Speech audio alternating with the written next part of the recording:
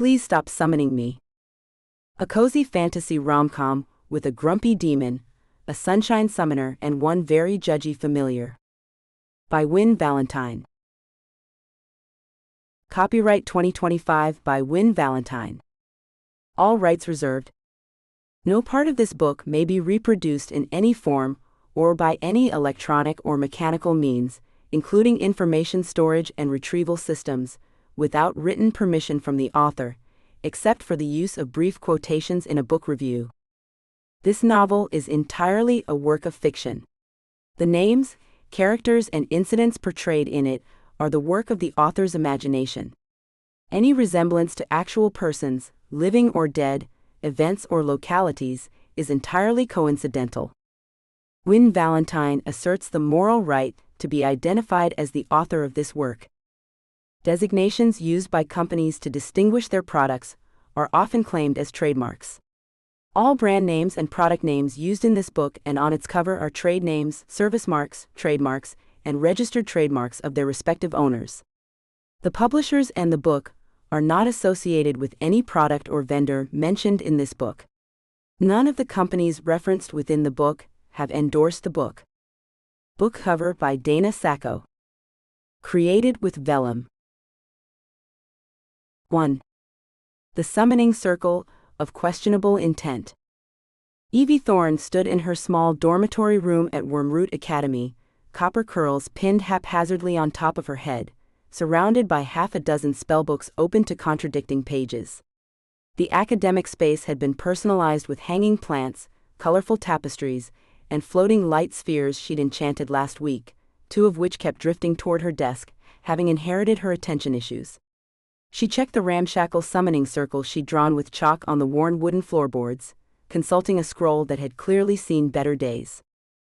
Just a tiny bit of infernal energy, she muttered to herself, glancing at the wilting basil plant she'd brought as her reluctant patient. Professor Thistlewick says even minor demons can jumpstart plant growth. Nothing dangerous about it. Crumble, her unidentifiable familiar, watched skeptically from atop the precariously stacked textbooks on her desk, its pastel fur rippling with doubt as Evie adjusted the circle for the 3rd time. "Don't give me that look," she told the creature. "It's just a minor energy summoning. I'm not calling anything sentient." Crumble made a noise that somehow conveyed extreme skepticism, despite having no recognizable language. Evie ignored this, squinting at the scroll again. "See? Right here it says, for the extraction of infernal energies without full manifestation. Perfect for my basil crisis." She didn't notice that the scroll's title actually read, "For the extraction of infernal entities, full manifestation protocol," the first few letters obscured by a coffee stain. Evie began the ritual, her voice gaining confidence as golden light started to emanate from the circle. She sprinkled dried herbs over the flames, reciting words she was only half sure she was pronouncing correctly. The dormitory began to vibrate slightly, the collection of enchanted wind chimes by the window tinkling nervously, dust motes dancing in the increasingly bright light. "Is it supposed to get this bright?" she wondered aloud, but continued anyway. Crumble dove for cover under her bed, as the magic intensified beyond what a simple energy extraction should produce. The basil plant's leaves started to perk up, then promptly wilted again as if saying, "I want no part of whatever's happening here." The circle erupted with crimson light, completely overshadowing Evie's golden magic. The dormitory windows rattled, floorboards creaked ominously, and a thunderous crack split the air. Evie stumbled backward, landing unceremoniously on her unmade bed, as the light coalesced into a tall, imposing figure who appeared to be dripping wet, surrounded by soap bubbles, and looking utterly furious. "WHO dares summon VARRUX the soul," the figure began in a booming voice before stopping abruptly, taking in the dormitory, the crooked summoning circle, and finally Evie herself. His voice dropped to a dangerous whisper, "You interrupted my bath." Evie stared open-mouthed at the demon lord standing in her dorm room. He was nothing like the minor imps described in her textbooks, towering with obsidian horns, golden-flecked eyes, and an aura of power that made the air feel heavy. He was also wearing what appeared to be a hastily grabbed black robe, his hair still dripping, with a loofah clutched in one clawed hand. Several soap bubbles floated around his head, like a bizarre halo. Evie said eloquently. I think I may have grabbed the wrong scroll.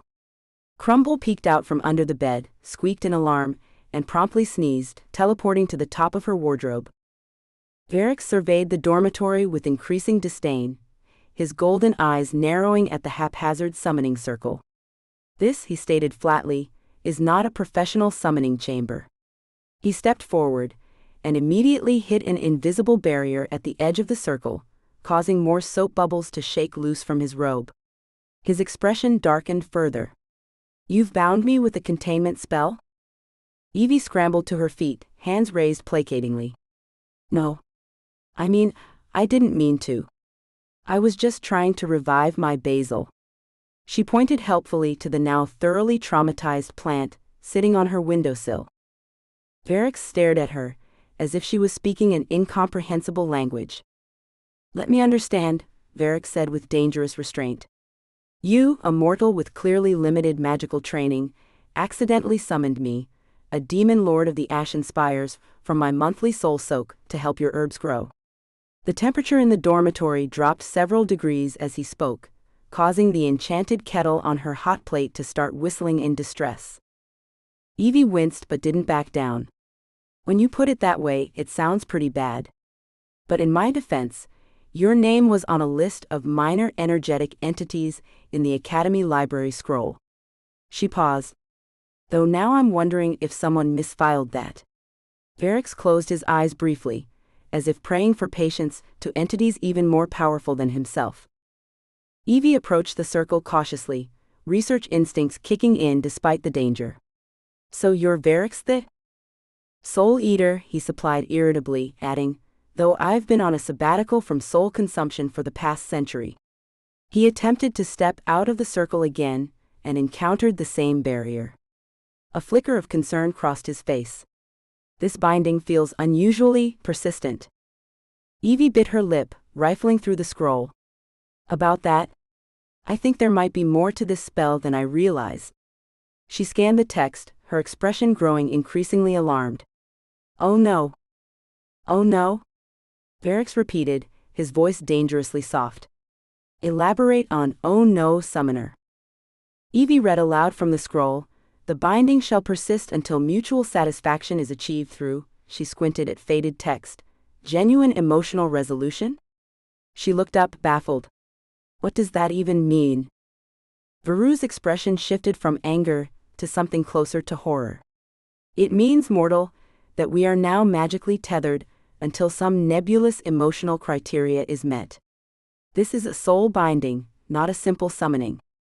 As if to illustrate his point, a crimson thread of light suddenly manifested between them, connecting her chest to his, pulsing alive and very, very binding. Evie paced the small dormitory, occasionally tugging at the crimson thread as if hoping it might snap. It didn't. Varric watched her with growing resignation, occasionally shifting uncomfortably in his damp robe. There must be a counter spell, she insisted.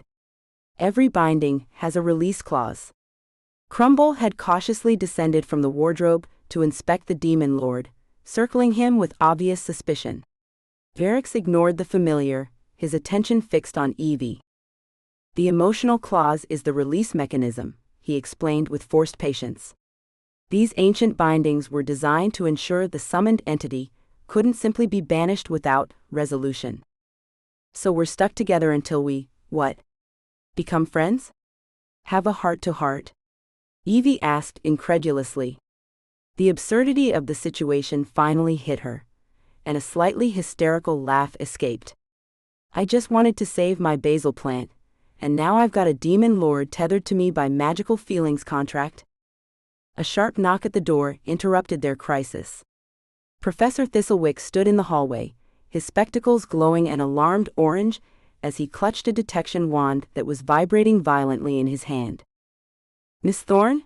He said, surveying the room with the weary expression of someone who had seen too many student disasters in his tenure.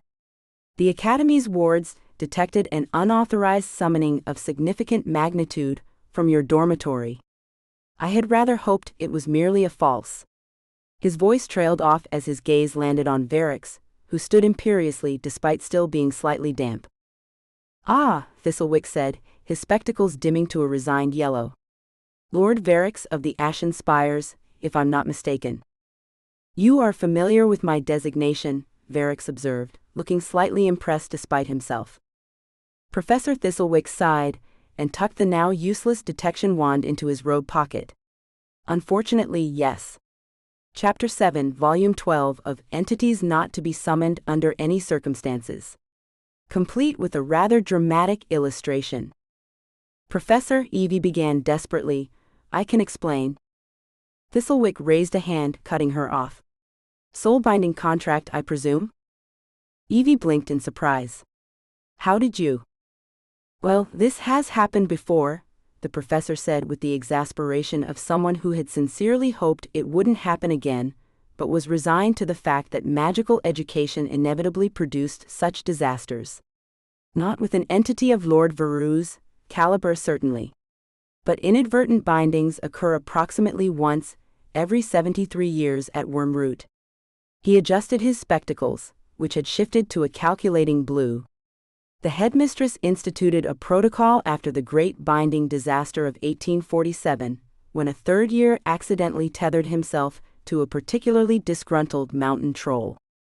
And the protocol is? Evie asked hopefully. Adaptation and containment, Thistlewick replied, already making notes with a quill that wrote by itself. The binding cannot be forcefully broken without significant magical backlash to both parties. We will need to adjust your class schedule, of course. Arrange for appropriate accommodations. He glanced at Varix. And perhaps a campus-wide advisory regarding proper etiquette when addressing infernal nobility. Varix looked vaguely pleased at this acknowledgement of his status. So I'm not expelled? Evie asked, barely daring to hope. Expelled? Heavens no. Thistlewick almost looked amused. Wormroot Academy has endured dimensional rifts, temporary transformations of the East Wing into cheese, and that unfortunate incident when the library became sentient and began categorizing students instead of books. A mere binding contract is practically a Tuesday around here. His expression became serious again. Though I must insist you attend remedial summoning safety lectures, Miss Thorne. And of course, document the entirety of your experience for the Academy archives. The professor turned to Varix with a formal half-bow. Lord Varix, while this situation is irregular, I trust you will find Wormroot's hospitality adequate until a resolution is achieved? Hospitality, Varix repeated flatly, examining his still damp robe with obvious disdain. Is that what we are calling this? Varix looked deeply unamused, though a flicker of something, curiosity perhaps, crossed his face. Your magical signature is unusual, he observed reluctantly. It might explain how your amateur summoning penetrated my wards. He sighed, a sound that somehow conveyed millennia of exhaustion. This binding appears to limit our physical separation as well. We will need to cohabitate while seeking a solution. Evie glanced around her tiny dorm room with new eyes, suddenly seeing the cramped space as Varix must. The contrast between them was immediate and stark. Her space was cozy chaos, all mismatched furniture, hanging plants, and magical trinkets that softly chimed or glowed or occasionally floated. Spellbooks shared shelf space with romance novels, tea tins were labeled with names instead of contents, Earl Grey is having a moody day, and every surface held some half-finished magical experiment. As Varix stood rigidly in the circle, a dark monolith of disapproval amid her colorful space, something strange began to happen. The dormitory walls seemed to shiver, then slowly, subtly expand. A new doorway appeared on the previously blank wall, leading to a space that wasn't there before. The room was physically adjusting to their situation, responding to their sudden need for shared accommodations. That's new, Evie whispered as Crumble cautiously approached the mysterious doorway. Varix raised an eyebrow, momentarily distracted from his fury by this magical architecture. Your dormitory is adaptive, he asked, with the first hint of something other than disdain in his voice. Evie shrugged helplessly. Apparently? Professor Thistlewick did say something about wormroots, responsive accommodations, during orientation, but I thought he meant the bathrooms had good water pressure. As the crimson thread between them pulsed steadily, the room continued its subtle transformation, preparing space for two vastly different occupants now magically bound to coexist. Evie offered what she hoped was a reassuring smile. "Tea?" she asked, defaulting to politeness in this impossible situation. "I find it helps with magical catastrophes." Veru's golden eyes met hers, and for a brief moment something almost like resigned amusement flickered in their depths. "I suppose," he said with grave dignity, despite still dripping on her rug, "tea would be acceptable." The crimson thread brightened fractionally between them, though neither noticed, too busy watching their surroundings reshape itself around their new reality. The restrictive circle around Varix faded as the dormitory completed its transformation, allowing him to step, stiffly and with obvious reluctance, into what was now their shared space. "I assume," he said, gliding past her toward the window, "that you will be contacting your academy's summoning department immediately to rectify this situation." He poked at one of Evie's hanging plants with a single claw, watching it swing with a look of profound suspicion. Evie winced, setting her mismatched collection of mugs on the countertop. "About that? Professor Thistlewick's office hours don't start until tomorrow morning."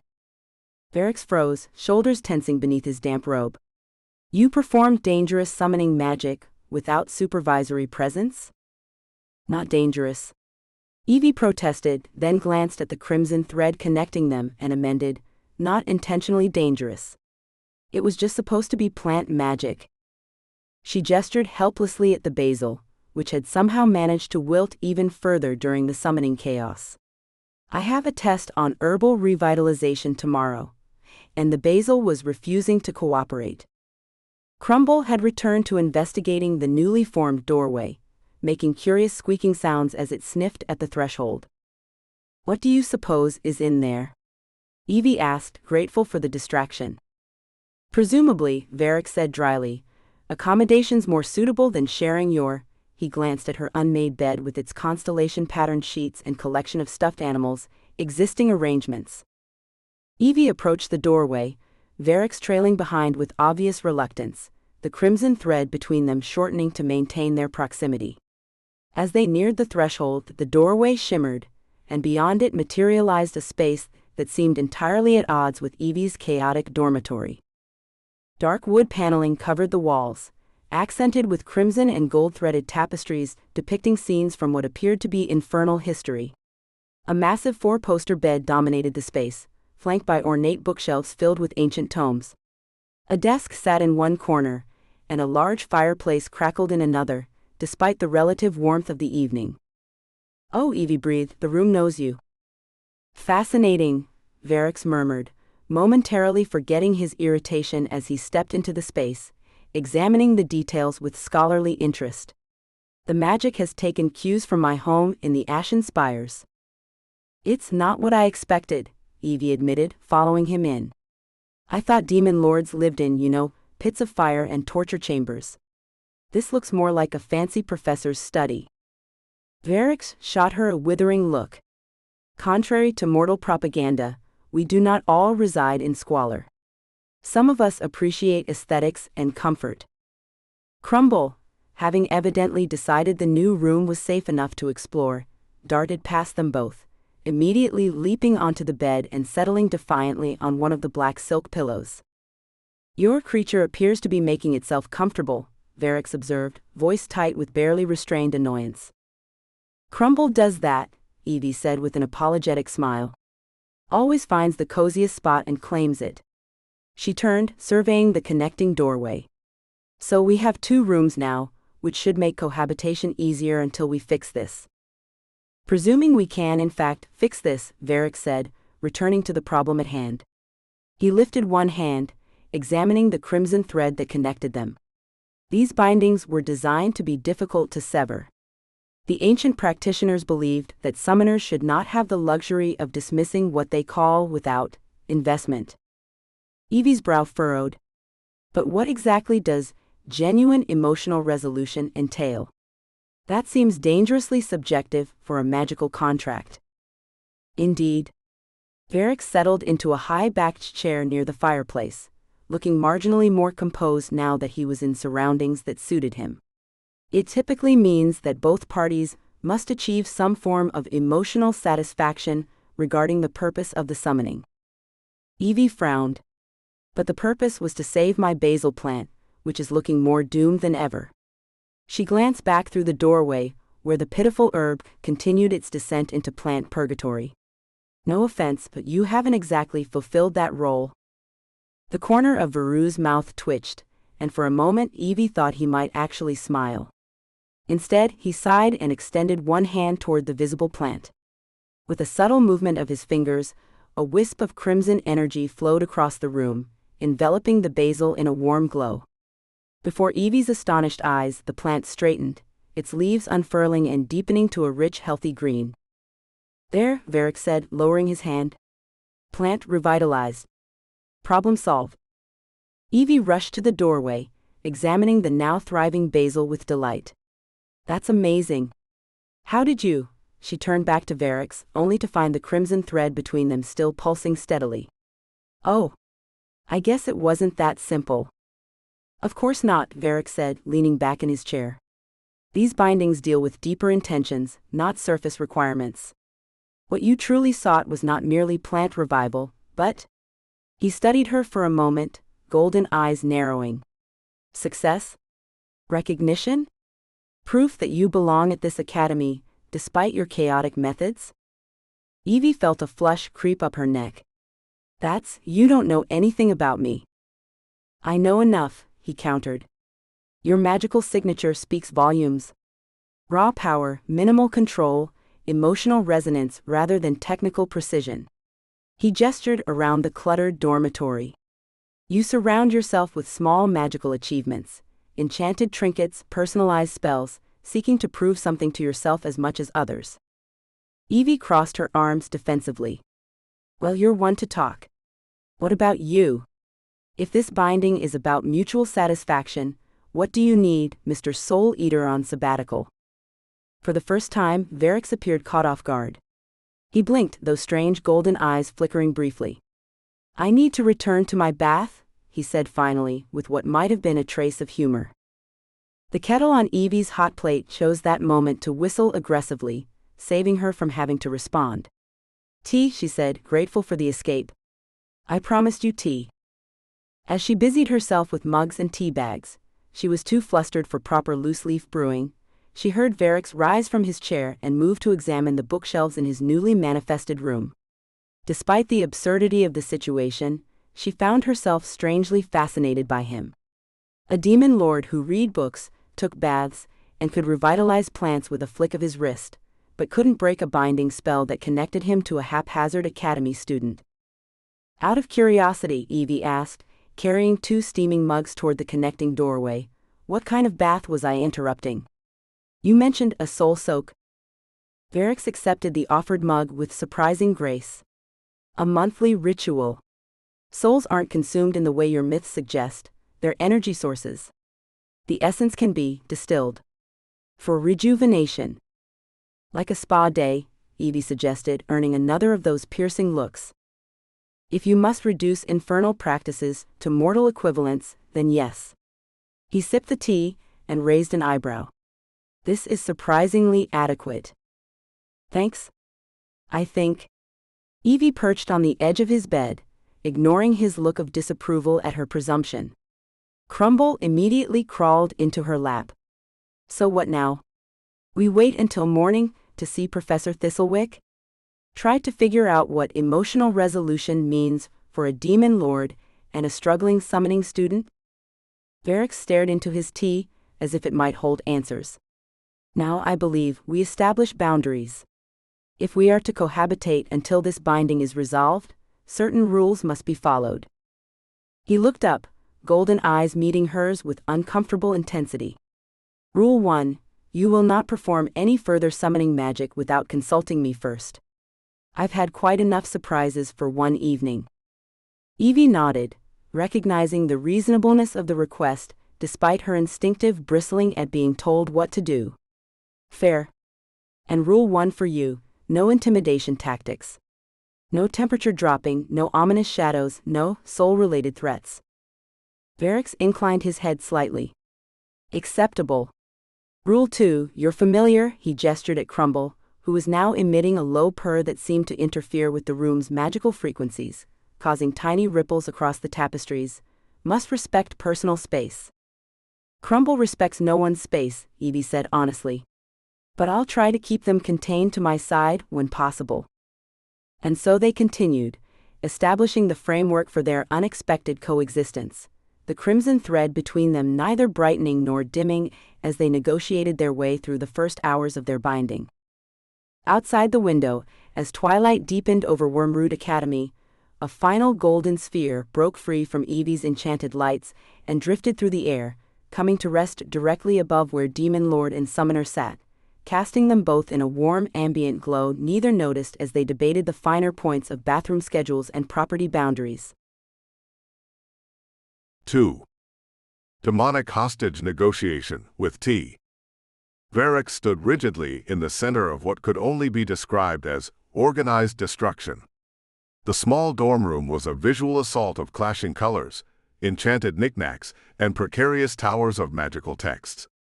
How any mortal could function in such chaos was beyond his comprehension.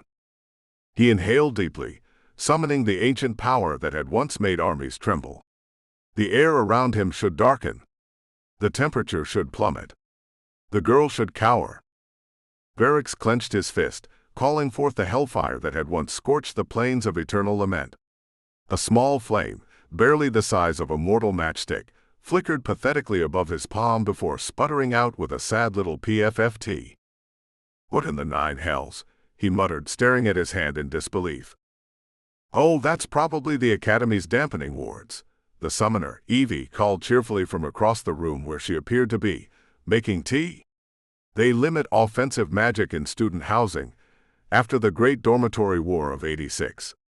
Something about setting fire to rival houses being poor sportsmanship and dangerous and structurally unsound." She used air quotes around each phrase. Varix straightened to his full height, his horns nearly grazing the wooden beams above. He had reduced entire realms to ash with a mere thought. He had negotiated the surrender of primordial beings. He would not be defeated by substandard architectural clearance and a cheerful redhead. "Mortal," he began, his voice deepening to the resonant baritone that had announced doom across multiple dimensions. "I am Varix the Soul Eater, dread lord of the Ashen Spires, he who devours hope, the midnight flame keeper of." "Do you prefer honey or sugar in your tea?"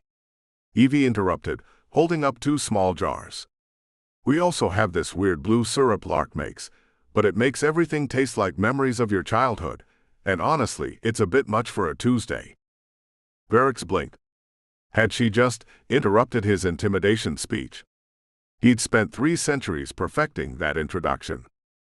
"I do not consume your mortal. I've got chamomile, peppermint, and something called existential clarity that might help with the whole accidental summoning situation," she continued, completely unperturbed. "Though fair warning, the last one makes your thoughts appear as tiny glowing words above your head for about an hour, which can be revealing." Varix clenched his jaw. "You will cease this prattle and focus on breaking this binding immediately," he commanded, trying to infuse his voice with the power that usually made lesser demons spontaneously combust. Evie's face fell slightly. "Right. Sorry. I just thought, well, you seemed stressed, and tea helps with stress, and being accidentally yanked from one realm to another during bath time would definitely stress me out, so." She trailed off, then gestured toward a small wooden desk cluttered with scrolls and potion vials. "Would you like to sit? I'll find my advanced summoning text and see what we're dealing with." Varix eyed the chair with suspicion. It was clearly built for someone half his size, and looked about as sturdy as his faith in mortal competence. Nevertheless, remaining standing would only reinforce the humiliating reality that his horns didn't quite fit beneath the ceiling. Reluctantly, he lowered himself onto the spindly chair. The wooden legs creaked ominously. His knees knocked against the underside of the desk, sending several small items skittering. With reflexes honed through millennia of combat, Varix caught 3 rolling pencils, a bouncing crystal, and what appeared to be a small enchanted snow globe containing a miniature blizzard. Evie appeared beside him, setting down a chipped mug emblazoned with the words, "Best Witch," alongside a crude drawing of a broom crashing into a wall. The irony was not lost on him.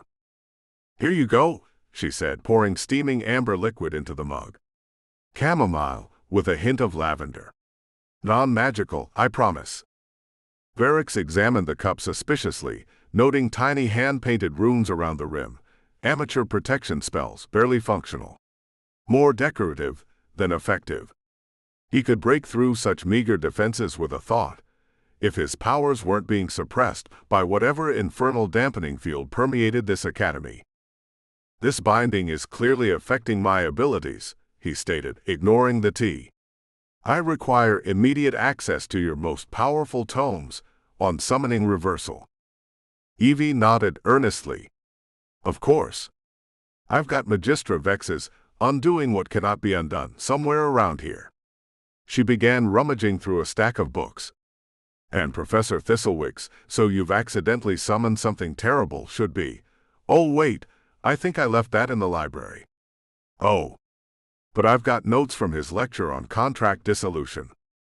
Something soft brushed against Veru's ankle, and centuries of battle instinct took over. He jolted upward, nearly upending the entire desk in one fluid motion. A cascade of scrolls, quills, and ink bottles threatened to spill before he caught them in midair with startling dexterity. He looked down to find the source of the disturbance, a small creature of indeterminate origin staring up at him with unnervingly large eyes. It resembled a fox, perhaps, if foxes were made of pastel-colored fog and staticky excitement. "What," he demanded, "is that?" "Oh, that's Crumble," Evie said, as if that explained anything at all. "My familiar. Don't worry, he's mostly harmless." The creature, Crumble, maintained unblinking eye contact with Varix while emitting a sound that existed somewhere between purring and the crackle of lightning. Then, with deliberate malice, it placed one fuzzy paw on a stack of neatly organized spell notes and pushed. Varix caught the papers before they hit the floor, fixing the creature with a glare that had once caused an elder abyss Wyrm to faint. Crumble responded by blinking slowly, then making a sound reminiscent of someone stepping on a squeaky toy. "Is it challenging me?" Varix asked, genuinely perplexed. Evie laughed. "Oh, that's just his way of saying hello." "Well, either hello or your soul looks delicious. His communication is a bit ambiguous. But he only tries to eat souls on leap years, so you're probably safe." Varix stared at her. "Your familiar consumes souls?" "Only theoretically. And tiny ones. Like insect-sized souls. Maybe a mouse occasionally." She paused. "Why do you?" Before Varix could respond to this astonishing display of casual impertinence, the door swung open with enough force to rattle the collection of enchanted dream catchers hanging from the ceiling. A tall human with green-streaked hair stood frozen in the doorway, eyes widening as they landed on Varix. In one fluid motion, the newcomer's hand moved to a potion vial at their belt, a surprisingly competent defensive response that Varix noted with mild approval. "Evie," the green-haired human said without taking their eyes off Varix, "there's a demon lord at our desk." "Lark." "Hi." "Yes, so funny story." Evie launched into a frantic explanation involving misread incantations, cross-referenced botanical research, and just a teensy attempt to boost my dying herbs that had somehow resulted in Veru's current predicament. Lark didn't lower their hand from the potion vial, their stance remaining defensive as Evie rambled. Unlike Evie's chaotic energy, Lark radiated the focused calm of someone assessing a threat. "Let me understand this," Lark said when Evie finally paused for breath. "You summoned a literal demon lord." "Soul eater, technically," Evie interjected. "A literal soul-eating demon lord," Lark amended without missing a beat, "because your basil was wilting." "When you put it like that, it sounds irresponsible," Evie mumbled. And now he's what? Our new roommate? Lark's fingers hadn't left the potion vial. Temporarily. Evie insisted, though Varix noted she wouldn't meet anyone's eyes. Just until we figure out how to reverse the binding. Absolutely not, Lark said, their voice firm. Evie, this is beyond your usual chaos. They gestured at Veru's imposing form, literally from the infernal realms. He eats souls. It's in his title. I am present and can hear you, Varix noted dryly. Lark turned their full attention to him, displaying surprising courage. With all due respect, Lord of whatever dark place, I'm not addressing you until I know you're not going to incinerate our dorm or harvest our essences for some hellish ritual. Varix raised an eyebrow, finding himself reluctantly impressed by the human spine. I am currently bound by magical contract and limited by your academy's wards. Additionally, soul consumption requires elaborate preparation and rituals that would be inconvenient in current circumstances. Oh, well, that's comforting, Lark replied, voice dripping with sarcasm. Evie, a word. Privately. They grabbed Evie's arm, dragging her toward the bathroom, the only space in their small dorm with a door. We'll just be a minute. Evie called over her shoulder, her smile strained. Through the thin door, Varix could hear the heated whispers. Have you lost your mind? Lark's voice, intense but controlled. It was an accident. Evie's reply.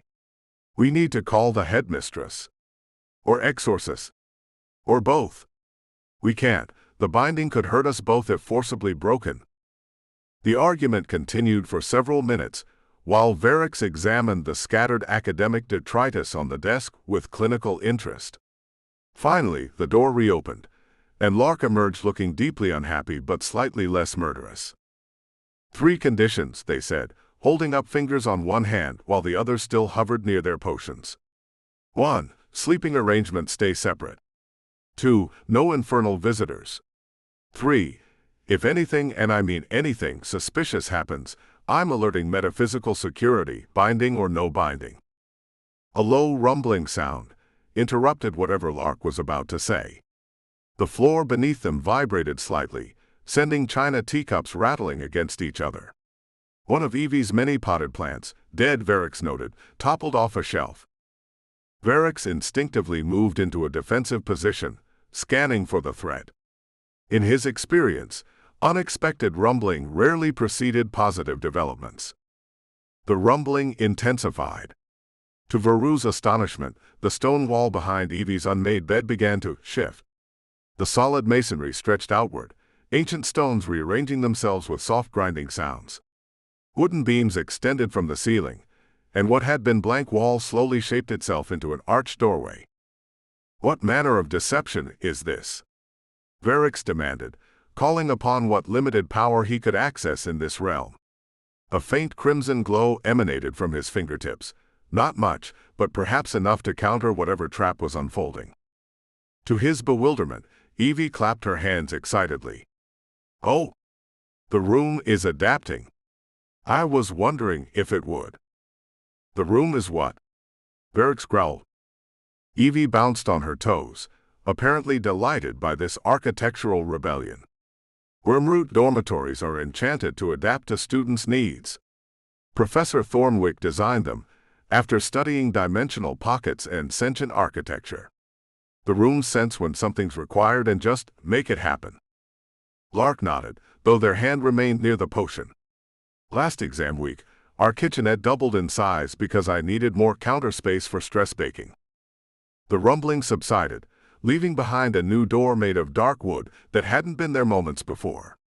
Intricate carvings decorated its surface, symbols of volcanic mountains, ash trees, and what Varix recognized with a jolt as the ancient script of his homeland. See? Evie gestured triumphantly at the door. The dorm thinks you need to stay. It's never done something this dramatic before. Usually it's just extra bookshelves or another window seat. She tapped her chin thoughtfully. Must be because you're, not your typical guest. Varix approached the door cautiously, running his fingers over the carvings. The craftsmanship was exquisite, each symbol a perfect reproduction of ashen spire calligraphy. The wood felt warm beneath his touch, almost alive. "This magic is unexpectedly sophisticated," he admitted grudgingly, tracing a symbol that represented the ancient name of his volcanic fortress. Evie beamed at what she clearly took as a compliment. "The dormitories have been adapting for centuries. During winter solstice, they sometimes grow fireplaces that burn in colors matching your mood. And during finals, students who haven't slept in days sometimes wake up to find their rooms have created soundproof nap corners. Once the library was full, and my grimoire poetics assignment was due in an hour," Lark added, finally relaxing slightly. "I came back to find the room had expanded to include a perfect replica of the forbidden text section." "Wait," Evie turned to Lark. "Is that how you got access to venomous verses, poetry that literally kills? You told me you had special permission." Lark shrugged unapologetically. "The room gave it to me. I took it as divine approval." "Does the kitchen still work properly?" Lark asked, changing the subject with suspicious abruptness. "Last time the room expanded, all our food tasted like algebra for a week." Evie winced. "Oh gods, the Great Equation Banquet disaster. That was terrible. But Professor Thornwick fixed that glitch, something about separating the culinary enchantments from the academic support matrix." "Good, because I'm making glorberry scones later, and I refuse to have them tasting like quadratic formulas again." With surprising hesitation, Varix reached for the doorknob. It turned smoothly under his touch, revealing a chamber that certainly hadn't existed moments before. He stepped inside, surveying what was apparently now his room. The space was clearly an attempt to accommodate his needs. A bed larger than standard human size dominated one wall, draped with dark fabrics that reminded him of his own chambers in the ashen spires. A writing desk of black wood stood beneath a window that showed a night sky Varix didn't recognize, the stars arranged in unfamiliar patterns. Most surprisingly, in one corner sat a small volcanic hot stone, its surface radiating gentle heat. Yet despite these concessions to his nature, the room remained unmistakably part of the academy. Bookshelves filled with scholarly texts lined one wall. The enchanted wallpaper rippled like water when he glared at it. A cheerful blue rug adorned the floor, its pattern suspiciously similar to the protective sigils used in his home realm, but rendered in pastel colors that made them look more decorative than deadly. "It's temporary," he muttered, more to himself than to his audience. While Evie and Lark whispered in the doorway, Varix moved to the enchanted window. The glass was cool beneath his fingers, and he could feel subtle magic pulsing within it. The stars beyond were alien to him, brighter than those in his realm, arranged in constellations he didn't recognize. "The room always gives you what you need, not what you want," he overheard Evie explaining to Lark. "Remember when I really wanted that fancy cauldron, but got a fire extinguisher instead? Maybe it knows something we don't about this whole situation." Varix frowned. "Need not want." If this sentient architecture truly responded to necessity rather than desire, why had it created a permanent space for him? The binding should be temporary, a mistake to rectify, not accommodate. An unfamiliar sensation, something uncomfortably close to foreboding, settled in his chest. If the room believed he needed to be here, what did the magic know that he didn't? A soft thump on the newly manifested bed interrupted his thoughts. Crumble had somehow entered the room without opening the door, and was now deliberately arranging itself on Veru's pillow, kneading the dark fabric with tiny paws and shedding what appeared to be glitter. "Remove yourself from my resting place, creature," Varix commanded. Crumble responded with a sound like distant thunder and settled more firmly into the pillow, tail flicking in obvious challenge. Varix sighed. Conquering realms had been straightforward compared to whatever this was.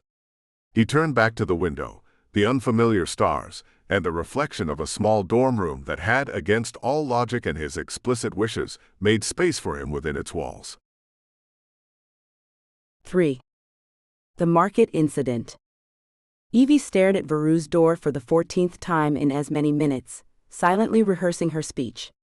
The sturdy oak panel had been magically reinforced since yesterday's incident with the levitating teapot.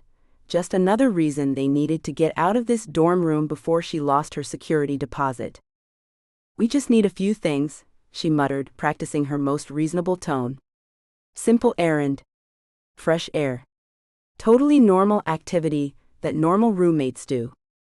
The door behind her opened, and Lark entered carrying a small tray of steaming mugs and wearing what Evie recognized as their protective botanical handling gloves, completely unnecessary for tea service but telling nonetheless. "Need tea," Lark said, setting the tray down with careful precision. "Regular chamomile for you, protective brew with banishment herbs for me," and they hesitated, "black tea with volcanic ash for him." They gestured vaguely toward Veru's door, still not entirely comfortable saying his name. Evie smiled gratefully. "This is normal. Tea is normal. Thank you." Lark's expression softened slightly. "Nothing about this is normal, Evie. But it's been 3 days and he hasn't devoured anyone, so I'm upgrading him from immediate threat to concerning presence." They removed a small crystal from their pocket, one of several monitoring devices they'd placed around the dormitory. "Plus, I caught him reorganizing our protection amulets yesterday. He actually improved the configuration. See? He's not so bad." "He's still a demon lord," Lark reminded her, but without the edge of panic from days earlier. "But I'll admit he's contained. And surprisingly knowledgeable about magical theory." They lowered their voice. "I may have overheard his explanation of elemental bindings yesterday. It was actually helpful for my alchemy project." Tiny steps, Evie thought. Lark had gone from sleeping with a banishment scroll under their pillow to willingly making tea for Verix. Progress. "Just," Lark said, adjusting their protective crystals nervously, "be careful, okay? I know you see the best in everyone, even terrifying infernal entities with questionable fashion sense, but remember what he is." "I know what he is," Evie replied more softly. "Good." Lark gestured to the tray. "The tea has a mild truth component. Not enough to force anything, just enough to know if he's planning to harvest our souls while we sleep." "Lark? What?" "It's prudent magical practice. Besides, Professor Thornwick's lecture yesterday specifically mentioned using herbal indicators for detecting malicious intent. I'm being a good student." Evie sighed, but couldn't help smiling at her friend's protective instincts. 3 days ago, Lark wouldn't have remained in the same room as Verix. The fact that they were now brewing him specialized tea, even suspiciously enhanced tea, was a significant improvement. She adjusted her oversized cardigan and smoothed down her wild copper curls, which had already begun floating slightly from nervous magical discharge. 3 days of being magically tethered to a demon lord had left her jittery, sleep-deprived and desperate for normalcy, or at least a change of scenery. Crumble watched from atop her bookshelf, its pastel fur shifting to a skeptical shade of mauve. "I know what you're thinking," Evie told the familiar, "but I need those ingredients if we're going to figure out this binding spell. And I'll go insane if I have to spend another day watching him glare at my throw pillows." Crumble squeaked dubiously. "Well, you try being mystically chained to the grumpiest being in the 9 realms." Her hand finally rose to knock, then faltered. "What if he says no?" The door swung open before her knuckles made contact. "You've been standing there for 8 minutes, Verix stated, looking down at her with those gold-flecked eyes that somehow managed to convey both eternal boredom and simmering irritation. "Your anxiety is disrupting my meditation." "Sorry. I was just..." She stopped short, taking in the full imposing sight of him. He wore the same formal obsidian robes he'd arrived in, complete with smoldering ember details and soul pocket accessories. "Oh no. You can't wear that." Verix glanced down at himself. "This is the ceremonial attire of the Ashen Spire's highest echelon. Kings have wept at the sight of these vestments." "Yeah, but we're going to get groceries, not harvest souls." She wrinkled her nose. "Plus there's still bubble bath residue on the left sleeve." His eyes narrowed dangerously, but Evie had already pushed past him into the newly expanded room. Now it contained a massive obsidian throne, definitely against dorm regulations, floating candles that dripped black wax, fire hazard, and what appeared to be a portal to somewhere uncomfortably warm behind the curtains, absolute security deposit forfeiture. "We need to go to the market," she announced, yanking open the wardrobe she'd hastily installed. "I need ingredients for a revealing spell that might help us understand our binding better." "Send one of your mortal servants," Varric suggested, crossing his arms. "Bold of you to assume I have servants. Look, I'm going stir-crazy in here, and you have to come because..." She raised her arm, revealing the gossamer magical tether that connected them like a sparkly, cosmically binding friendship bracelet. "This thing gives me hives if you're more than 50 feet away. Remember yesterday?" Veru's mouth tightened. Yesterday's attempt to stay behind, while Evie attended her practical applications class, had resulted in the tether shrinking to 10 feet, causing him to be unceremoniously dragged across campus into Professor Thistlewick's lecture hall. The memory of the elderly professor's face, transitioning from puzzlement to recognition to what looked suspiciously like a minor cardiac event, remained vivid. "Very well," he conceded with the gravity of someone agreeing to walk the gallows. "But I will not change my attire." Evie bit her lip. "The thing is, you're very noticeable. The horns, the occasional smoke, the way small creatures die when they meet your gaze. That was one rabbit, and it was clearly pre-existing conditions. We need to glamour you." She rummaged through her spell components drawer. "Just a simple appearance modification charm. Make you look less, you know?" She gestured vaguely at his entire being. Veru's expression darkened. "You wish to disguise the dread lord of the Ashen Spires as some common mortal?" "I wish to buy beetroot without causing a village-wide panic. There's a difference." Crumble hopped down from the bookshelf to investigate Evie's spell preparations, its tail flicking with anticipation for what would clearly be an entertaining disaster. "Fine." Varric straightened to his full height. "Proceed, but know that I will remember this indignity when I am restored to my full power." Yeah, Eternal Torment, Lakes of Fire, I've got the brochure."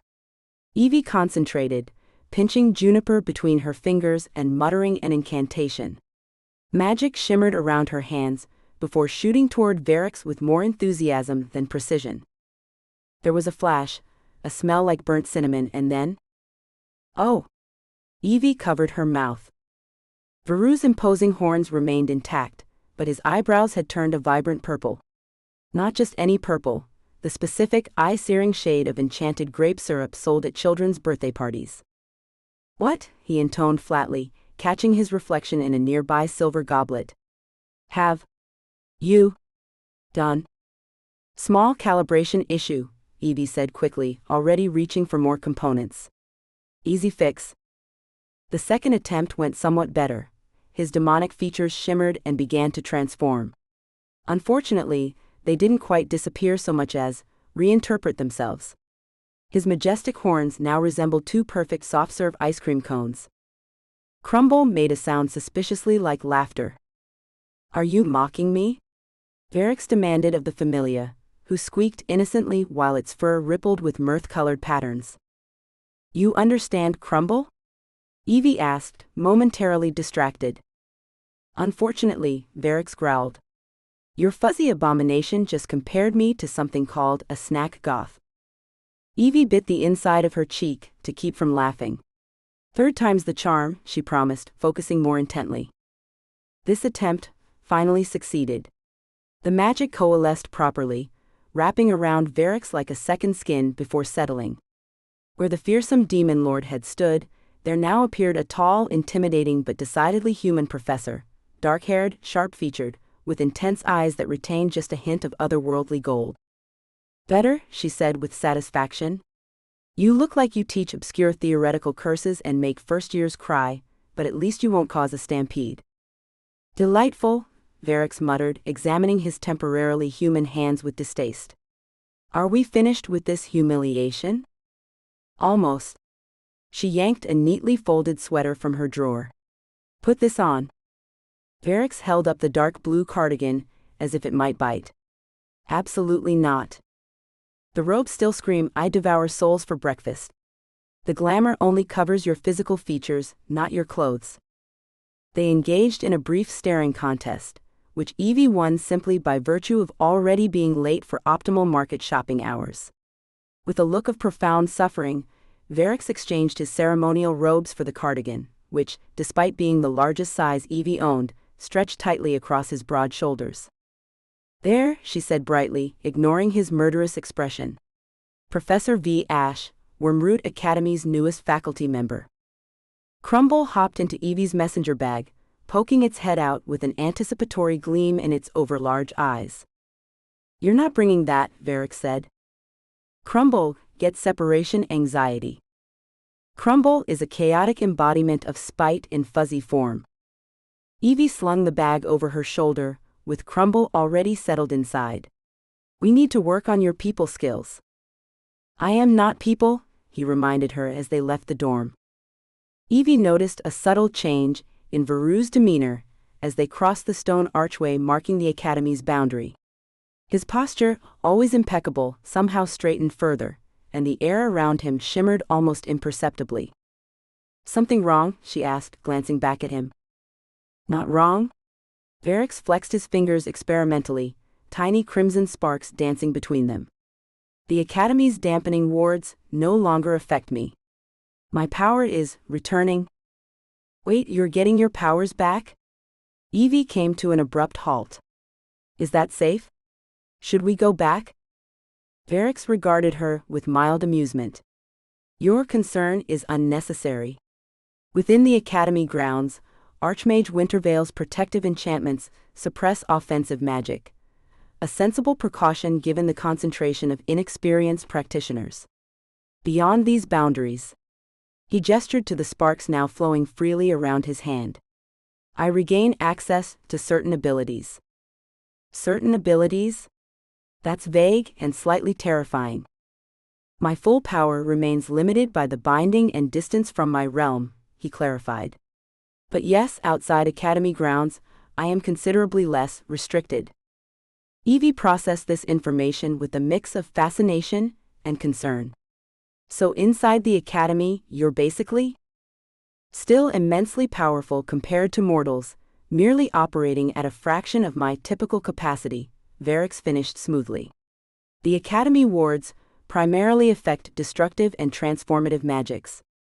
My knowledge and fundamental abilities remain intact." "That explains why you could fix my teapot, but couldn't do the flame thing." "The flame thing," Varix repeated with obvious disdain.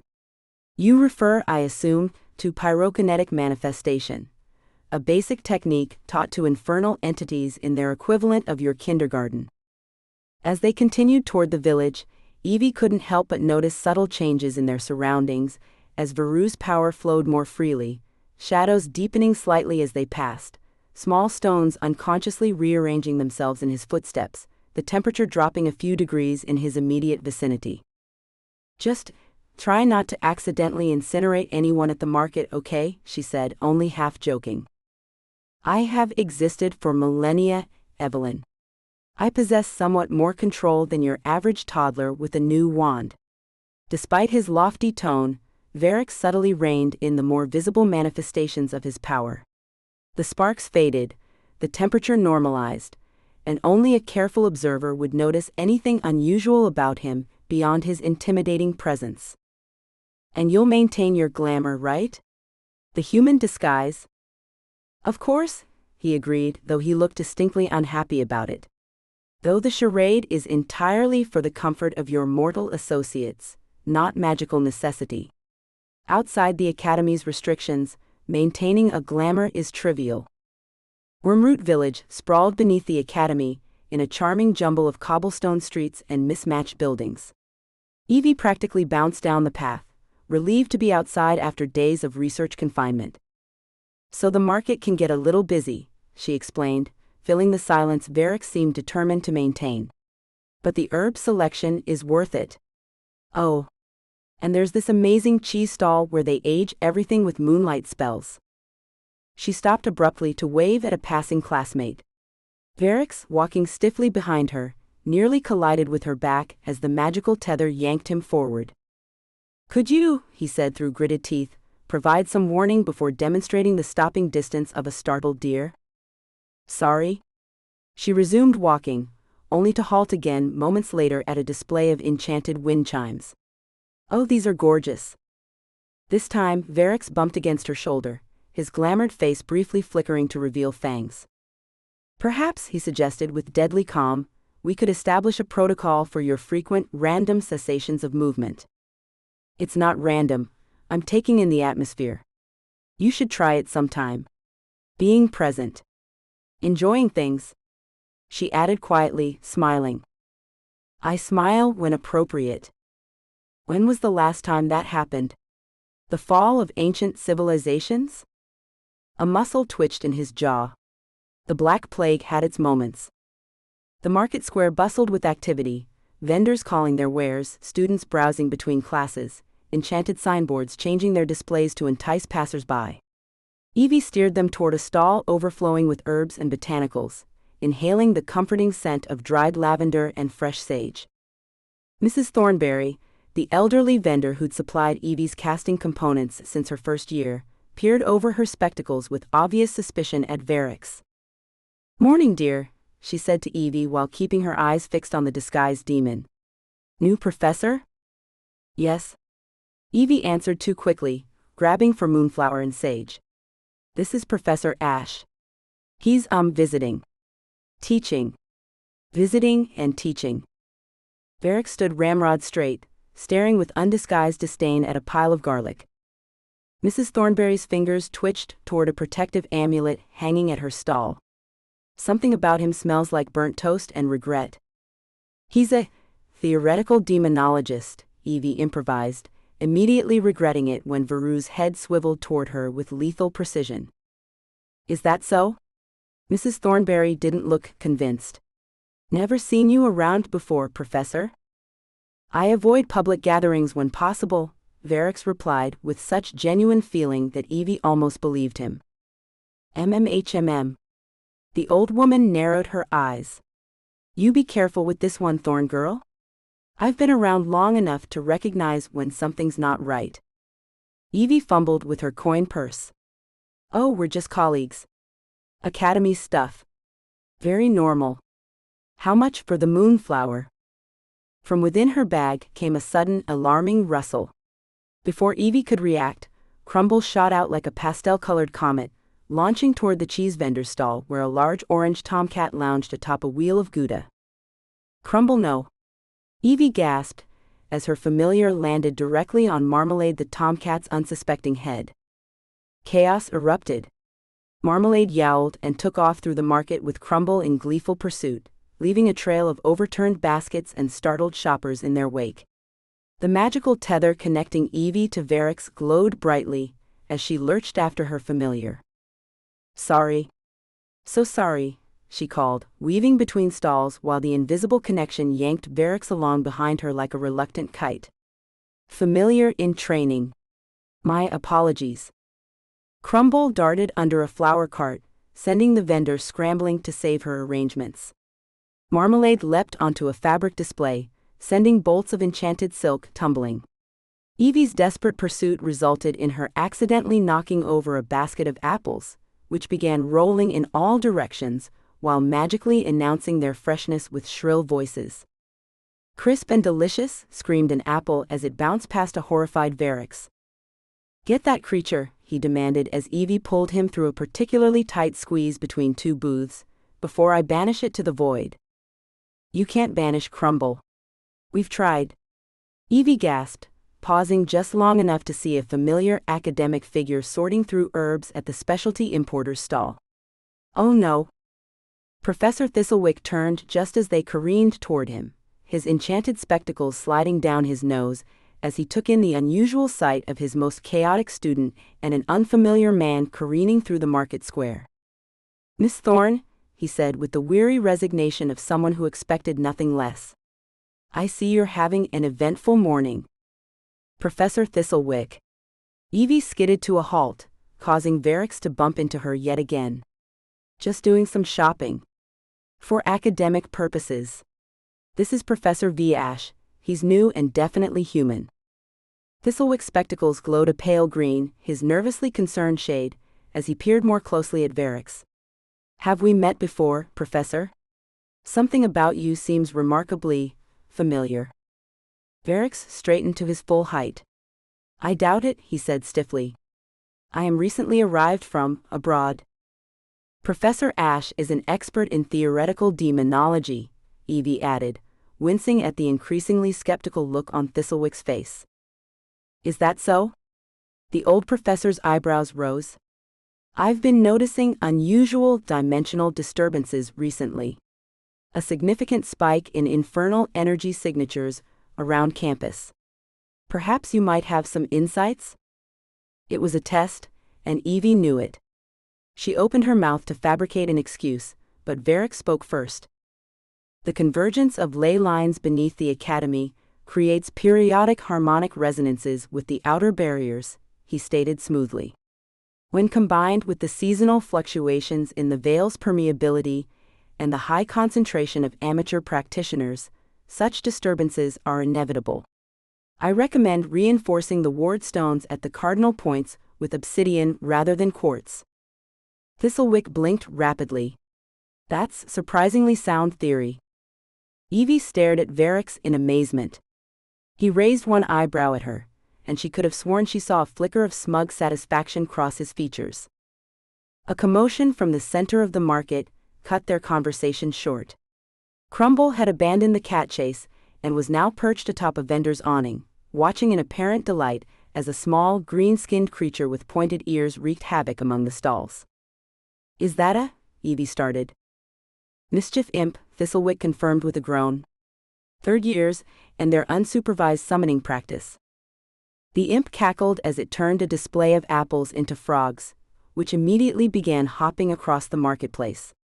Nearby, a panicked student in academy robes was frantically trying to redraw a summoning circle with chalk, hands shaking as the imp tied an elderly shopper's bootlaces together. Someone do something, called a voice from the growing crowd. Market vendors backed away, some reaching for protective talismans, others muttering about irresponsible young mages.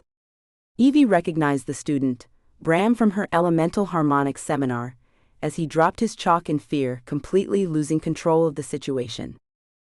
Before she could think of how to help, Varix stepped forward. His movement was so sudden that the magical tether stretched taut between them.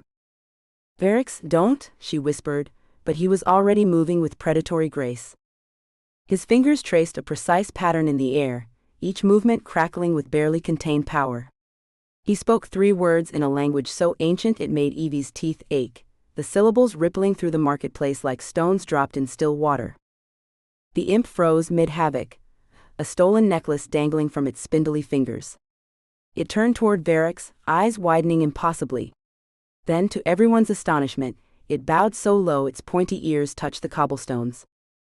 With another controlled gesture, Varix reshaped Bram's broken summoning circle, enhancing the containment sigils with a flick of his wrist. The imp scurried back into the circle, as if being pulled by an invisible leash, its expression somewhere between terror and worship. Close it, Varix instructed the stunned student. Clockwise 3 turns, then seal with salt. Bram fumbled to comply, his hands steadier now with clear direction. The circle glowed, then collapsed inward, the imp disappearing with a pop and a puff of green smoke. There was a moment of stunned silence, then Bram's profuse thanks tumbled out. That was incredible. I've never seen anyone command an imp like that.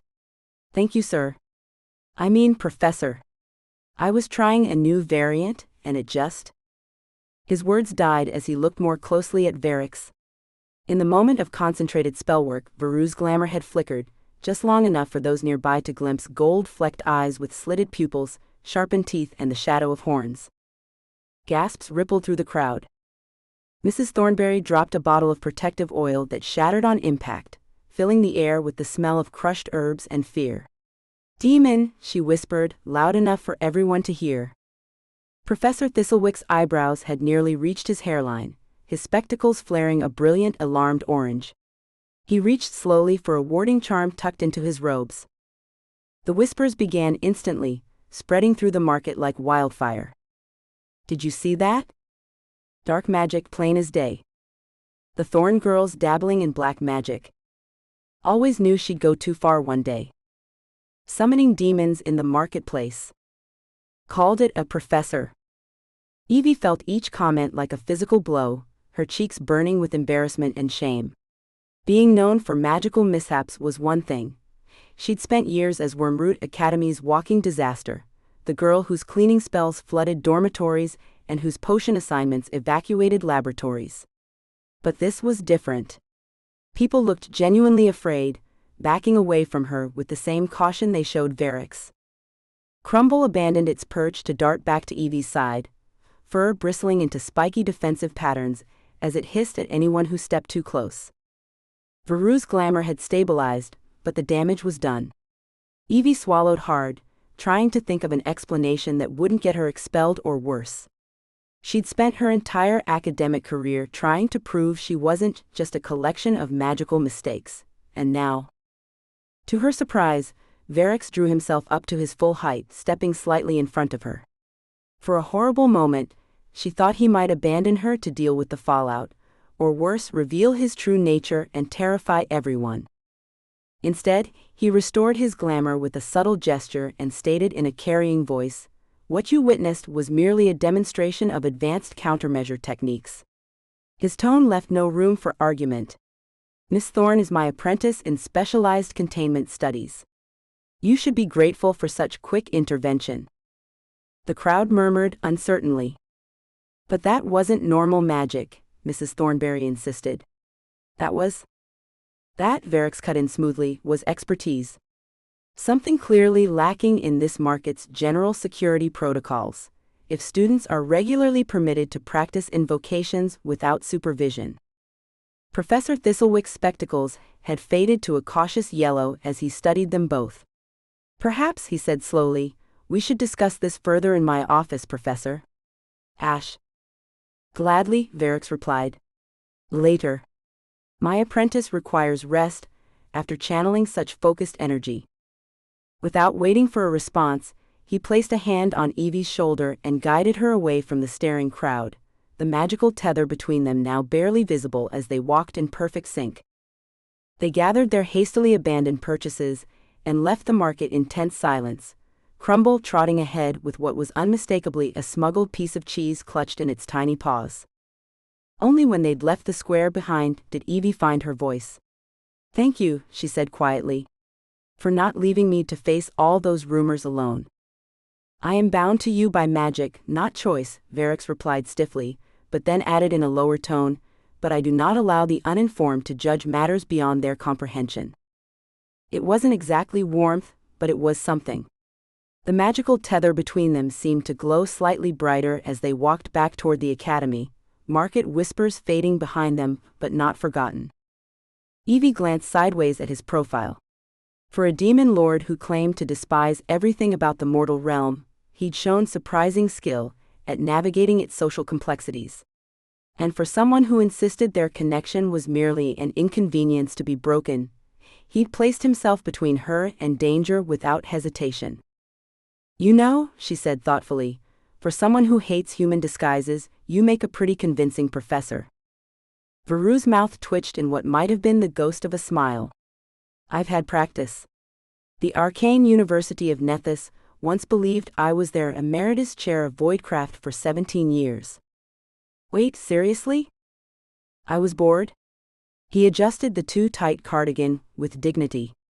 "And their sabbatical policy was excellent." Evie laughed, and Crumble, sensing the lightened mood, purred contentedly from her bag. For a moment, just a moment, their unlikely trio almost felt like something resembling normal. The walk back to the academy passed in tense silence, the magical tether between them pulsing with unspoken emotions. Neither mentioned Vale or Veru's territorial display, both too preoccupied with maintaining their careful distance. Only when they reached the sanctuary of their dormitory did Evie notice something had changed. "Wait," she said, pausing in the entryway and examining the crimson thread that connected them. "Does this look different to you?" Verix glanced down at the magical binding, his expression shifting from dismissive to curious.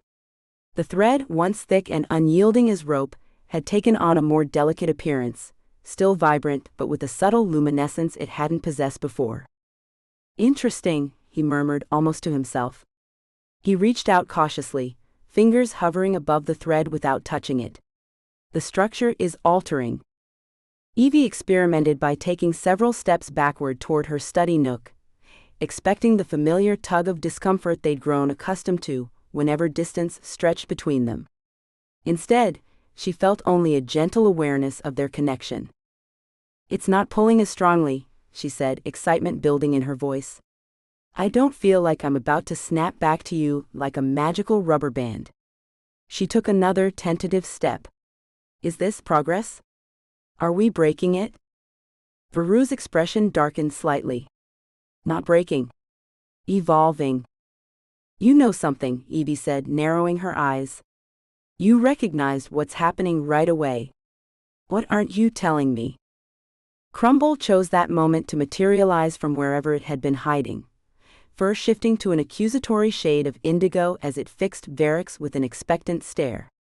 The familiar's judgment, combined with Evie's direct question, left little room for evasion. Varric straightened his already impeccable posture, clasping his hands behind his back in what Evie had come to recognize as his formal explanation stance.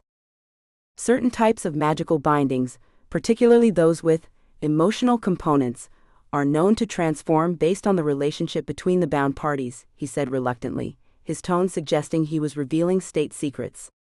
"What we experienced in the marketplace may have triggered a shift." "Triggered a shift how?" Evie pressed, taking another experimental step backward. The binding thread shimmered slightly, but applied no pressure. "When bound entities engage in genuine cooperation toward a common purpose, the magic sometimes recalibrates." His golden eyes refused to meet hers. "The binding reinterprets its purpose."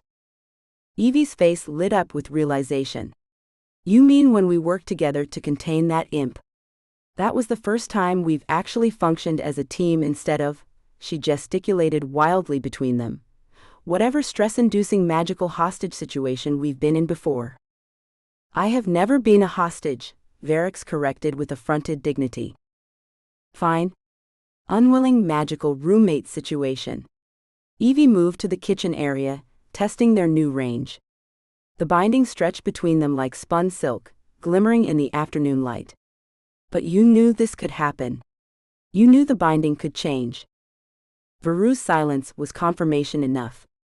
Evie felt a complex mixture of emotions: relief at their newfound freedom of movement, excitement at this development, and frustration that Varric had kept this knowledge from her.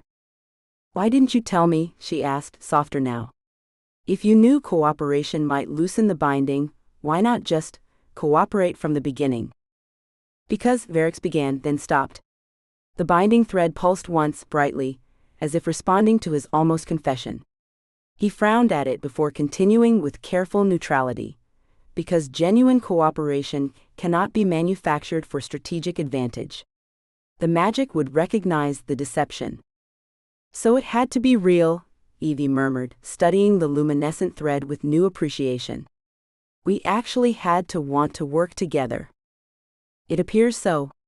Varric adjusted his already perfect cuffs, a nervous habit he would never admit to having. "Though I wouldn't recommend excessively testing its new parameters. Magical contracts are notoriously temperamental." Evie couldn't help the small smile that formed. "You were worried about me when that imp appeared. You stepped in without hesitation." "I was concerned about potential magical backlash affecting our binding," he countered smoothly. "Nothing more?" The threat between them flickered slightly, and Evie could have sworn it dimmed in response to his deflection. Before she could point this out, a knock at their door interrupted the moment. Professor Thistlewick stood in the hallway, spectacles glowing a cautious yellow as they shifted between Evie and Varric. "Miss Thorne on?" "Lord Varric. I wanted to check on your well-being after the market incident. Quite unusual, that imp manifestation." "We're fine, Professor," Evie assured him. Varric helped contain it before any serious damage occurred. Thistlewick's eyebrows rose as he studied them both with academic interest. Working together, were you? Fascinating. His gaze fixed briefly on the space between them where the binding thread existed, invisible to him but clearly suspected. Soul bindings are responsive to emotional states, you know. Ancient magic, predating most of our current understanding. Quite remarkable how they adapt. Soul bindings? Evie repeated, shooting Varix an accusatory glance. Is that what this is? A theoretical categorization only, Thistlewick said quickly, clearly regretting his loose tongue.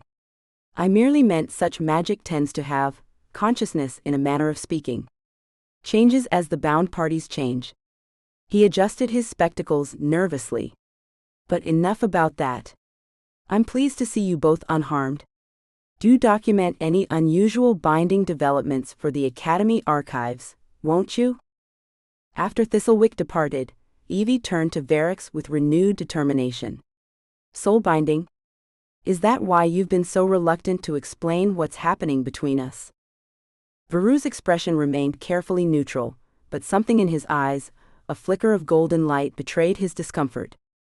Classifications are largely academic and often inaccurate. The important point is that our current situation appears to be progressing. Into what? Evie asked.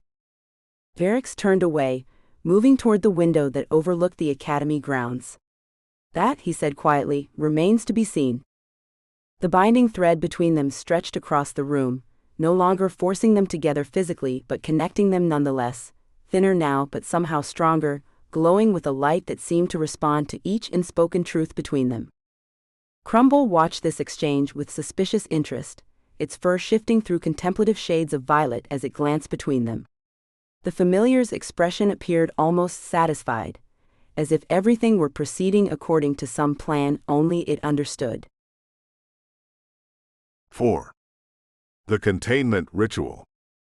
Varix stood at the threshold of Evie's herb room, cataloging the chaos with a careful neutrality he didn't entirely feel. The space assaulted his senses, bundles of dried plants hanging from the ceiling like some demented upside-down garden, shelves crammed with glass jars bearing cheerfully scrawled labels, and tables laden with mortars, scales, and crystal implements of questionable quality. There was absolutely no organizational system he could detect, and yet somehow, Evie never seemed to pause when retrieving ingredients. Are you just going to loom there like a disapproving shadow? Evie asked without turning around, somehow sensing his presence. She was grinding something that smelled faintly of anise in a worn stone mortar. I'm not looming, Varix replied, straightening his already perfect posture. I'm observing. Well, observe from in here. I need your input. He stepped fully into the room, reluctantly breathing in the mingled aromas of citrus, cinnamon, and at least 17 other herbs he could identify without trying. Despite himself, a memory surfaced. Ancient workrooms in the shadow of the ashen spires, where the oldest demonologists had crafted spells with similar careless precision. This space had that same crackling potential, that same barely contained magical resonance. Not that he would ever tell her that. Crumble watched from atop the highest shelf, its pastel-swirled fur shifting slightly toward a smug lavender as it tracked his movements. Varix narrowed his eyes at the creature. The feeling was entirely mutual. What exactly are you attempting? He asked, examining a jar that claimed to contain moondrops, extra potent, with considerable skepticism. Evie looked up, a smudge of something glittery across one freckled cheek. A containment spell. Not to contain you, she added hastily. To contain and analyze our binding. If we can understand exactly how the magic is structured, we might be able to unravel it without, catastrophic magical backlash. A sound approach, Varix admitted, surprised by her methodical thinking. Though your technique requires adjustment. She dumped a handful of crushed leaves into a small copper cauldron, where a liquid was already simmering. The mixture turned an alarming shade of fuchsia. You're stirring incorrectly, he found himself saying. Clockwise for binding, counterclockwise for revealing. Varix froze, caught off guard by his own willingness to assist. A moment ago, he'd been determined to maintain detached observation. Now he was offering, what? Tutoring? Evie's face lit up, her smile warm enough to heat the coldest corners of the 9 hells. Oh, of course. That makes perfect sense. I always forget which direction does what. She immediately reversed her stirring, and the mixture settled into a more promising violet hue. Something uncomfortable twisted in Veru's chest at her delight. He scowled to compensate, but she seemed utterly unfazed. What else am I doing wrong? She asked eagerly. The list would exceed our remaining lifespans, he muttered. From its perch, Crumble's tail swished in what Verix was absolutely certain was mockery. The creature squeaked quietly, eyes glowing with judgment. For the next half hour, Verix found himself drawn into Evie's spellwork despite his best intentions. He corrected proportions, suggested substitutions, and explained arcane principles that she somehow both comprehended and misapplied simultaneously. It was maddening. It was also, if he were being completely honest, which he would never be, somewhat engaging. It's time for the final component, Evie announced, stepping back from her workbench. We need to power it together. Our combined signatures should allow the spell to analyze our binding without disrupting it. Verix raised an eyebrow. That would require a rather intimate magical connection. I know. She held his gaze without flinching. Is that a problem? It should have been. He hadn't allowed direct magical contact with a mortal in centuries. Such connections were vulnerable points, places where one might steal power or worse, access memories. And yet. No, he said finally. But we'll do it properly. He extended his hand palm up, in the traditional gesture of magical concordance. Evie hesitated only briefly before placing her smaller hand against his.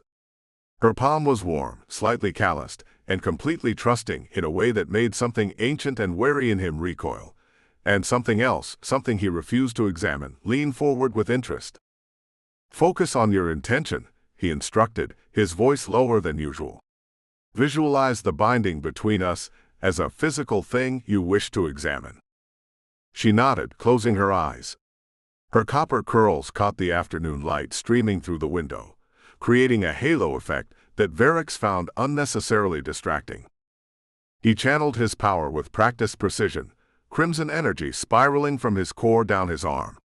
It flowed onto their joined hands just as Evie's magic manifested, a golden light that reminded him uncomfortably of sunshine on volcanic pools.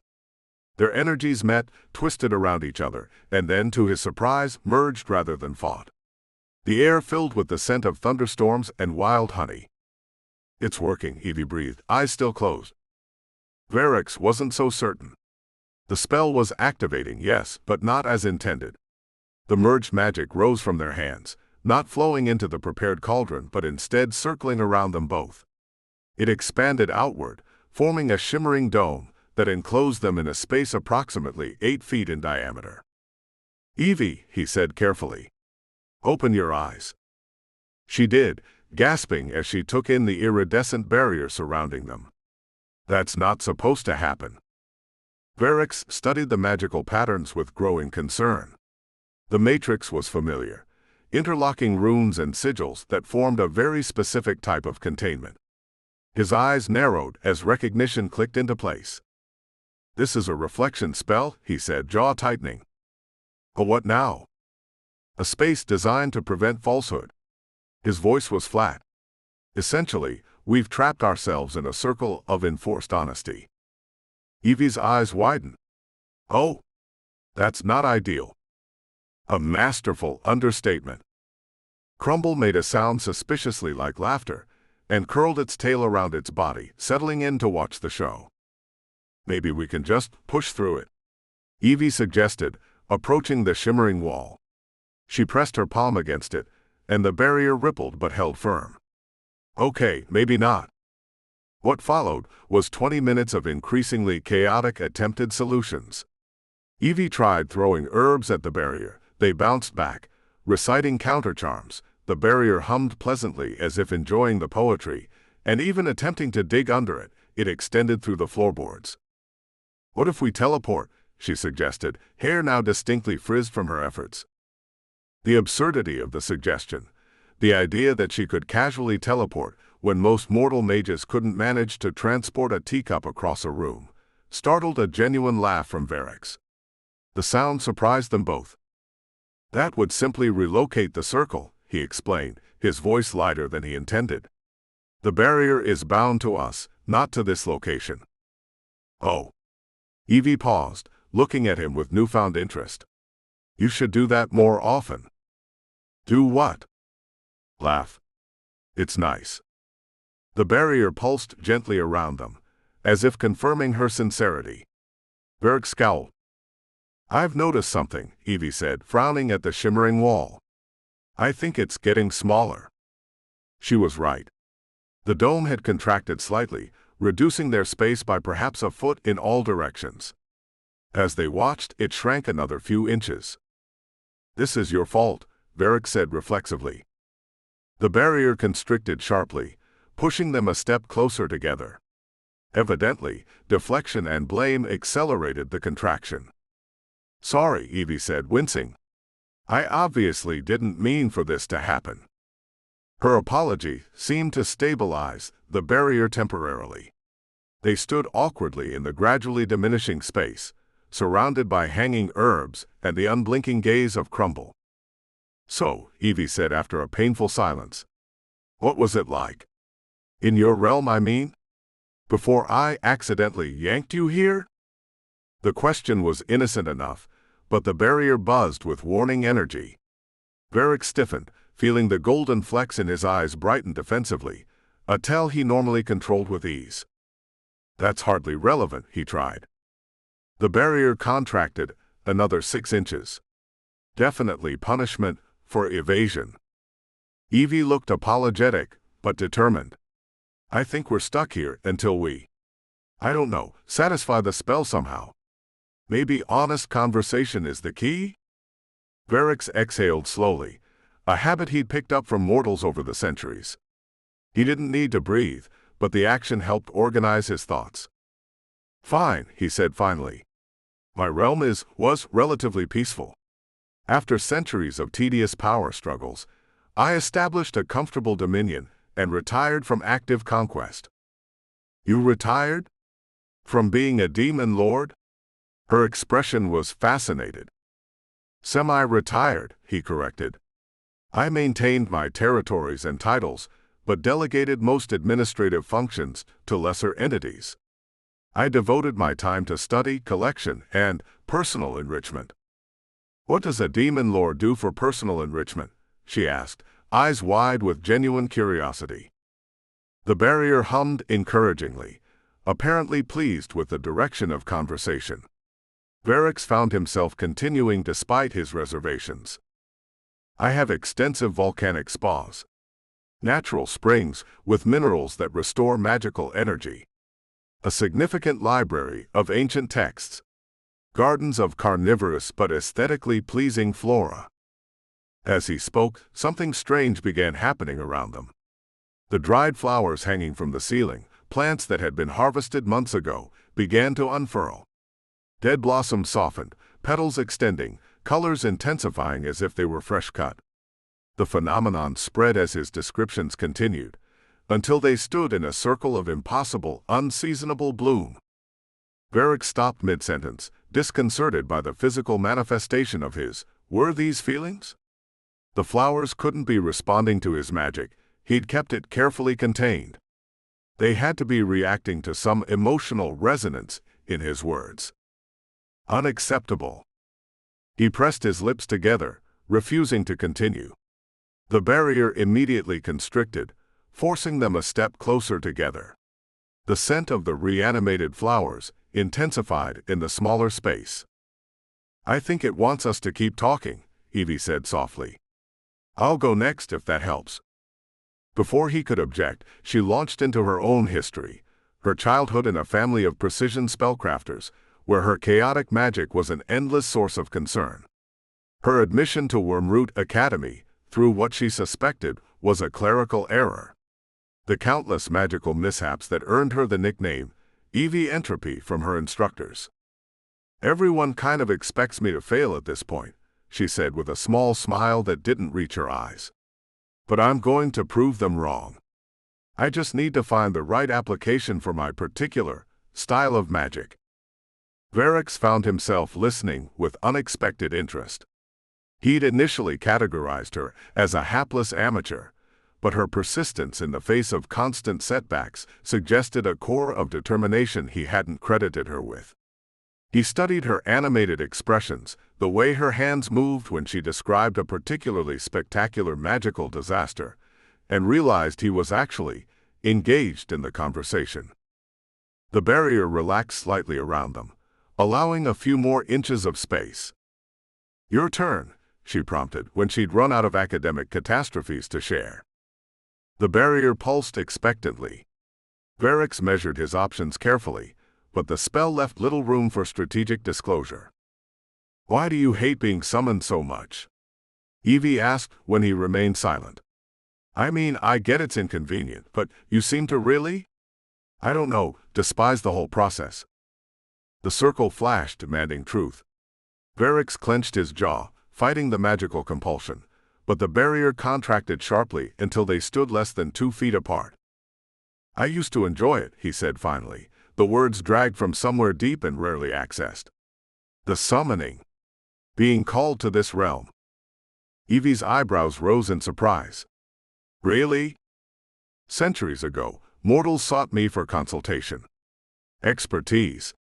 I appreciated the intellectual challenge, the negotiations, the respect implicit in the exchange." His voice hardened almost imperceptibly. "Until they stopped wanting my expertise and started wanting pieces of me." The herbs around them released waves of intensified scent, creating a cocoon of aromatic privacy that matched his growing discomfort with the subject. "What do you mean, pieces?" Evie asked, her voice barely above a whisper. "My blood for potions. My essence for weapons." He looked past her, focusing on a point beyond the barrier. "Parts of my soul for immortality." The words hung in the air between them. For once Evie seemed lost for a response. The surrounding flowers trembled slightly, reflecting a tension he refused to acknowledge. When she finally spoke, her voice was uncharacteristically solemn. "I would never," she began, then stopped herself. "I mean, I know I messed up with the summoning, but I'd never try to take anything from you." The reflection spell shimmered, confirming her sincerity. Something tight in Veru's chest loosened fractionally. He hadn't realized how much tension he'd been carrying until that small release. "I know," he said quietly, surprising himself with the admission. Their eyes met, and for a suspended moment Varix saw himself reflected in her gaze, not as the fearsome soul-eater, but simply as himself. The barrier responded to the emotional shift, its light growing warmer and more intense. Evie glanced down at the crimson thread connecting them, which had begun to pulse in sync with the containment barrier's light. "The binding, it's changing again." Varix followed her gaze. Where their magical tether had been a uniform crimson before, it now showed subtle threads of gold intertwined with the red, creating a more complex pattern. "Is this normal?" she asked, studying the transformation. "First it loosens after the marketplace, and now this?" The truth circle hummed expectantly, demanding honesty. Varix exhaled slowly. "Bindings of this nature typically progress through distinct phases," he admitted reluctantly. "The initial stage is purely physical, enforcing proximity while the connection establishes itself." "And the second stage? Is that what happened after the market?" Varix nodded, his eyes still on the altered thread. "The secondary phase allows greater physical freedom, but creates emotional resonance. The binding becomes less about forced proximity and more about," he hesitated, searching for appropriately neutral terminology, "shared experiences." "And after that?" Evie asked, leaning slightly closer. "What comes next?" The barrier pulsed again, demanding truth. Veru's jaw tightened momentarily before he answered. "The third phase, if reached, transforms the binding into something beyond magical compulsion. It becomes," he paused, his voice dropping almost to a whisper, a matter of choice. The crimson gold thread between them brightened noticeably at these words, as if responding to the acknowledgement of its nature. Small spirals of light began to travel along its length, moving between them like messages in a code neither fully understood. "So the binding is what, growing with us?" Evie asked, wonder replacing her earlier frustration. She reached out, her fingers hovering near the thread without touching it. "Changing as we change." "As our interaction changes," Varix corrected carefully, though the barrier tightened slightly at his partial evasion. "Few bindings progress beyond the first stage. Most summonings are brief, utilitarian. This situation is unusual." "You mean because we didn't immediately try to kill each other?" Evie asked, a small smile forming. "Among other factors," Varix admitted. The corner of his mouth twitched in what might almost have been amusement. "The binding responds to truth between us. To moments of genuine connection."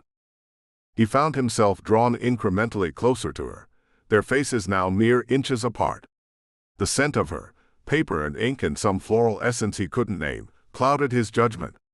His hand moved of its own accord, brushing a copper curl from her face. Her skin was warm beneath his fingers. As tension built between them, he found himself leaning toward her almost involuntarily. Just as their breath mingled, the containment circle shattered outward in a shower of golden crimson sparks. The sudden dissolution of the barrier broke whatever momentary madness had possessed him, and they sprang apart, both looking equally startled. Crumble chose this precise moment to sneeze dramatically, a small puff of glittery dust emanating from its fuzzy form. The creature looked entirely too pleased with the situation. Varix straightened his robes with precise movements, reassembling his dignity piece by piece. Evie busied herself with collecting scattered herbs, her cheeks flushed in a way that had nothing to do with the ambient temperature.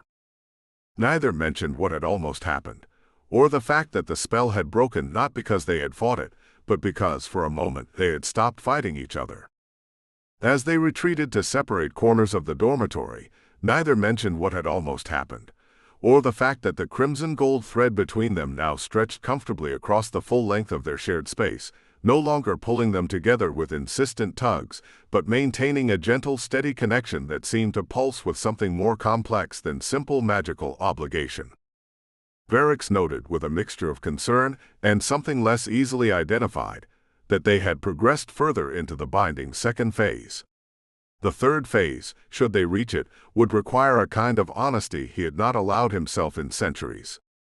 In her own room, Evie traced the altered thread with her fingertips, watching how it responded to her touch with small bursts of crimson light. Second phase, she thought. Emotional resonance. The implication made her cheeks warm, but also filled her with a curious sense of anticipation. If the binding truly responded to how they felt about each other, what might it reveal next? 5. Familiar trouble. Evie sat cross-legged on her bed, surrounded by a fortress of open textbooks on binding spells. The leather-bound tomes formed a protective circle that should have kept her focused, but her mind kept drifting back to the herb room. To that moment. To Varix. Containment circles respond to emotional resonance, she read aloud for the third time, the words blurring together. Her fingers absently twirled a pencil that gradually began to glow brighter with each rotation, her distracted magic seeping into the wooden shaft until it floated gently off the bed. She glanced down at the crimson thread connecting her to Varix, now visibly thinner than it had been yesterday. What had once been a painful tether forcing them within 10 feet of each other had transformed into something more accommodating. The thread now stretched across their magically expanded dormitory without causing discomfort, allowing them to inhabit separate spaces. One of the ancient texts she'd borrowed from Professor Thistlewick's personal collection lay open to a chapter titled The 3 Phases of Soul Binding. The illuminated manuscript showed detailed illustrations of binding threads in various stages of transformation, from thick restrictive cords to delicate luminescent connections. Evie traced the progression with her finger, lingering on an illustration that depicted intertwined threads of gold and crimson, remarkably similar to what their own binding now resembled. The text described how rare it was for bindings to reach the second phase, requiring genuine resonance between the bound entities and moments of unguarded truth. Most summoners and summoned beings remained locked in the first phase, physical proximity without emotional connection. According to the text, the third and final phase was rarest of all, achieved only when both parties chose the connection freely without magical compulsion. Evie sighed again and glanced down at her notes, only to realize she'd been doodling what suspiciously resembled Veru's horns in the margin. She quickly flipped the page. It wasn't even a kiss, she whispered to herself. It was an almost kiss. A magical fluke. An indignant squeak interrupted her denial. Crumble, her unidentifiable familiar, sat on her bookshelf with what could only be described as judgment radiating from its oversized eyes. The creature's fur, currently a disapproving shade of lavender, bristled as it let out another noise that sounded distinctly like a tiny scoff. "What's your problem today?" Evie asked, reaching for her familiar.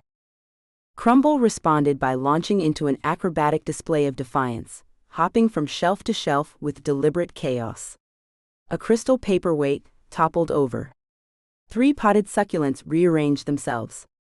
A jar of glowing beetles tipped precariously before Evie caught it with a hasty levitation charm. "Crumble. Stop that." She lunged forward, but the familiar dodged her grasp, knocking over an inkwell that splattered across her notes. "What's gotten into you?" The door connecting to Lark's section of their shared dormitory swung open, revealing her roommate balancing a tea tray. Since Veru's arrival, the Wormroot Academy dormitories had transformed dramatically, responding to their unusual situation. Lark's neat alchemist's quarters remained largely unchanged, a systematic collection of bottled ingredients and meticulously labeled experiments, but Evie's section had expanded into something resembling a cozy woodland cottage. Complete with herb room, study nooks, and Veru's separate chambers, it barely resembled standard student housing anymore. "Someone's having a tantrum," Lark observed, nodding toward Crumble, who was now aggressively reorganizing Evie's color-coded bookmark collection. She set down the tea tray on an end table that helpfully sprouted a doily to catch the drips. "Crumble's been acting weird since your herb room experiment." Lark poured 2 cups of something that smelled like cinnamon and secrets. She handed one to Evie before settling into the reading chair, which adjusted its cushions automatically to her preferred firmness. "And I notice you and Tall, Dark and Demonic can actually be in separate rooms now without magical tug-of-war." Evie wrapped her fingers around the warm cup. "We did a containment spell yesterday. It changed things." "Changed things," Lark repeated, her eyebrow rising skeptically. "Like your ability to make full sentences around him? Because that's definitely new." The binding evolved. Evie traced the rim of her teacup. "We were working on a ritual that might help separate us eventually, but the circle trapped us instead. And there was this moment where we just..." As she tried to explain, her magic unconsciously made the teacups hover slightly. The dormitory's self-adjusting windows brightened in response to the emotional spike in her voice, flooding the room with golden afternoon light that hadn't been there moments before. "You just..." Lark prompted. "Almost kissed," Evie admitted, the words slipping out softer than she intended. "But that's not the important part. The important part is the tether changed. It's still there," she pointed to the faint crimson thread extending from her wrist and disappearing through the wall toward the library where Varix had gone, "but it's responding to something emotional now, not just physical proximity." Crumble made a noise that sounded suspiciously like retching. "And Crumble clearly has opinions about it," Evie added.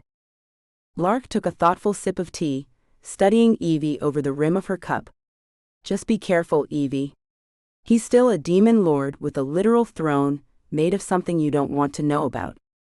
Crumble punctuated this with dramatic nodding, first shifting to a warning orange.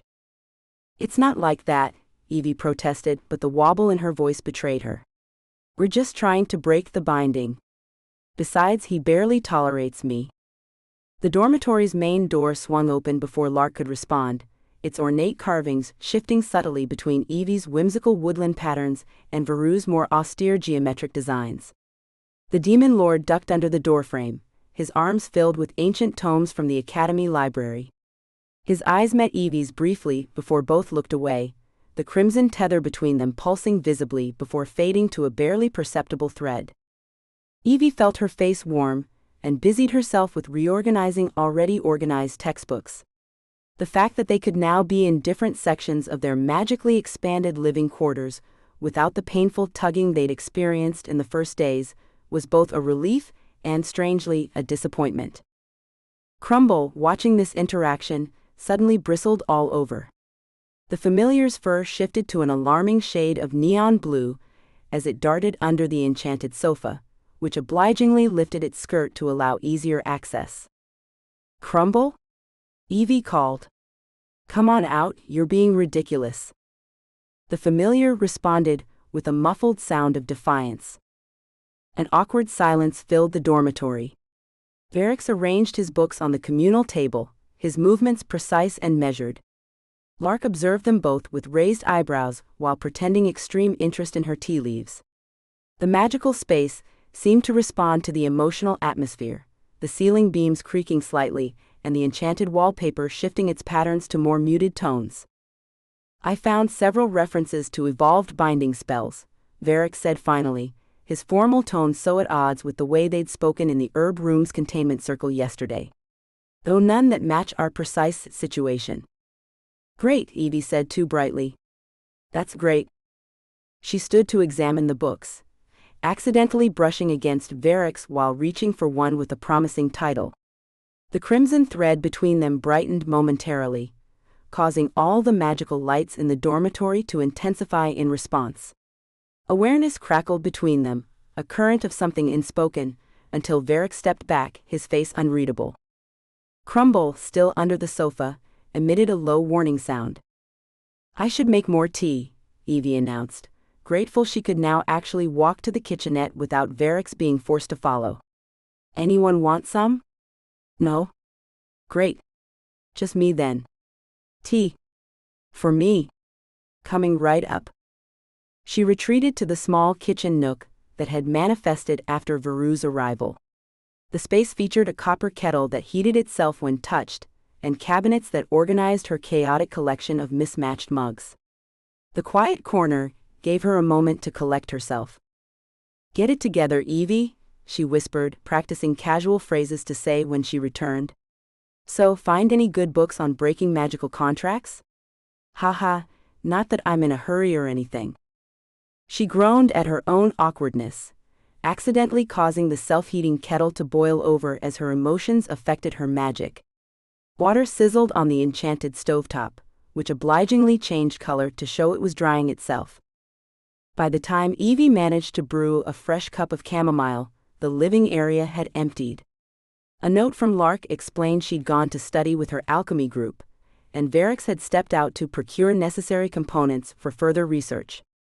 Their magical dormitory, which Professor Thistlewick had explained was an ancient part of Wormroot that adapted to students' magical signatures and needs, now allowed them separate areas connected by a shared common space.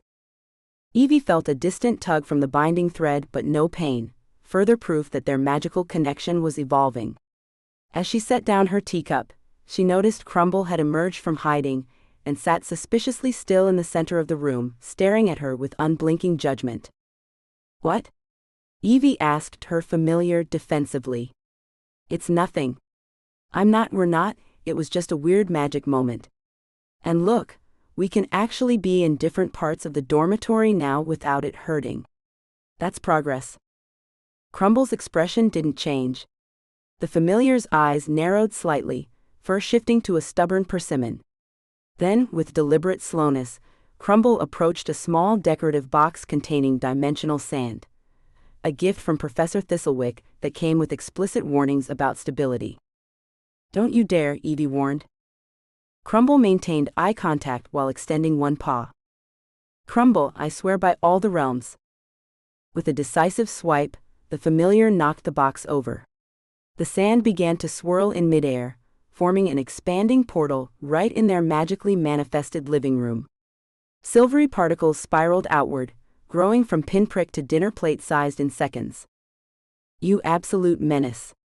Evie lunged forward, trying to contain the spill with a hastily formed barrier spell, but the dimensional sand slipped through her magical net like water. Chaos erupted as the pocket dimension began to manifest. The dormitory's enchanted furniture got sucked halfway in. The sofa now existed partially in another reality, its cushions stretching into what looked like an infinite tunnel. Books floated in dimensional limbo, their pages fluttering as they phased between spaces. What looked like miniature stars swirled around the ceiling, casting eerie light across the increasingly unstable room. The adaptive magic of their living space tried to accommodate this new phenomenon, resulting in architectural confusion as walls bulged and contracted. A window opened onto what appeared to be an inverted meadow. The kitchen nook rotated 90 degrees. Crumble, help me. Evie frantically tried to contain the expansion, her hands sketching stabilizing runes that dissolved almost immediately against the dimensional tide. This isn't funny. Instead of helping, the familiar sat on a half-dimensional shelf, tail swishing smugly. Its expression seemed to say, "This is what happens when you develop feelings for demons." Evie felt the crimson binding thread pulse distantly, like an alarm. Verix could sense the magical disruption even from elsewhere in the academy. The realization sent a conflicting wave of relief and embarrassment through her. Great. He'd returned to find she'd accidentally broken reality. Again. The dimensional rift expanded further, books and trinkets now orbiting the spreading portal like moons around a planet. A potted plant vanished with a pop, replaced by what appeared to be the same plant but with blue leaves that sang softly. Furniture rearranged itself according to rules of a geometry that shouldn't exist in their realm. Stay still, just stay still, Evie muttered, gathering her magic for another attempt. She began tracing a more complex containment pattern, trying to remember Professor Thistlewick's warnings about dimensional sand. Something about anchoring to fixed points. The dormitory door burst open, and Verix swept in, his eyes widening slightly at the sight of their magical living quarters being invaded by another dimension. He took in the scene with a single glance, the swirling portal, dimensional debris, and Evie desperately trying to hold back the tide with increasingly frantic gestures. Without a word, he moved to help, his hands weaving complex patterns that slowed the dimensional breach. Deep purple magic flowed from his fingertips, forming an arc that intersected with Evie's golden spellwork. Counterclockwise, he instructed, his voice steady as their magic intertwined. Anchor here and here. He indicated points around the room with precise gestures. Working together, they managed to stabilize the portal. The crimson thread between them brightened and strengthened momentarily, helping them channel power more effectively. Their magic harmonized in a way that felt instinctive, comfortable, as if they'd been casting together for years, not days. When the crisis was contained, they stood breathless, surrounded by half-transformed furniture and swirling motes of dimensional dust.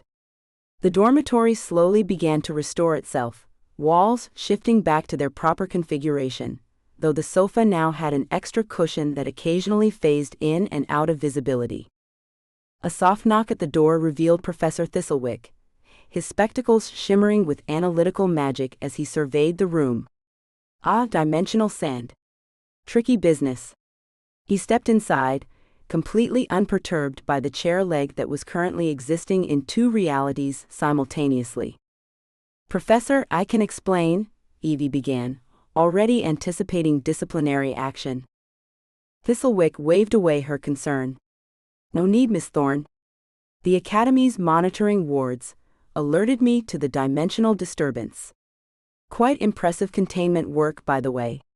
Most students would have lost at least half the dormitory. You're not upset? Evie asked cautiously.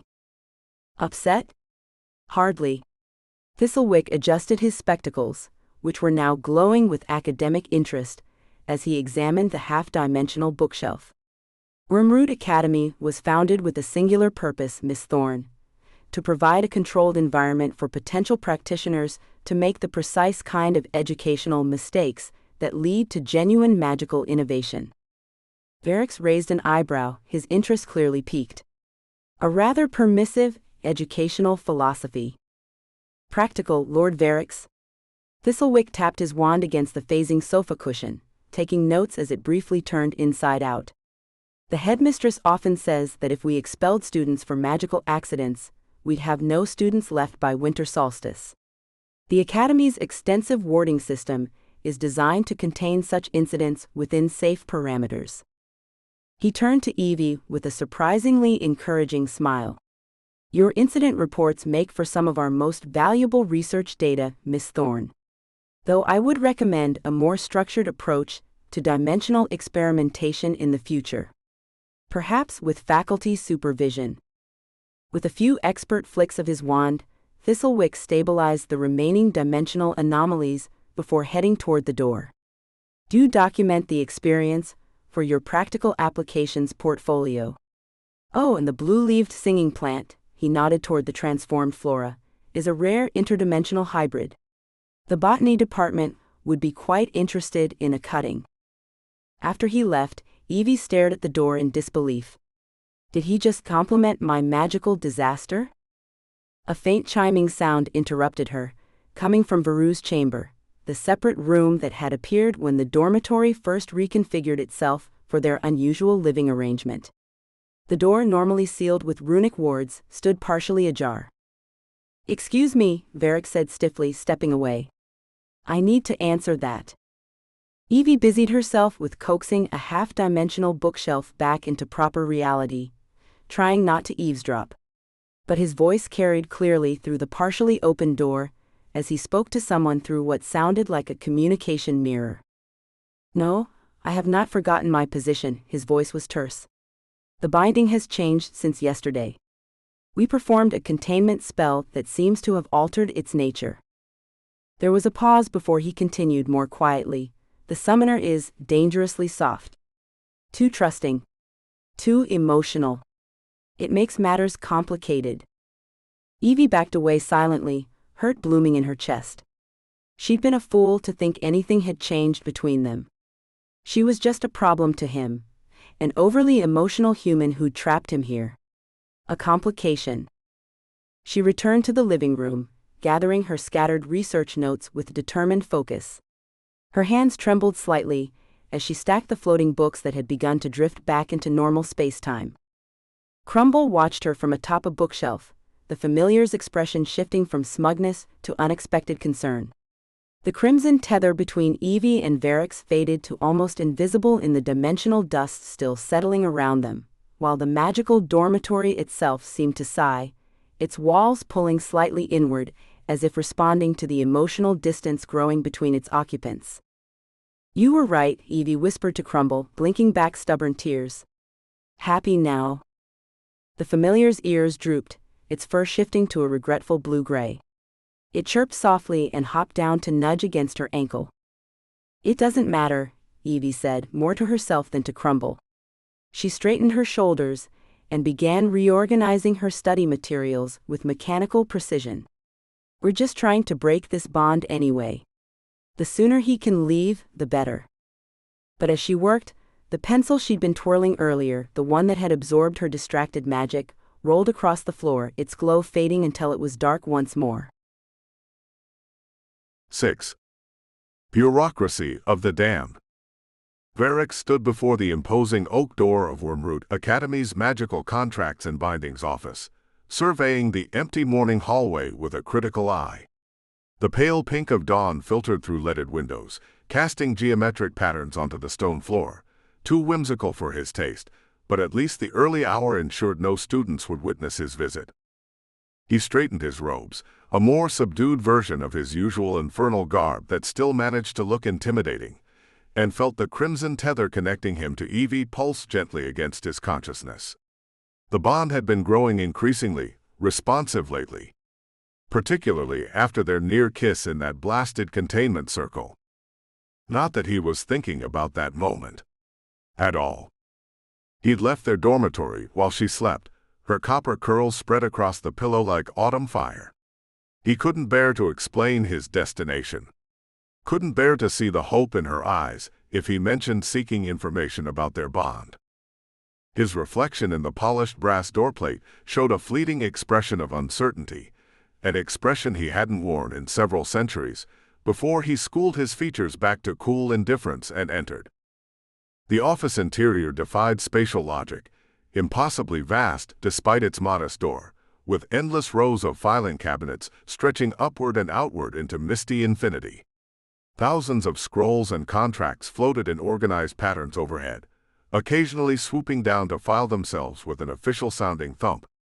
Translucent spirits in conservative office attire floated between shelves, carrying scrolls and muttering about improper form submissions and missing counter sigils. Dimension 7B contract must be filed in triplicate, not duplicate, a particularly harried spirit shouted, banishing a scroll with an aggressive stamp. Varix approached the central desk, where a particularly dour spirit with spectacles and an outdated bow tie regarded him with immediate suspicion. The nameplate read Bartholomew Inkwell, Senior Contract Adjudicator, Est, 1422. Interdimensional binding query, Varix stated coolly. Priority consultation required. The spirit sniffed, utterly unimpressed by his authoritative tone. In the ashen spires, that tone had made lesser demons spontaneously combust with anxiety. Here, it earned him a look that suggested he was gum on the underside of a desk. "Do you have an appointment?" Inkwell asked, shuffling through a stack of parchment. "I do not require appointments." "Everyone requires appointments," the spirit countered, pushing a stack of forms toward him that unfurled dramatically to the floor. "Fill these out. All fields marked with an asterisk, pentagram, or crying face are mandatory." Varix found himself sitting stiffly in an uncomfortable chair, clearly designed for mortals with fundamentally different spinal arrangements. The chair squeaked accusingly with every slight shift of his weight. He meticulously filled out the required forms with increasingly thinning patience, his elegant handwriting growing sharper with each page. Each completed sheet dissolved into smoke and reassembled elsewhere in the room with an officious poof. He felt distinctly out of place. He who once commanded legions, now reduced to scratching details about nature of binding, circumstances of summoning, and feelings about contractee. This last one he left conspicuously blank. A small potted plant on the desk wilted when he glared at it, then stubbornly bloomed again, reminding him annoyingly of Evie. She too seemed to flourish in the face of his displeasure. The thought made something uncomfortable shift beneath his ribs. The crimson tether pulsed again. Was she awake now? Wondering where he'd gone? She had been keeping her distance since that night he'd spoken with his former lieutenant about her, when she'd overheard only fragments of the conversation. He'd called her dangerously soft, and though it hadn't been an insult, quite the opposite in fact, she'd withdrawn into herself. Her smile had dimmed. He hated that he'd noticed. A commotion near the filing section drew Veru's attention. A familiar figure in smoke-edged robes arguing with three clerical spirits simultaneously. Morthos of the Seething Flame, a lesser demon Lord Varix hadn't encountered in at least 2 centuries, gesticulated dramatically at a scroll that kept trying to escape his grasp. "This is completely unacceptable." I filed Form 94B clearly, indicating the soul exchange was purely recreational. Morthos argued. The mortal was fully informed that poker night meant actual souls would be wagered. When Morthos spotted Varix, his question mark-shaped horns literally brightened with delight, and he abandoned his paperwork to glide over, trailing wisps of smoke that smelled faintly of cinnamon and brimstone. The mighty Soul Eater, filling out forms like a common mortal. Morthos exclaimed loud enough for the entire office to hear. The hierarchy will be absolutely thrilled to hear about this. You're practically domesticated. Varix maintained his composure with visible effort, as Morthos pulled up a chair uninvited, the legs screeching against the floor in a way that made several nearby spirits wince. His former peer looked much the same as ever, shadows clinging to him like pets, those ridiculous horns, and an expression of perpetual amusement. "What brings you to this bureaucratic hellscape?" Morthos asked, his question innocent but his eyes gleaming with mischief. "Not still trying to break that adorable binding, With the copper-haired summoner, are you? Word travels quickly between realms, especially when it's this entertaining. Varix felt a surge of protective irritation at Evie being a topic of infernal gossip. His claws extended slightly, scoring tiny grooves in the wooden armrests. You've been spying. Observing, Morthos corrected. It's not every day the great Varix gets himself bound to a baby summoner. The fact that she is yet to be reduced to ash is fascinating. Quite the change from the old days. A temporary inconvenience, Varix replied dismissively, though the crimson tether flickered at his words, as if objecting to the lie. He could almost hear Evie's voice. Lying makes your left eye twitch, you know. Morthos noticed, of course. Is that why you're here at dawn, filling out? He snatched the current form from Veru's hand. 17 pages of disclosures about your ongoing experience of interdimensional binding. Because it's merely inconvenient. The bow-tied spirit interrupted before Varix could incinerate Morthos on principle, floating a scroll to him that unfurled dramatically to reveal his binding contract with Evie. Illuminated runes highlighted specific clauses, pulsing in time with the tether. Your case has been queued for review, Inkwell intoned. We've noted several anomalies in binding strength and fluidity. Veru's eyes narrowed as he read the floating contract. He'd been unable to examine it properly during the initial binding, too busy threatening Evie and trying to break free. Now he could see the intricate details, and they were concerning. The spirit pointed a translucent finger at paragraph 17, subsection 4. This binding is emotionally responsive, he intoned in a bored voice that suggested he'd explained this countless times before. The loosening you've experienced indicates progress toward resolution, but complete dissolution requires mutual emotional satisfaction and honest acknowledgement. Morthos leaned over, reading the clause with growing delight. Oh, this is even better than I heard. It's one of the old forms, isn't it? From the Tethers of Honest Communion collection. Those haven't been used in centuries. They went out of fashion because they're practically impossible to break without. He trailed off, his grin widening impossibly. Varix attempted to maintain his dignity, while the contract spirit elaborated on the emotional parameters of the binding, but he could feel the tips of his ears growing warm. Actual warmth. A sensation he hadn't experienced in eons. Simply put, your tether will dissolve when both parties achieve honest emotional equilibrium regarding each other, the spirit droned. The contract responds to authentic connection, not performative resolution. The loosening indicates progress, but the persistent tether suggests unresolved emotional variables. Morthos interjected, he means you actually have to feel something, Varix. And from what I hear, feelings aren't exactly your specialty. Veru's fingers tightened on the armrests of his chair, leaving scorch marks. I am perfectly capable of emotion, he said stiffly. I simply choose not to indulge.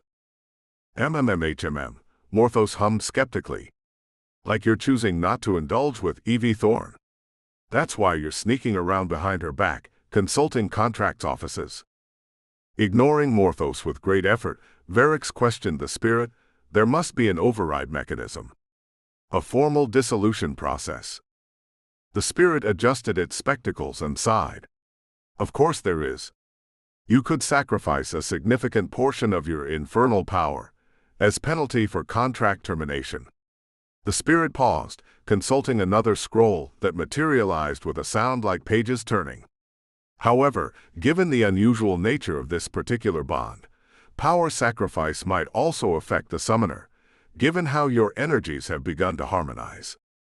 Varix went completely still at this information, his golden-flecked eyes darkening at the thought of Evie being harmed. The image of her came unbidden, laughing as she tried to teach him to make toast, her face illuminated by the soft glow of her spell lights, the quiet concentration in her eyes as she worked on her studies. Unacceptable, he said flatly. Veru's eyes narrowed as he read the floating contract. He'd been unable to examine it properly during the initial binding, too busy threatening Evie and trying to break free. Now he could see the intricate details, and they were concerning. The spirit pointed a translucent finger at paragraph 17, subsection 4. This binding is emotionally responsive, he intoned in a bored voice that suggested he'd explained this countless times before.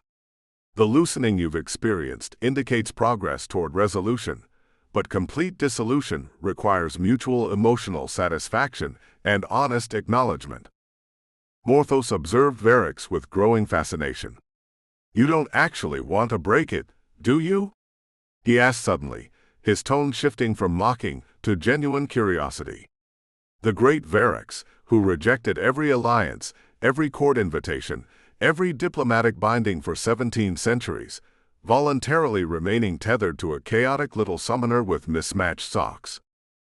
Varix rose abruptly, looming over Morthos.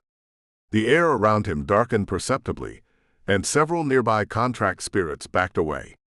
You know nothing of my circumstances, he said, his voice deadly quiet, but the crimson thread pulsed tellingly.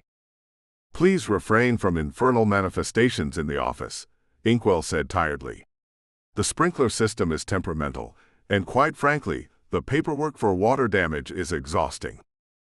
The contract spirit, unfazed by demonic tensions, presented Varix with a final form labeled Acknowledgement of Emotional Parameters in imposing Gothic script. Varix read it, his expression becoming increasingly closed. The form required him to formally recognize that the bond would dissolve naturally when both he and Evie reached mutual honesty regarding affections developed during binding period. Morthos read over his shoulder, laughing softly. Just sign it, and admit you've grown fond of her. That's all it would take. Varix placed the form face down on the desk without signing. I require time to consider my options. Very well, Inkwell said with a sniff. Your case will remain open. Please note that unresolved contracts may result in spontaneous manifestations of binding reinforcement. Meaning what exactly? Varix demanded. The magic will try to push you toward resolution through circumstance, the spirit explained. It's the contract's way of encouraging progress. Delightful, Varix muttered. As they left the office, Morthos followed Varix into the hallway, his footsteps unnaturally quiet on the stone floor. The academy was beginning to stir now, distant voices echoing from the dining hall. I always wondered what would finally crack that perfect control of yours, Morthos mused, keeping pace with Veru's long strides. Never imagined it would be a sunshine-bright summoner, with no sense of self-preservation. Varix remained silent, his expression shuddered.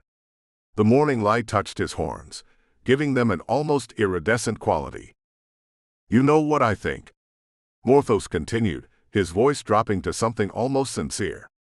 Word of advice from someone who's watched you for centuries, Varix. Denying emotional entanglements doesn't prevent them. It just makes the inevitable messier.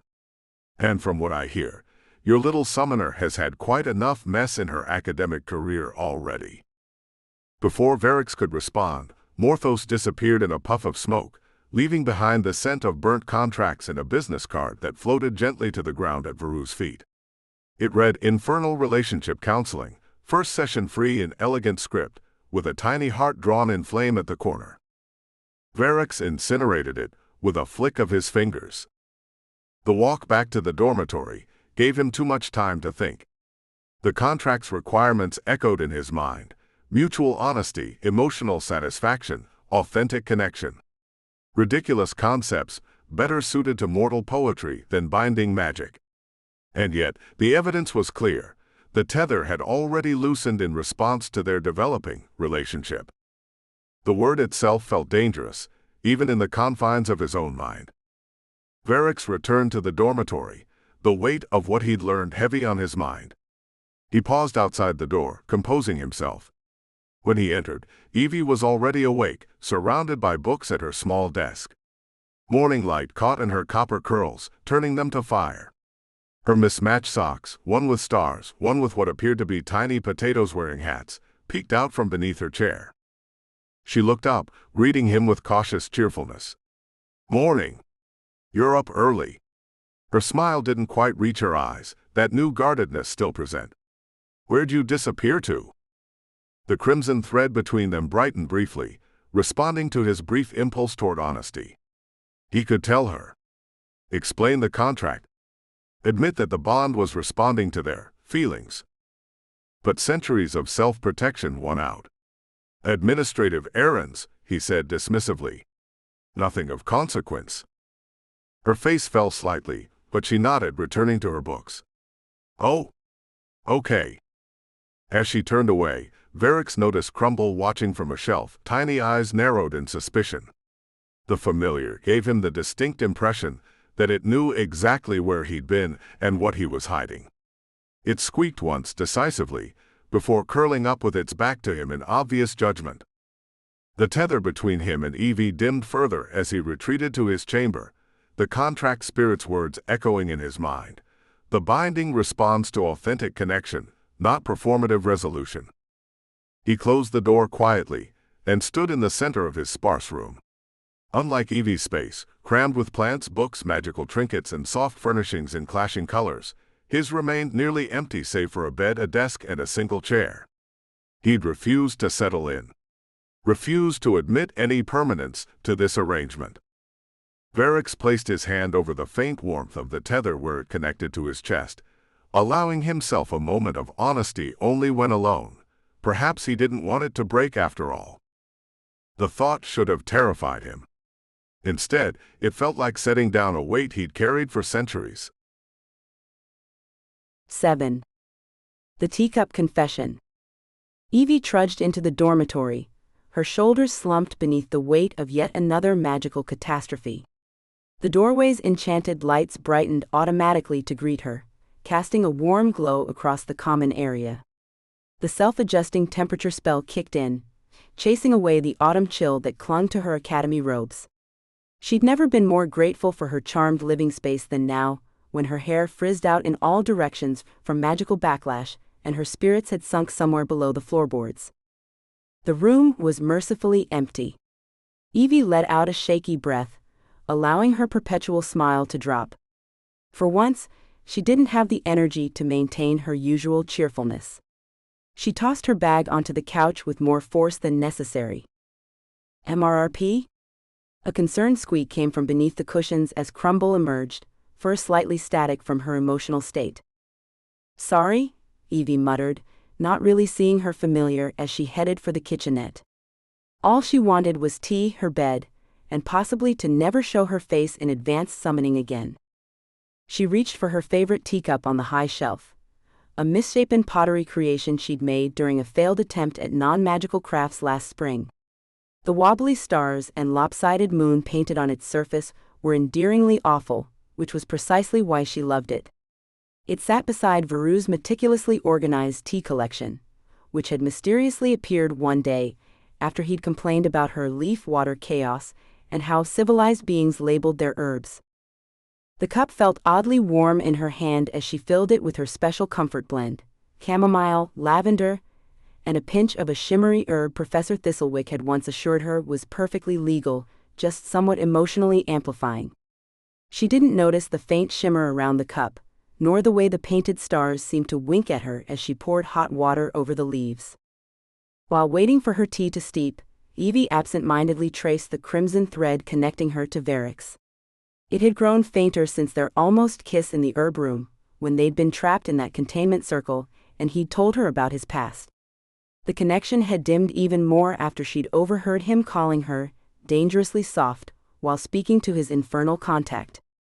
The memory still stung, and she'd been careful since then to maintain emotional distance, burying herself in research and schoolwork as if she could study her way out of feelings. The tether responded to her touch now, pulsing briefly with light before settling back to a barely visible thread.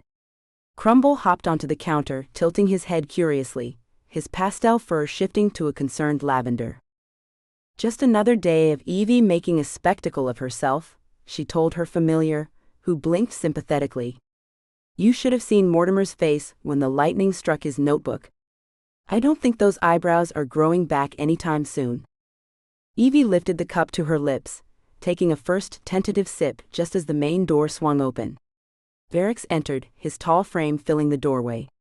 His dark robes were perfectly pressed as always, not a single wrinkle daring to form on the fabric of a demon lord, even one temporarily exiled to the mortal realm. Their eyes met over the rim of her cup. Something strange happened. Warmth spread through her chest that had nothing to do with the hot tea. The painted stars on the cup began to glow subtly, and Evie felt a peculiar loosening sensation, as if knots inside her were gently unraveling. Varix froze mid-step, his eyes widening slightly as his gaze fixed on the cup in her hands. "How was the exam?" he asked carefully, already moving toward his chamber door as if preparing a swift retreat. Evie opened her mouth to give her usual deflecting fine, but what came out instead was entirely different. Terrible. Professor Thistlewick had us summon minor elemental spirits, and mine materialized with hiccups that caused mini lightning strikes. Everyone laughed. Again? The words poured out unbidden, starkly honest in a way she never allowed herself to be about her failures. She clapped a hand over her mouth, surprised by her own frankness. The teacup in her hand gleamed innocently, stars twinkling as if pleased with themselves. Varix paused at his door, his hand on the knob. He seemed torn between retreat and response, a flicker of something unreadable crossing his features. "The professor is short-sighted," he said finally, turning back toward her. "Elemental hiccups indicate a strong affinity response, not poor technique." Evie blinked in surprise. It was the first direct compliment he'd given her magical abilities since they'd been bound together. She took another automatic sip of tea, and felt that same strange warm loosening sensation spreading through her chest. Crumble edged closer, his ears perked forward, unusually attentive. "Why are you being nice to me?"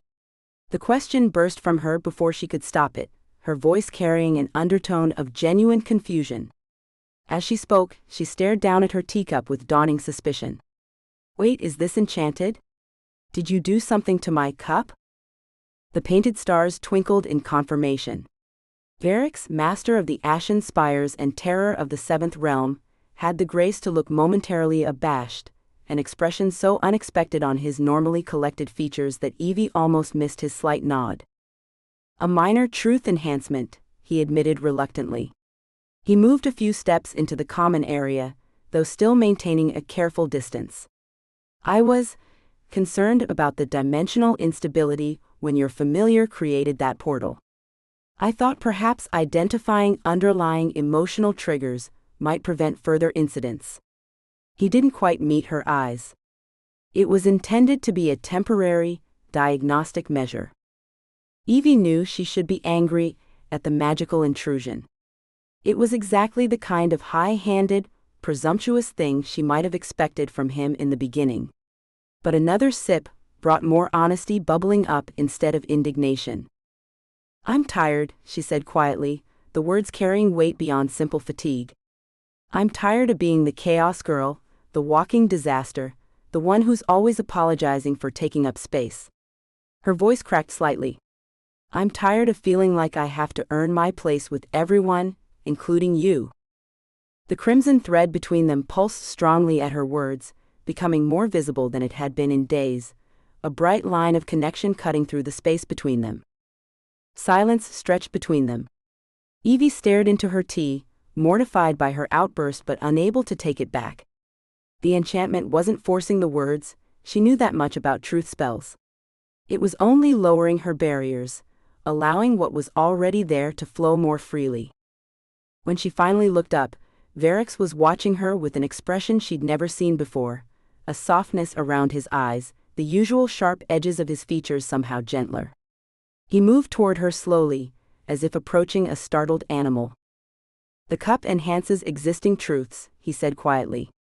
"It cannot create what isn't there." The simple statement hit her harder than any lecture on magical ethics could have. These were her truths, her feelings, just without the protective shield of cheerfulness she typically wrapped around them. In her emotional distress, Evie's hand shook, spilling tea across the counter. Immediately Varix was there, not with magic but with a cloth, carefully cleaning up the spill while Evie stood frozen in surprise. His movements were precise but gentle, and when his fingers accidentally brushed hers, neither pulled away. "You have earned nothing because there is nothing to earn," he said, his voice low and certain. Your place is your own. He hesitated, fingers still lightly touching hers on the counter. The world exists within chaos. Creation itself is chaos. Your magic simply acknowledges this truth. The words were simple, but spoken with such conviction that Evie felt the truth of them settle inside her. Coming from someone else, it might have sounded like an empty platitude, but Varix had existed for millennia. He had seen the birth and death of countless magical systems. If he believed her chaos had value, maybe it did. The emotional honesty left Evie feeling drained. Without thinking, she leaned slightly against Veru's solid presence beside her. Instead of stiffening or moving away as she expected, he remained steady, allowing the contact. The crimson thread binding them brightened significantly, pulsing with renewed strength. Neither mentioned it, but both watched as tendrils of their magic, her golden light and his crimson energy, began to curl around each other where they stood connected. The familiar sensation of his power no longer felt foreign or threatening. Instead, it complemented her own in ways she was only beginning to understand. Crumble, witnessing this development, made a soft chirping sound that might almost have been approval, before discreetly hopping off the counter and padding toward Evie's bedroom, leaving them alone. The enchanted teacup sat between them on the counter, its magical glow gradually fading as its purpose was fulfilled, not in forced confessions, but in creating space for a truth they both needed to hear. "I didn't mean to intrude," Varix said after a moment. "I should have asked before enhancing the cup." Evie nodded, still leaning slightly against him. "You should have," she agreed. "But I'm not actually mad about it." "Apparently not," he said, a hint of amusement in his voice. "When you said I was dangerously soft," Evie began, the truth spell still loosening her tongue. "It hurt." Varix went very still beside her. "You heard that?" "Part of it." "Enough." He was quiet for so long that Evie thought he might not respond. When he finally spoke, his voice was different, less guarded. "It was not a criticism," he said carefully. "In the infernal realms, softness is a liability." Here he paused. "Here, I'm beginning to see it differently." Evie turned to look at him directly. The demon lord who had once terrified her now looked almost uncertain. The truth spell seemed to have created a space of honesty between them that extended beyond the cup itself. 8. Infernal jealousy. Varix stood rigid at the periphery of Wormroot Village's magical marketplace, maintaining what he told himself was a strategic distance from Evie. The crimson tether connecting them pulsed steadily, no longer forcing them to remain physically close, but still linking them irrevocably. He watched her navigate the crowded stalls with surprising grace, her copper curls catching afternoon sunlight. He was accompanying her solely because the spell components they needed were rare, he assured himself, not because of how the dormitory felt strangely empty during the 3 hours she attended classes without him yesterday.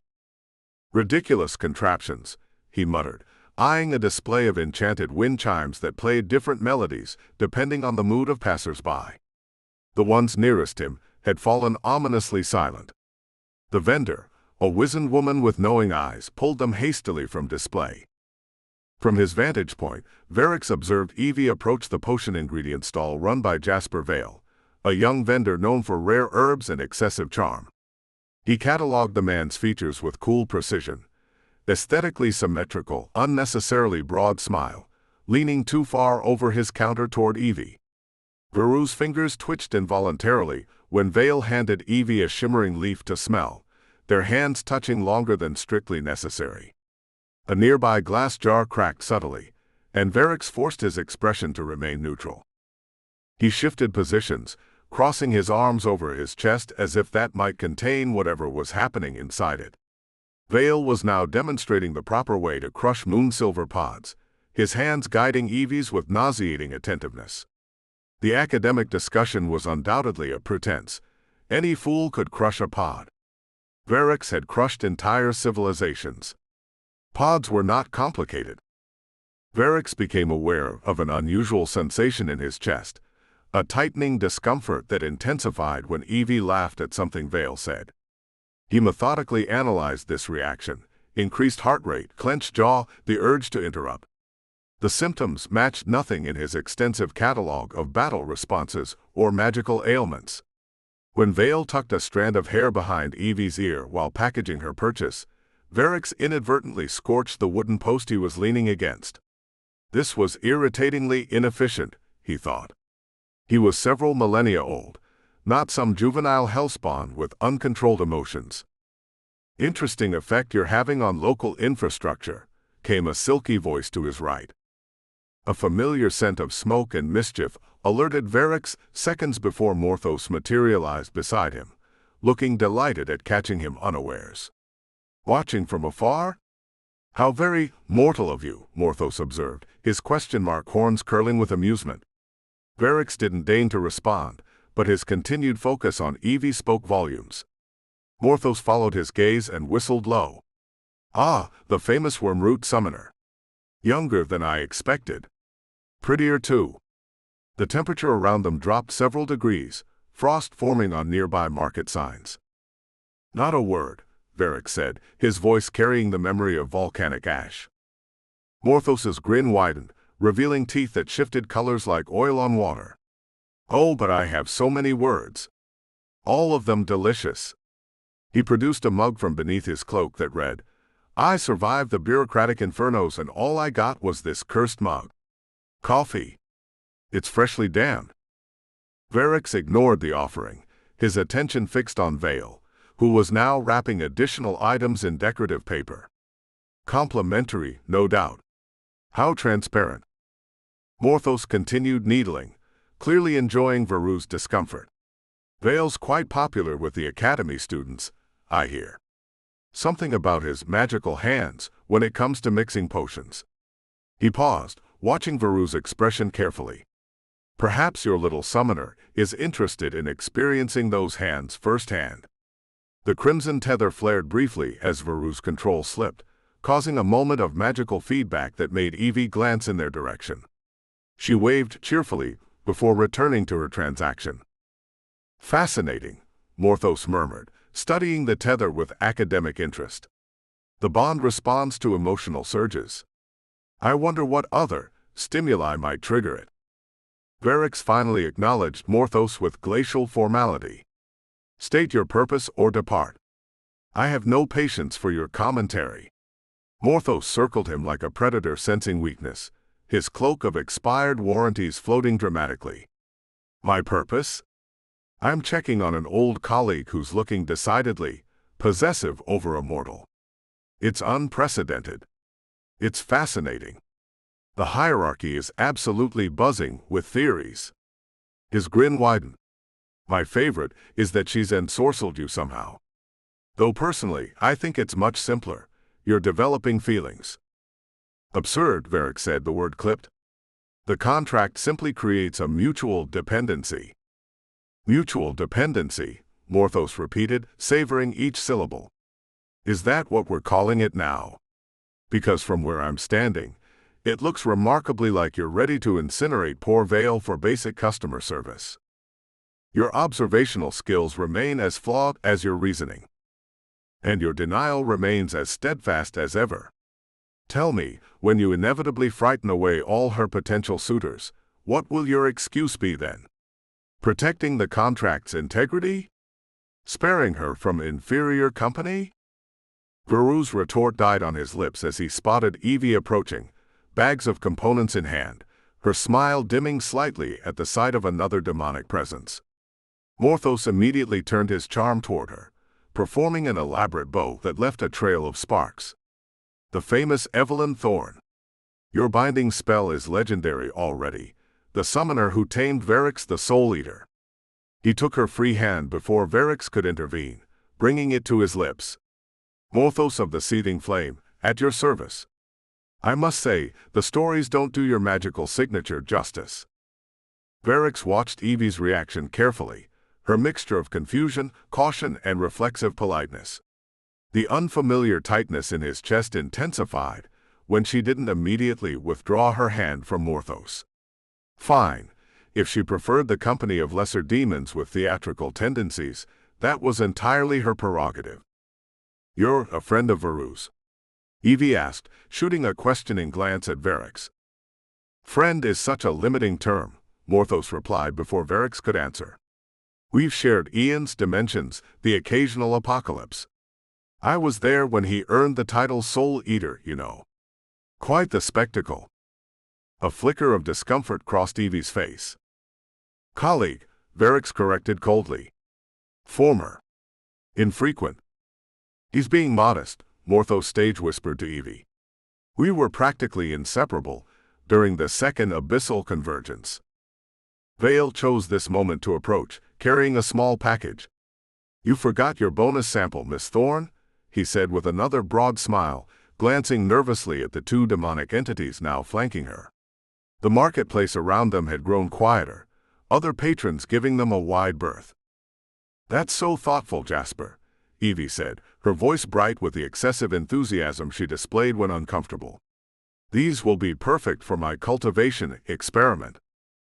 Vale's gaze lingered on her face too long, his posture broadcasting interest that even a mortal couldn't misinterpret. If you need any assistance with the application process, I'd be happy to.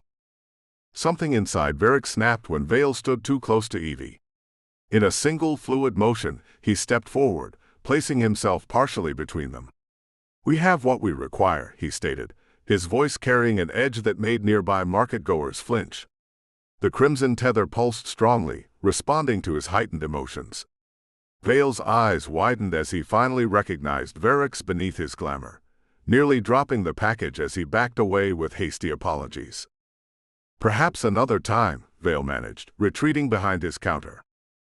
Evie stared at Varix in shock, her expression cycling through confusion, embarrassment, and something like anger. What are you doing? She whispered fiercely, her cheeks flushed. Vale was just being nice. Morthos watched this exchange with undisguised delight, his horns practically quivering with excitement. Oh, this is even better than I hoped, he murmured, just loud enough for Varix to hear. The marketplace had gone utterly still, every eye fixed on them. In the silence, Varix felt the weight of his actions, the inexplicable territorial display, the unwarranted intervention. He had traded the dignity of centuries, for what? To prevent a mortal herbalist from giving Evie extra leaves. The realization of what he'd done, what he was feeling, hit Varix with uncomfortable clarity. This tightness, this irrational urge to intervene, had a simple mortifying name: jealousy. A decidedly mortal, entirely unacceptable emotion that he had somehow developed toward his accidental summoner. Evie was still looking at him expectantly, waiting for an explanation he could not give without admitting things he refused to acknowledge. The components are unstable, he said finally, the lie tasting bitter. We should return to the academy. Unstable, she repeated, eyes narrowing. They're dried herbs and crystallized sap, not volatile elementals. I detected residual entropy contamination, he insisted, not meeting her gaze. A precautionary measure. Her lips pressed into a thin line, disbelief evident. She turned to Morthos with a strained smile. It was interesting to meet you, but we apparently need to deal with our dangerously unstable parsley. Morthos bowed again, his smirk undisguised. Until we meet again, summoner. Do ask Varix about our conversation at the contracts office. Most illuminating. As they left the marketplace, Morthos called after them. Varix, don't forget what I said at the contracts office. Denial only makes it messier. Evie glanced questioningly between them, but Varix increased his pace, refusing to elaborate. The crisp autumn air did nothing to cool the heat of embarrassment he felt. He could sense Evie's confusion and hurt through their bond, but could not bring himself to address it. Behind them, he heard Morthos introducing himself to Vale, undoubtedly spreading more infernal gossip. The crimson thread connecting him to Evie pulsed with unspoken tension as they walked in silence, the distance between them growing with each step, despite the magical bond that refused to let them truly drift apart. In his mind, Varix reluctantly acknowledged a troubling truth. For the first time in 17 centuries, he was not in control of his own emotions, and the realization terrified him more than any battle ever had. They were halfway back to the academy when Evie finally broke the silence. Are you going to tell me what that was about, or should I guess? Varix kept his gaze forward. There's nothing to discuss. Really? Because from where I was standing, it looked like you were ready to banish Vale to another dimension for offering me free samples. Your perception is flawed. My perception is just fine. My understanding of why a several thousand-year-old demon lord is acting like a jealous teenager might need work, though. The word jealous caused a muscle in his jaw to tighten. I was merely being territorial, intimidating, embarrassing me in front of the entire marketplace. He whirled to face her, the crimson tether between them flaring with golden sparks. The herbalist's intentions were transparent. And what? So what if they were? She shifted the bags in her arms, her frustration evident. I am capable of handling my own social interactions. You don't get to decide who's allowed to talk to me. I made no such decision, he said stiffly. You literally inserted yourself between us. And what was Morthos talking about? What contracts office conversation? Varix kept walking, his stride lengthening. Morthos specializes in minor disruptions and major inconveniences. Ignore him. That's not an answer. She jogged to keep up. Varix, stop. Please. Something in her voice, a slight tremor of hurt beneath the frustration, made him halt. He turned to face her reluctantly, finding her wind-flushed and disheveled, copper curls tumbling over her shoulders. I need to understand, she said more quietly. 1 minute we're making progress with that containment spell, actually working well together, and the next you're distant and whatever this is. She gestured vaguely at his rigid posture. Did I do something wrong? The genuine concern in her eyes made the tension in his chest worse. How could he explain what he himself didn't fully comprehend? That watching her with Vale had triggered something primitive and possessive. That Morthos had seen through his carefully constructed indifference with insulting ease? Your actions were not at fault, he said finally. The fault lies with my awareness of certain magical interactions that you cannot yet perceive. Her eyebrow arched skeptically. Such as? The herbalist's aura contained disruptive elements that could have interfered with our contract. That's not a real thing, is it? He met her gaze, finding himself unable to maintain the lie in the face of her direct question. No. Surprisingly, her expression softened. Thank you for being honest. Finally. She shifted her bags again. I don't know what's really going on with you, but I wish you'd just tell me instead of making up magical emergencies. The complexity of the situation exceeds. Simple explanation, she interrupted. That's all I'm asking for.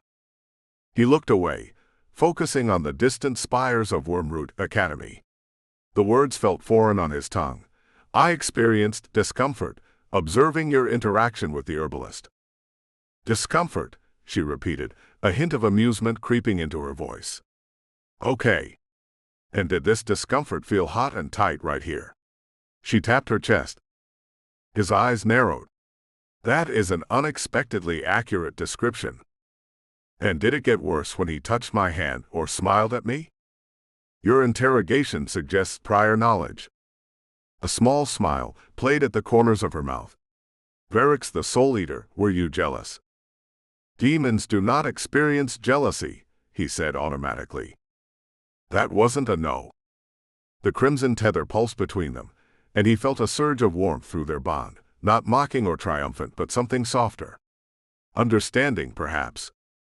I find your interactions with certain individuals, he searched for a word that wouldn't further diminish his dignity, distracting. She nodded, her expression suddenly serious. Well then, I'll try not to be too distracting in the future. He detected a trace of hurt beneath her composed response.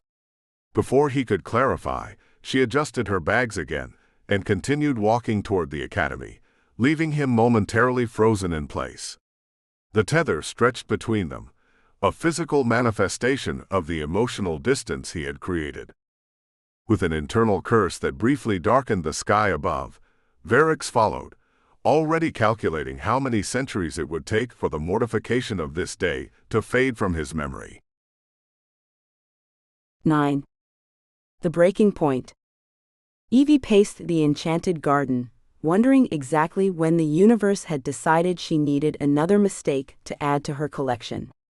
Moonflowers glowed along the winding path, casting their soft light on her agitated steps, while herbs rearranged themselves into neat magical classifications as she passed. The garden hadn't existed before Varix. It had simply appeared a week after his arrival, squeezing itself into an impossible space between dormitory wings.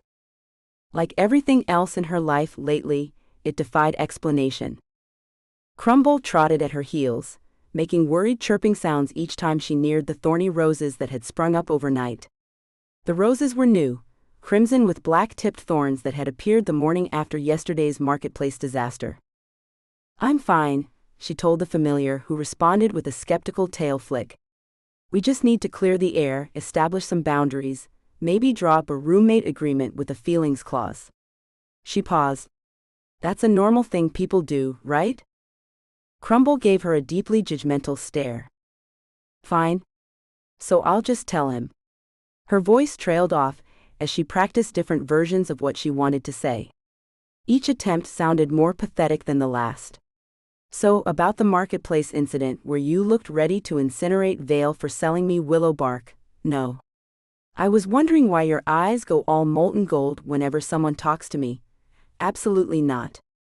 Is there a reason you keep making those little protective gestures and then pretending you're just stretching?" Crumble sneezed, emitting a small puff of glittery dust that immediately made nearby flowers grow 3 inches taller. "None of this is helping," Evie muttered, absently cleaning up the magical residue with a flick of her fingers. The truth was, she'd been avoiding this conversation for days, letting the tension build until it became a third presence in their shared space. Every time she thought about bringing it up, Varix would find some pressing reason to examine ancient tomes or reorganize her appallingly categorized herb collection. The dormitory door creaked open, startling her from her thoughts. Varix stood silhouetted against the warm light from inside, his tall form momentarily frozen as his eyes found her among the moonflowers. She watched as he considered retreat, the slight shift in his posture, the way his hand remained on the door handle. The crimson binding thread between them, visible only in certain lights of which moonlight was apparently one, pulsed faintly, drawing taut when he took a half-step backward. Evie watched this physical manifestation of his reluctance with a heavy heart. At least the magic was honest, even if he wasn't. "We need to talk," she said, her voice steadier than she felt. "Actually talk. Not exchange 3 formal sentences about spell components, and then pretend we don't exist." Something flickered in his expression, resignation perhaps, before he stepped fully into the garden. He moved with that unnatural grace that still caught her off guard, keeping a careful distance as he approached. The moonflowers turned toward him as he passed, their luminescent petals tracking his movements with obvious preference. They'd always done that. Evie had once found it endearing, how her garden seemed bewitched by him. Now it felt like another small betrayal. "Is there an issue with our research progress?" he asked, his tone deliberately neutral. The crimson thread fluttered between them, with something that might have been tension or anticipation. Evie noticed how he clasped his hands behind his back, a defensive posture she'd come to recognize whenever he felt uncomfortable. "Don't do that," she said, her voice rising with emotion she'd been containing for days. "Don't pretend this is just about research or spells or whatever happened at the marketplace." She gestured between them, at the space that had grown increasingly charged despite their attempts to maintain distance. "Something is happening here, and you know it. The binding is changing. We are changing." A nearby cluster of lavender burst into sudden bloom, its scent intensifying as her magical energy flared with her emotions. Silence stretched between them, filled only with the soft rustling of magical flora and Crumble's agitated movements. The familiar had positioned itself directly between them, tail puffed to twice its normal size. Veru's expression remained carefully blank, but the garden reacted to his presence nonetheless, shadows deepening, temperatures cooling by several degrees. He finally spoke, his voice low. The binding is indeed evolving. That is the nature of magical contracts. He paused, choosing his words with painful precision. But attributing emotional significance to magical phenomena is inadvisable. Evie felt each word like a physical blow. Her hands clenched at her sides, as suppressed frustration finally boiled over. Inadvisable? That's what you're going with? Her voice trembled. We almost kissed in the herb room. You enchanted my teacup to make me tell the truth about my feelings. You looked ready to incinerate poor Vale, just for handing me willow bark. Golden sparks flickered around her fingertips, her magic responding to her emotional state. And that's all just what? Magical interference? Coincidence? Varric stiffened, the gold flecks in his eyes brightening defensively. My behavior at the marketplace was inappropriate. A momentary lapse in judgment. He took a measured breath. As for the other incidents, proximity affects perception. The binding creates illusions of connection where none exists. Each word was carefully delivered, as if recited from a prepared script. But the crimson thread between them pulsed erratically, contradicting his composed exterior. Evie caught the inconsistency immediately. The binding never lied, it responded to their true feelings, not the careful facades they constructed. She'd been paying attention to it for weeks, watching how it brightened when they worked together, how it thinned when one of them retreated emotionally. Stop lying, she said, quieter now but more intense. She stepped forward, closing the distance between them. I know you're hiding something. Morthos mentioned the contracts office. What did you learn there? What aren't you telling me about this binding?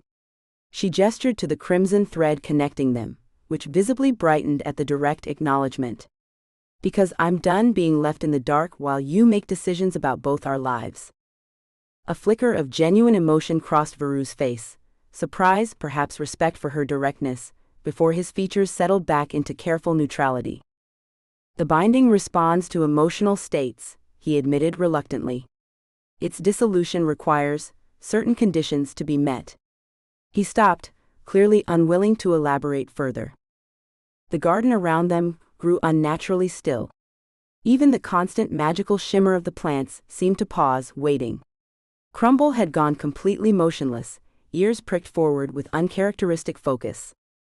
Evie's intuition connected the pieces. His careful distance since the herb room, the enchanted teacup, his reaction to Vale, and now this reluctant admission. The realization hit her with such clarity that she nearly gasped. It's about feelings, isn't it? She whispered, understanding dawning. The binding won't break until we resolve whatever is happening between us. The look that crossed Veru's face was all the confirmation she needed. His eyes widened fractionally, then narrowed as his jaw tightened. He didn't deny it, which from him was practically a confession. Her voice broke as she continued, and you'd rather stay bound forever than admit you might actually care about me. The accusation hung in the air between them. Something complicated passed across his features, too fast for her to decipher, a cascade of emotions he usually kept hidden. When he regained control, his response was delivered with such cold precision that the moonflowers around them actually closed their petals. I have existed for millennia, Evelyn Thorne. I have witnessed the rise and fall of civilizations. I do not develop attachments to mortals whose lives are but moments in the span of my existence. He straightened to his full height, imposing and distant. Whatever you believe you perceive between us is a product of the binding magic, nothing more. Each word landed like a stone, building a wall between them. Evie stared at him, tears finally spilling over. The garden responded to her pain, flowers wilting, magical lights dimming. The crimson thread between them stretched thin, almost transparent, though it refused to break completely. Then I want it gone, she said, her voice quiet but determined through her tears. I want this binding broken, even if it costs me. Because this half-connection is worse than nothing at all. She turned away from him, shoulders set with painful dignity. Something in her chest felt hollow, as though he'd reached in and removed something vital. "I'll find a way to sever it. With or without your help." Crumble pressed against her ankles, making a soft sound of distress. The familiar seemed torn, glancing back at Varix with what might have been accusation, before loyally following Evie toward the dormitory door. The garden's magic swirled uneasily around her as she walked, responding to the tangled emotions she couldn't hide. Behind her, tiny frost patterns formed on leaves where Varix stood, the temperature around him dropping sharply. Neither of them had ever been good at containing their magic when emotions ran high. It was one of many things she'd found endearing about him. How someone so controlled could still be betrayed by unconscious magical tells. She paused at the door, one hand on the handle, irrationally hoping he might stop her. Might say something, anything that wasn't wrapped in millennia of practice distance. The silence stretched, broken only by the soft rustling of plants readjusting themselves in the magical atmosphere. Evie. Her name, just her name in that voice that somehow made a single syllable sound like something ancient and significant. She turned, heart stuttering traitorously. He stood exactly where she'd left him, looking strangely diminished against the backdrop of wilting moonflowers. "The binding," he began, then stopped, seeming to reconsider. The thread between them pulsed once, brightly, then faded back to its recent dull transparency. "Be careful with dissolution attempts. Magical backlash could harm you." And just like that, the moment shattered. Even now, even knowing what they were to each other, what the binding truly meant, he couldn't bring himself to acknowledge it. He'd rather talk about magical theory than the feelings literally manifesting between them. "Right," she said flatly. "Magical safety first. How considerate of you." She pushed through the door without looking back, Crumble slipping through after her. The familiar made a small, distressed sound as the door closed behind them, cutting off the view of Varix standing alone in the moonlit garden. Once inside, Evie leaned against the wall, eyes closed tightly against fresh tears. She allowed herself exactly 3 deep breaths, before pushing away and walking with determined steps toward her desk. If the binding required emotional resolution, then fine, she'd resolve her emotions by removing them entirely. She pulled open her drawer, retrieving a battered journal filled with banishment rituals and severance spells she'd been collecting since the early days of their accidental bond. She'd stopped looking at them weeks ago, when the idea of breaking the connection had begun to feel like loss rather than liberation. Crumble hopped onto the desk, tail swishing anxiously as she flipped through pages of increasingly complex magical formulas. "Don't give me that look," she told the familiar. "You've been warning me about him from the beginning." She jabbed her finger at a particularly promising ritual involving moonstone and forget-me-not essence. "And you were right. Whatever this is," she gestured vaguely at her chest, where the thread connected to something that felt increasingly bruised, "it clearly only goes one way. So we fix it. We break it. We move on." Crumble made a skeptical chirping sound. "What would you have me do?" she demanded, voice cracking. "Keep pretending? Keep hoping he'll eventually admit there's something here?" She spread her arms to encompass the room, her room that now contained traces of him everywhere, books with his precise notations, a mug he always used, herbs arranged according to his preferred system. "He's been trying to leave since the moment he arrived. I'm just finally letting him go." The familiar tilted its head, ears drooping slightly. "Don't," she whispered, turning back to her notes. "I can't handle your pity too." Outside, the night deepened. Evie worked methodically, comparing rituals and calculating component requirements, refusing to acknowledge the hollow feeling expanding inside her chest. The crimson thread remained stubbornly visible despite its transparency, a constant reminder of the connection Varix insisted meant nothing. She'd believe him. She'd break the binding. And then she would finally be free to forget the way his eyes softened when he thought she wasn't looking, the careful way he handled her magical tools, how he'd recited archaic poetry to her moonflowers when he thought she was asleep. The familiar eventually curled up beside her notes, watching with sad eyes as she worked through the night, golden sparks occasionally falling from her fingertips to scatter across the pages like tiny stars, each one extinguishing as it landed. 10. The Soul Journal. Verix sat alone in the unnatural silence of the dormitory's common area. 3 days had passed since Evie's departure to stay with Lark in the alchemist wing, and the magical space seemed to be in mourning. The enchanted curtains remained drawn regardless of the time, refusing the sunlight he'd once found so irritatingly bright. The self-adjusting temperature ran cold despite the season, and the plants, Evie's precious overly named plants, drooped pathetically despite his reluctant attempts to tend them. "I watered you," he informed a particularly wilted fern with narrowed eyes. "Your continued dramatics are unnecessary." The plant only sagged further in response. Even the door to the garden refused to open, no matter how he tried, sealed shut as if the dormitory itself were punishing him. Verix ran a hand along the crimson thread connecting them, a physical manifestation of their binding that only they could see. Once vibrant and pulsing with shared energy, it now appeared so faint it was barely visible, stretched thin across the academy grounds to wherever she was hiding from him. The silence pressed against his ears like a physical weight. He'd spent centuries in the quiet contemplation of his volcanic fortress, surrounded by nothing but the occasional rumble of distant magma and the whisper of ash winds. He had reveled in that solitude, had he not? Yet this silence felt wrong, hollow, as if something essential had been removed from the air itself. Perhaps it was the absence of Evie's constant humming, or her habit of talking to herself while working through spell components. Or the way she'd exclaim over the smallest magical success, her voice rising and falling with unrestrained excitement. Or how Crumble's strange squeaking commentary provided a peculiar rhythm to their days. A clock chimed midnight, the sound echoing through the empty rooms. Verix stood abruptly, irritated by his own thoughts. He moved to his chamber, the door opening silently for him. At least something in this dwelling still responded properly. Unlike the rest of their shared space, his room had grown more ornate in Evie's absence, as if the dormitory was trying to compensate, adding volcanic stone accents, dark wood furnishings, even a small collection of ancient texts that had appeared overnight. Brass candelabras had materialized on the walls, their flames a deep crimson that reminded him of home.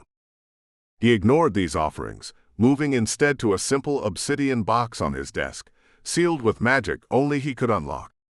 The box was intentionally plain, designed to avoid drawing attention, one of the few possessions he'd summoned from his realm after accepting the binding would not be quickly dissolved. The box opened at his touch, revealing a black leather-bound journal embossed with silver runes that shifted and changed as if alive, rearranging themselves in patterns only he could fully comprehend. His soul journal, a record of his thoughts, observations, and rare moments of genuine emotion over centuries. Most demons of his stature kept such records, though few would admit to it. Documenting one's existence became somewhat of a necessity after the first millennium, when memories began to blur around the edges. His was unusually detailed. He had always prided himself on precise self-awareness, on the careful categorization of events and their impacts. Verix hesitated before opening it, fingers hovering over the cover. The journal contained no falsehoods, no carefully constructed facades. Whatever he found inside would be the unfiltered truth of his own thoughts, untempered by the careful control he maintained. Ridiculous, he muttered to himself. To fear one's own words. He opened the journal with a decisive movement, turning to the recent entries beginning the night of his summoning. His elegant script documented clinical observations, summoned by incompetent mortal. Binding unexpected. Containment appears temporary. The summoner appears unaware of proper protocol, offered tea instead of tribute. Concerning. As he flipped through pages, the tone shifted subtly.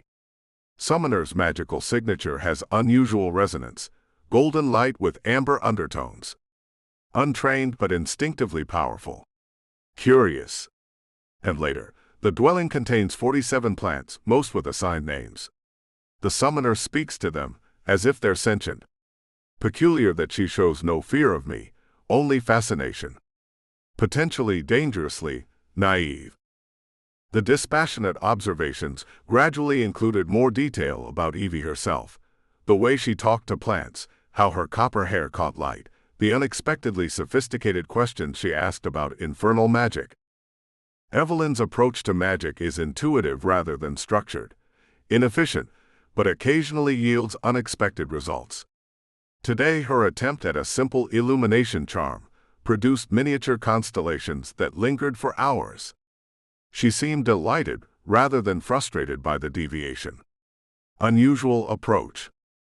Midway through the journal, Verix found something unexpected, a detailed sketch of Evie bent over her spellbooks, copper curls falling across her face, expression intent with concentration. He had no memory of drawing this, yet the precise line work was undeniably his own. Beside it, notes about the various shades of brown in her eyes, amber in sunlight, deep umber when casting, flecks of gold when laughing. He stared at the page, disoriented by this evidence of attention he hadn't consciously acknowledged. The entries grew more personal, more conflicted. Summoner treats the familiar like a confidant, speaks to it as if it understands complex concepts. Ridiculous. Though it does seem unusually perceptive for a magical construct. And later, found myself explaining the finer points of elemental binding today. She listens with unexpected focus, asks insightful questions. Refreshing after centuries of being commanded rather than consulted. He turned the page. Evelyn defended my presence to her professors today. Called me her research partner. Naive to think others would accept such a designation. Yet, the loyalty is not entirely unappreciated. Verix traced these words with a finger, remembering the fierce determination on her face as she stood between him and suspicious faculty members. He found an entry from after the containment spell in the herb room, the handwriting less controlled than his usual perfect script. The binding responded to proximity today. To truth. To her. Her magic tastes of summer and possibility. Dangerous to notice such things. More dangerous still to want them. The page showed evidence of being closed too quickly, ink smudged as if he'd shut the journal the moment he realized what he was writing. Verix turned the page to find pressed moonflowers from their garden, preserved at the height of bloom, capturing the moment they first turned toward him instead of the moon. Beneath them, a single line. She sees me not as demon nor weapon nor power source, but as. The thought remained unfinished, as if he couldn't bring himself to complete it. The following pages contained increasingly frustrated entries about maintaining distance, regaining control, reminding himself of his nature and purpose. The binding creates false intimacy. The familiarity is artificial, manufactured by magical proximity. These responses are merely side effects of prolonged exposure to her chaos. Reminded her today of my true nature. The momentary hurt in her eyes was unsettling, but necessary. Better brief pain now than greater harm later. The most recent entry was written the night after the marketplace, before their garden confrontation. Morthos perceives too much. Claims my reluctance to dissolve the binding is telling. Absurd. The binding cannot be the sole cause of this disruption. I have existed for millennia without such complications. Without feeling hollow spaces within myself. Without noticing the precise cadence of a mortal's laughter.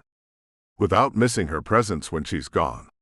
Here the writing stopped abruptly, a scorched mark on the page suggesting he nearly burned the journal rather than continue the thought. Looking at these pages now, Verix felt something unfamiliar tighten in his chest. He had lied to her, certainly, about the contract office's response, about the possibility of severing the binding. But his greatest deception had been to himself. He sat motionless, confronted with the inescapable truth laid out in his own handwriting. The careful walls he'd maintained, the denial he'd clung to, all undermined by his own unguarded thoughts committed to these pages. He understood now why the contract spirit had said the binding would dissolve with emotional honesty. The contract was never the true obstacle. His own resistance to vulnerability had been holding them both captive. With sudden resolve, Verix took a pen and opened to a fresh page. For the first time, he consciously, deliberately wrote about Evie without pretense or qualification. She deserves freedom. From the binding, from my reluctance, from the half-connection I forced upon her. If caring for her means anything, it means releasing her, even from myself. Especially from myself.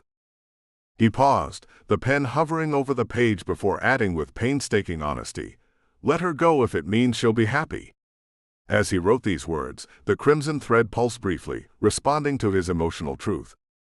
The familiar weight of detachment no longer offered comfort. He had cultivated distance so carefully, for so long, that its absence felt like a void being torn open within him. This would hurt. Not the clean, straightforward pain of battle or magical backlash, but something deeper and less easily mended. Varix closed the journal and placed his hand over the faint binding thread. Demons did not form attachments as mortals did, or so he had believed. In truth, perhaps they simply avoided the opportunity. After all, attachment required proximity, vulnerability, seeing beyond contractual obligations. It required being seen. Making his decision, he began to channel his infernal power directly into the thread, not to strengthen the connection, but to burn through it from his side. The contract spirit had mentioned a power sacrifice could break the binding, though at great cost to both parties. He calculated carefully, determining to absorb as much of the backlash as possible to shield Evie from harm. As his power flowed into the thread, it brightened to an almost painful crimson glow. The dormitory around him responded with alarm, walls creaking, magical lights flickering wildly, the garden door suddenly flinging itself open as if in protest. Crumble appeared unexpectedly in the doorway, squeaking in what sounded remarkably like panic. The familiar's fur stood on end, pastel colors shifting rapidly through a spectrum of distressed hues.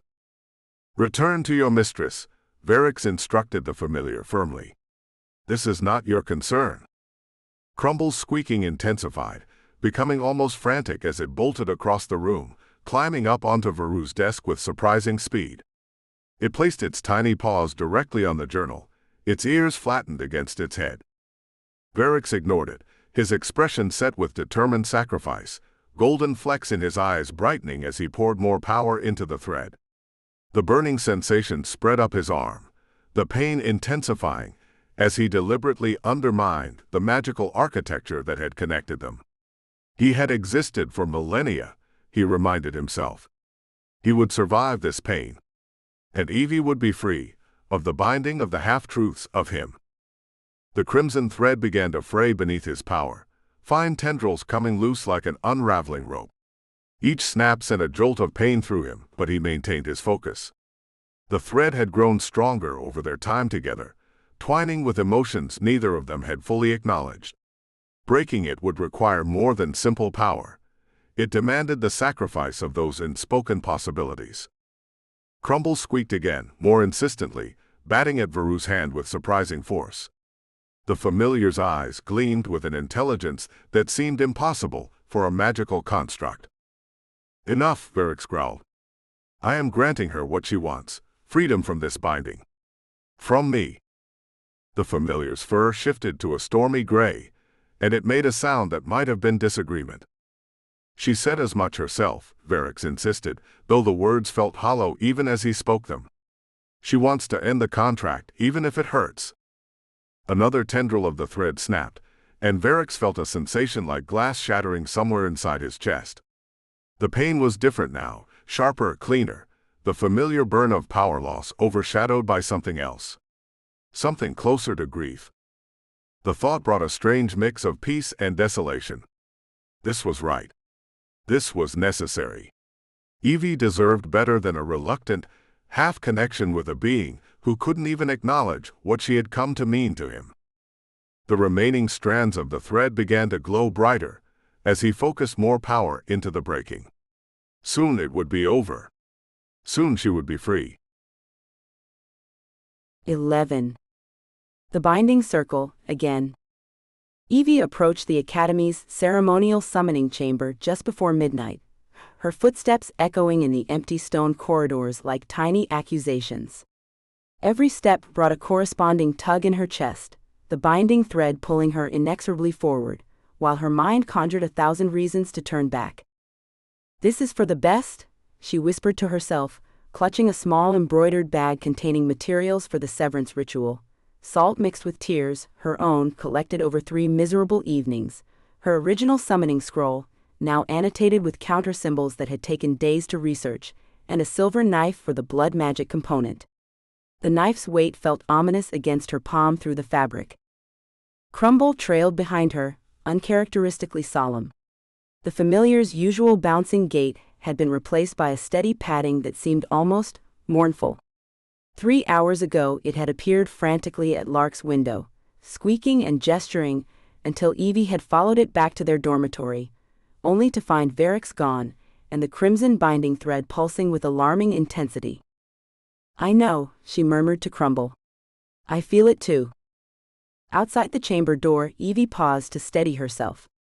The crimson thread stretched ahead of her, passing through the heavy oak as if it didn't exist. "It's brighter than it's been in days, but also fraying?" Thin wisps of crimson magic floated away from the main strand like embers from a burning rope. She pressed her palm against her chest, feeling the answering tug of the binding from within. 3 days buried in the Academy's restricted section had yielded one brutal truth: severing a soul binding required sacrifice. The texts were vague about what form that sacrifice would take: memories, magic, emotion, but they were consistent about the pain. Evie had decided she was prepared to pay that price. Better a clean break than this endless dance of almost connection. "Here we go," she whispered, more to herself than to Crumble. The familiar made a soft, uncertain noise. When Evie pushed open the heavy door, she was met with the unexpected glow of active magic. Ceremonial candles floated at the chamber's perimeter, illuminating a scene that stopped her cold. Varric knelt at the center of the original summoning circle, which glowed with restored symbols. Before him floated the master copy of her summoning contract, pages slowly turning to ash from the edges inward. His hands wove precise gestures as he channeled power directly into the document, his normally immaculate appearance disheveled, robe singed at the edges, a streak of ash across one cheekbone. For a moment, Evie simply stared. She'd never seen him look so undone. The careful control he maintained, in his magic, his appearance, his emotions, had slipped, revealing something raw beneath. "Stop!" she cried, rushing forward only to be halted by the circle's boundary. The golden barrier rippled at her touch, recognizing her magical signature but refusing entry while the ritual was active.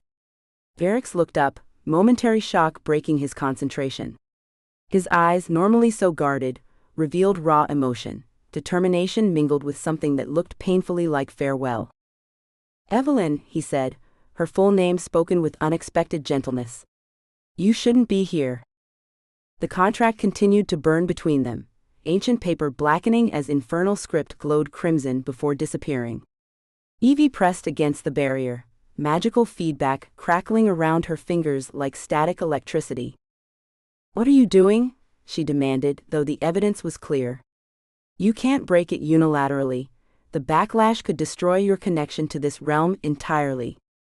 The research had been explicit. Forcing a soul binding to break would discharge its power destructively, potentially banishing the bound entities from each other's planes permanently. The thought of him disappearing forever made her stomach twist. Even through their misunderstandings and arguments, she'd never wanted that. Varru's hands never ceased their careful movements, though his eyes remained fixed on hers. "I am absorbing the majority of the backlash," he explained, his voice strained with the effort. "The binding should release you relatively unharmed." A visible shudder passed through him as another page dissolved to ash. "I have existed without physical form before. I will adapt."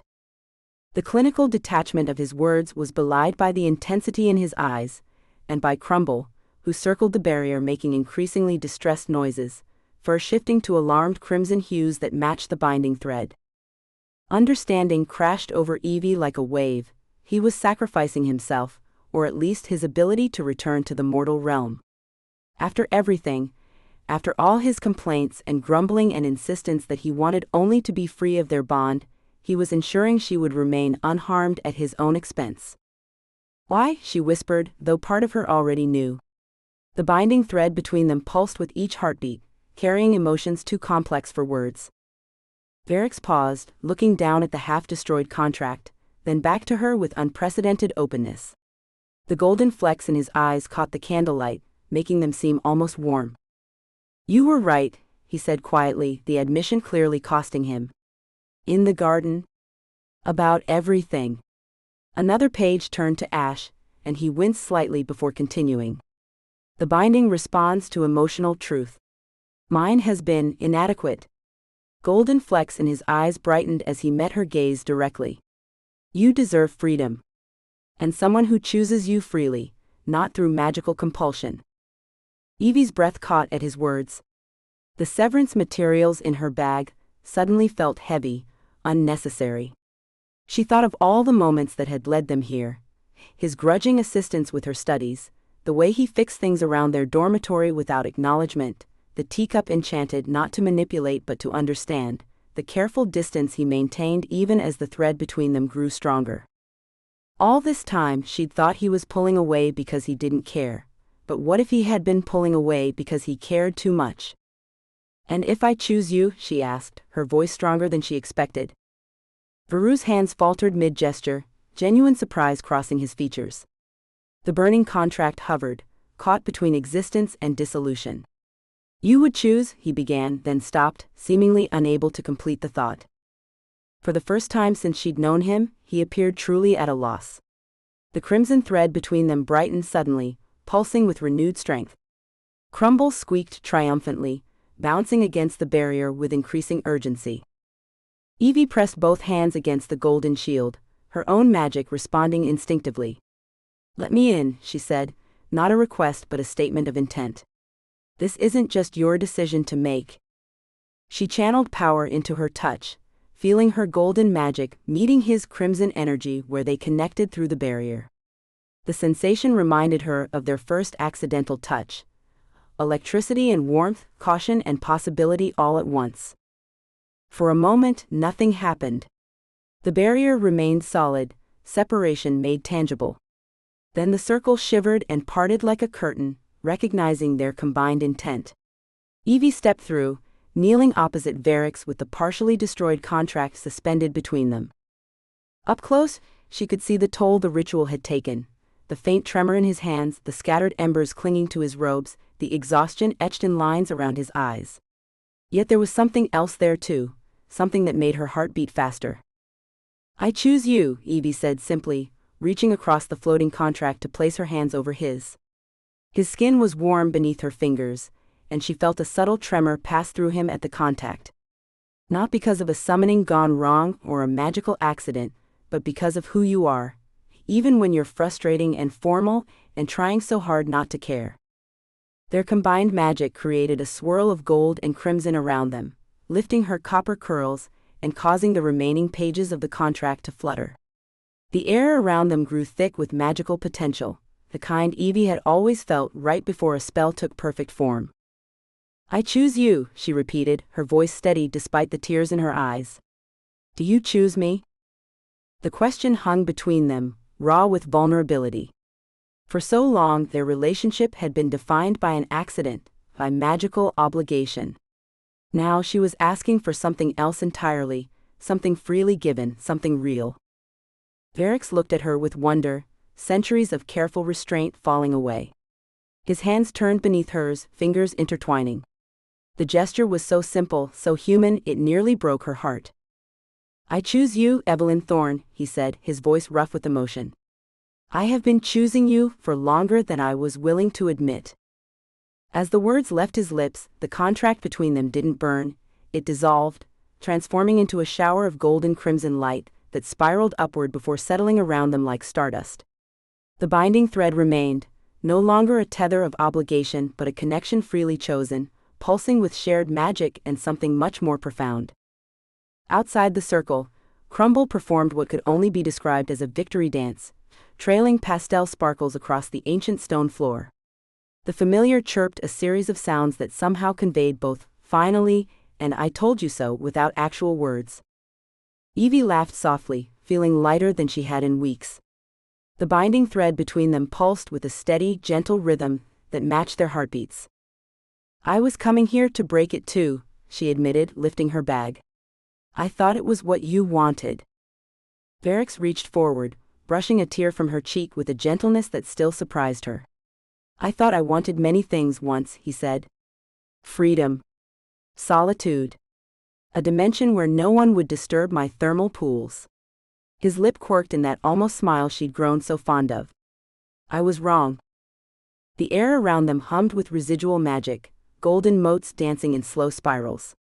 The summoning chamber, which had always felt imposing and formal during classes, now seemed almost intimate, the floating candles casting warm light over ancient stone. "What happens now?" Evie asked, suddenly aware of how close they were, kneeling together in the circle. The question encompassed so much more than just the immediate moment. Varix considered her with the thoughtfulness that had once seemed cold but now felt like careful attention. "That," he said slowly, "depends on what you want, Evelyn." The way he said her name, like it was something precious, something to be savored, sent a shiver through her.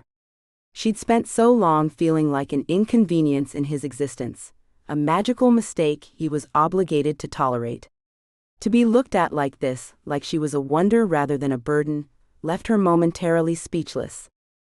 Crumble, evidently tired of their slow pace, squeezed between them with an impatient squeak. The familiar head butted Veru's arm, then Evie's back and forth, as if trying to push them closer together. Evie laughed, the tension breaking. "I believe we're being chaperoned," she said, grateful for the momentary reprieve. The enormity of what had just happened, what they'd just chosen, was still sinking in. "You're familiar," Varix said with a long-suffering sigh, "has opinions about everything." But his hand reached out to scratch behind Crumble's ears, and the creature let out a contented purr that vibrated the air around them. "Hey," Evie protested mildly, "I thought you said it wasn't my familiar." "What was it?" "An interdimensional parasite of unknown origin." Veru's eyes met hers, and she was startled to see genuine amusement there. "I have been forced to reconsider many of my positions lately," he said. "It's been educational." The binding thread between them pulsed warm and steady. Evie followed its crimson trail with her eyes, from his chest to hers, no longer straining or fraying but strong and vital. "When I first summoned you," she said hesitantly, "it was an accident. But right now feels like the opposite of an accident." She gestured at the circle around them, the lingering magic in the air. "This feels like fate." "I don't believe in fate," Varix replied, but his voice was gentle. "I believe in choices. The ones we make, especially when they're difficult." His hand found hers again, fingers intertwining. "And I choose this. I choose you." The tenderness in his voice, so at odds with his usually reserved demeanor, made Evie's heart clench. She leaned forward, closing the distance between them until their foreheads touched. His breath caught, and she felt the minute tremor that ran through him at the contact. "I choose you too," she whispered. "Even when you're being stubborn and dramatic and trying to sacrifice yourself without telling me." His reply was soft, almost inaudible. "Old habits." Crumble, apparently satisfied with this development, curled around them both, fur shifting to a contented lavender. The familiar purred louder, creating tiny sparkles that drifted upward like miniature stars. The binding thread between them had transformed, no longer a magical tether but a connection of choice, gold and crimson intertwined, pulsing with the rhythm of their hearts. As they knelt together in the circle where their journey had begun, surrounded by the gentle glow of ceremonial candles and the magical aftermath of choices freely made, Evie felt something settle into place, not an ending but a beginning. 12. Post-contract clarity. Varix stood in the silver-drenched moonlight outside the ceremonial summoning chamber, experiencing the strange sensation of being entirely untethered for the first time since his accidental binding to Evie. No crimson thread visibly connected them now, yet somehow he felt more connected to her than ever. The absence of the magical bond left a peculiar hollowness in his chest, not the relief he'd expected for weeks, but something closer to vertigo. Evie smiled up at him, tear tracks still glistening on her cheeks, copper hair wild from the magical dissolution. There was uncertainty in her eyes, a question neither of them had needed to ask when magic had made the decision for them. Without the bond's compulsion, he could leave, return to his volcanic spas and centuries of solitude. The ashen spires would welcome their lord home. His throne would still be warm, his servants would resume their duties without comment, and existence would continue in its predictable, orderly fashion.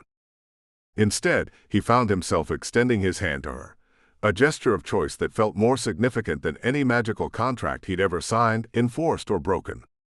"Shall we?" he asked, his voice rougher than intended.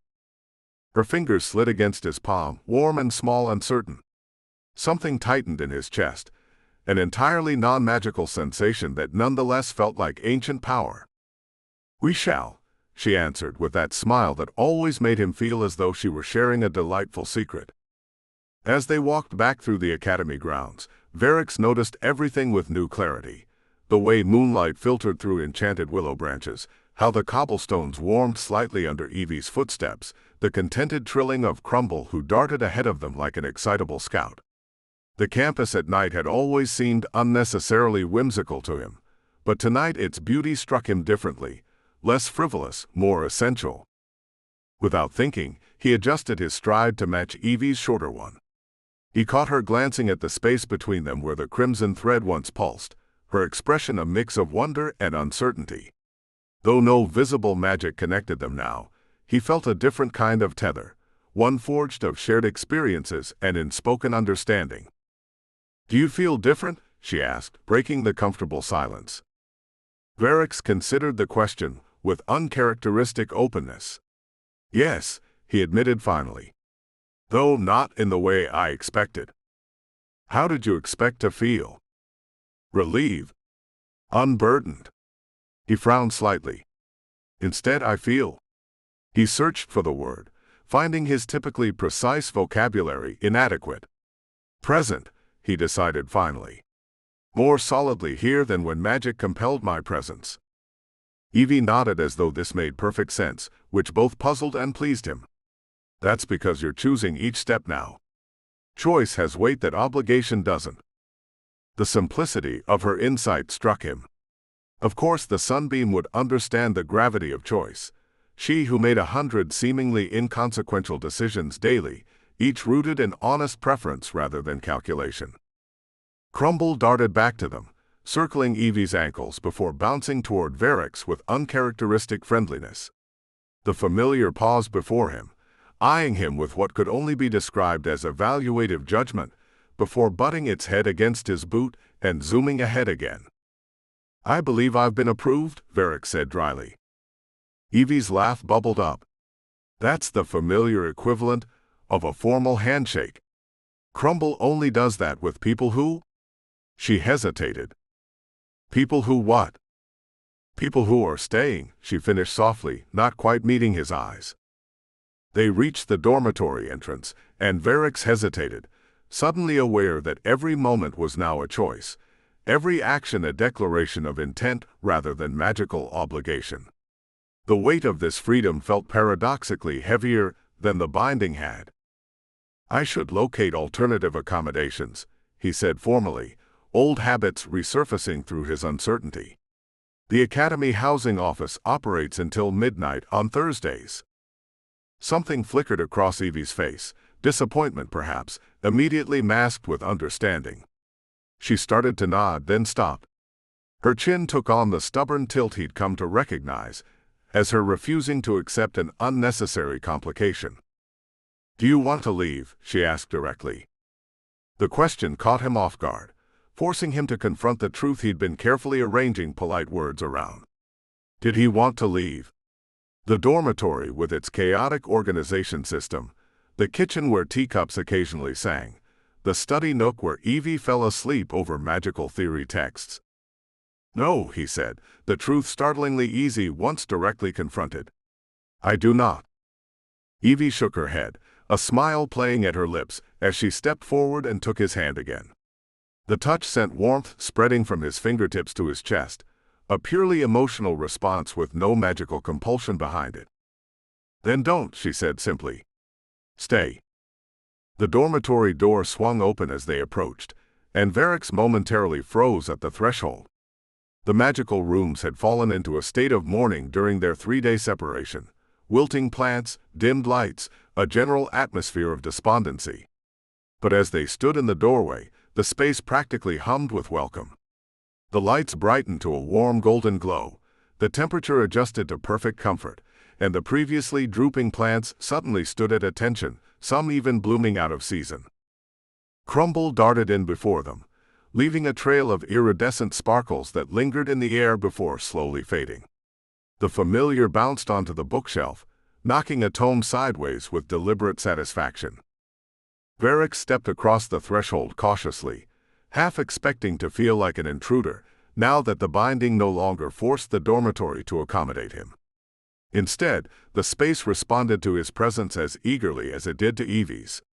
The ceiling beams shifted slightly higher for his height.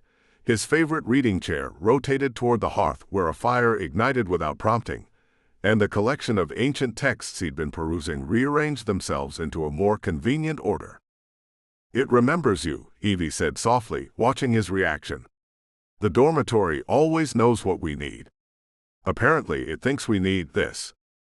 She gestured vaguely at the space between them, a gesture that encompassed everything from the practical adjustments to the unmistakable sense of rightness in the room's atmosphere. Varix noticed the garden door standing ajar, the same door that had refused to open after their argument, now inviting them into the night. He moved toward it, drawn by something he couldn't quite name.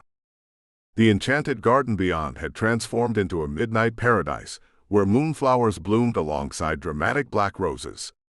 The stone path, once a cheerful meandering route through Evie's herb collection, now incorporated elegant geometric patterns that reminded him of the ceremonial gardens in his realm. The space had combined their aesthetics, creating something neither would have imagined alone. Varix stood transfixed by this physical manifestation of their connection, this evidence that something beyond the binding had been growing between them all along. "I never had a home," he admitted quietly, almost to himself. "Only territories. Domains. Never a place that." He trailed off, unable to articulate how the dormitory felt like an extension of something within him. "That recognizes you," Evie finished for him, stepping beside him into the moonlight. "Not what you can do or what your title is, just you." Varix stared at her, struck once again by her unsettling ability to translate his inexpressible thoughts into simple truths. He had existed for millennia among beings who schemed and calculated, who measured every word for advantage. Evie's straightforward understanding was more disarming than any arcane weapon. They returned inside, the garden door closing gently behind them. In the living area, Evie busied herself making tea, not with magic but with careful, deliberate movements that Varix found himself watching with unexpected attentiveness. The precise measuring of leaves, the way she tested the water temperature with her fingertips, how she selected his preferred cup without asking. These small rituals they'd developed over weeks of forced proximity now felt precious in their voluntary continuation. When she handed him the steaming cup, their fingers brushed, a contact that once would have triggered intense awareness of their magical binding, now simply warm with ordinary connection. "No explosion," she noted with a small smile. "No magical feedback." "A disappointment, I'm sure," he replied, the corner of his mouth lifting. "You do enjoy your occasional magical catastrophes. They're how I met you, aren't they?" She raised her eyebrows over her teacup. "I'd say that worked out rather well, all things considered." They settled before the fire, a careful distance between them on the sofa. Crumble immediately claimed the space between them, curling into a smug ball of pastel fur. The silence stretched, not uncomfortable but weighted with possibility. "What now?" Evie finally asked, her voice soft but direct, eyes meeting his with characteristic courage. "You're not bound to me anymore. You could go anywhere, be anywhere. Do you want to stay?" The question hung in the air, simple yet profound. Varix considered his answer carefully, wanting, perhaps for the first time in centuries, to speak without calculation, without barriers. He had strategized and negotiated his way through millennia, weighing every syllable for advantage. This moment demanded something different. "I have existed for millennia," he began slowly. "Most of that time spent accumulating power, maintaining position, or seeking solitude. Always apart." His gaze shifted to the fire, watching the dancing flames. "I was weary of it, though I would not admit that to myself. Perhaps that is why your summoning succeeded where others failed." He turned back to her, finding her watching him with gentle attention. "I do not wish to return to solitude. I find I prefer this." "This?" Evie asked, a smile tugging at her lips, her eyes brightening with hope but still cautious. Varix felt something unfamiliar but not unpleasant in his chest, the lightness of choice, the freedom of honesty. In his realm, directness was a liability. Here with her it felt like strength. "You," he said simply. "This dwelling that responds to us both. Even the familiar, though I would appreciate if it stopped leaving enchanted hairballs in my boots." On cue, Crumble made an indignant noise but didn't move from its comfortable position. The familiar's fur shifted subtly from pastel blue to a satisfied lavender. "I have ruled realms," Varix continued, "commanded powers that would terrify most mortal minds. I have sat in judgment over disputes that lasted centuries." He set his teacup down carefully. "None of it was as interesting as watching you talk to plants while making breakfast." Evie's cheeks flushed, but her eyes held his steadily. "Is interesting a compliment or a diplomatic term for chaotic?" "Both," he admitted. "Your chaos has structure to it. Purpose. It's compelling." She shifted closer, causing Crumble to relocate to a nearby cushion with a dramatic sigh. The familiar flopped onto its back, one paw extended in clear disapproval of being displaced. "I want you to stay," she said, her voice filled with quiet certainty. "Not because of a contract or a binding or a magical accident, but because I'm happier when you're here." The simplicity of her declaration struck Varix deeply. No magical compulsion, no hidden agenda, just honest preference for his presence. He had been courted by elder gods, tempted by eternal powers, offered dominion over vast territories. None had moved him like this unpretentious truth. He reached for her hand, marveling at how natural the gesture felt now. Her fingers were warm against his cooler skin, a small point of contact that somehow felt more significant than the magical binding that had joined them before. "Then I choose to stay," Varix said, his voice low and certain. The words felt like an incantation more powerful than any binding spell, a promise given freely rather than extracted through magical means. Evie's smile in response outshone the fire's glow.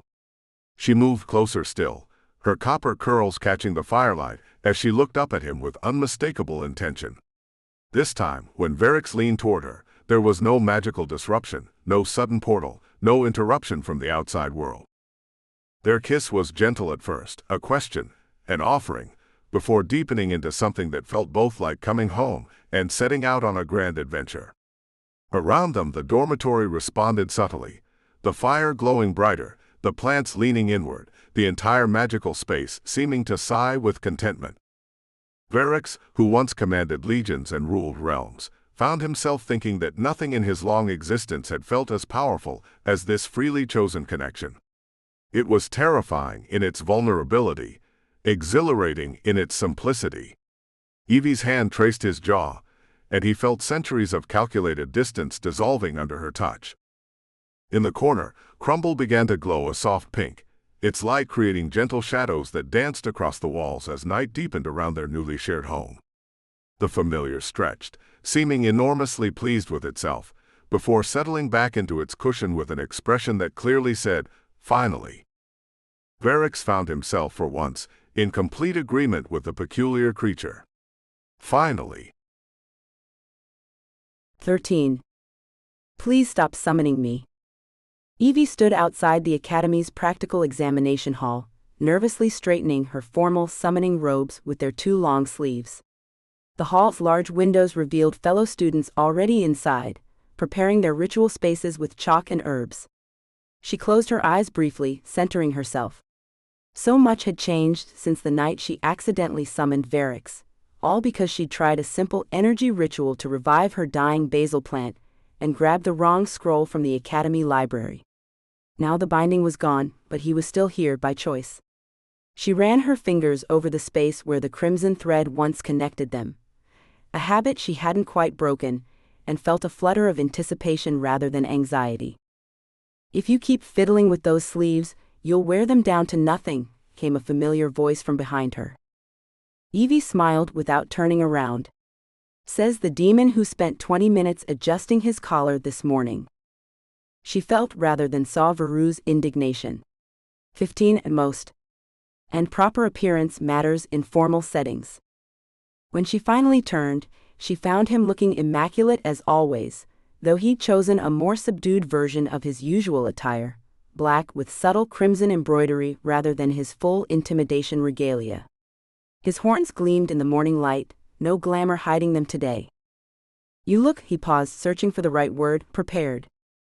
Coming from Varix, this was practically effusive praise. Evie smoothed down her robes one last time, knowing the gesture was pointless but unable to stop herself. Her bag rustled suspiciously. "Crumble, behave," she whispered. "You promised." An indignant squeak emerged from the depths of her satchel, followed by what might have been the magical equivalent of an eye roll. Professor Thistlewick spotted Evie in the corridor and approached, enchanted spectacles glowing faintly with assessment magic. "Miss Thorne," he said, his formal tone belied by the concerned tilt of his head. "Given recent events, no one would fault you for requesting a deferral." Evie smiled, recognizing his awkward attempt at kindness. "Thank you, Professor, but I'm ready." She straightened her shoulders. "I've learned more about practical summoning this semester than I expected, just not in the way anyone planned." Thistlewick's eyebrows rose, but he nodded with something like respect before moving to open the examination hall doors. As he passed Varix, the professor gave a stiff, nervous nod that suggested he still hadn't quite come to terms with having a former demon lord casually attending academy events. "Lord Varix," Thistlewick said with careful formality, "I trust you'll observe proper protocols during the examination." "Naturally," Varix replied, his tone suggesting that suggesting anything else was borderline insulting. "I'm merely here to witness, not interfere."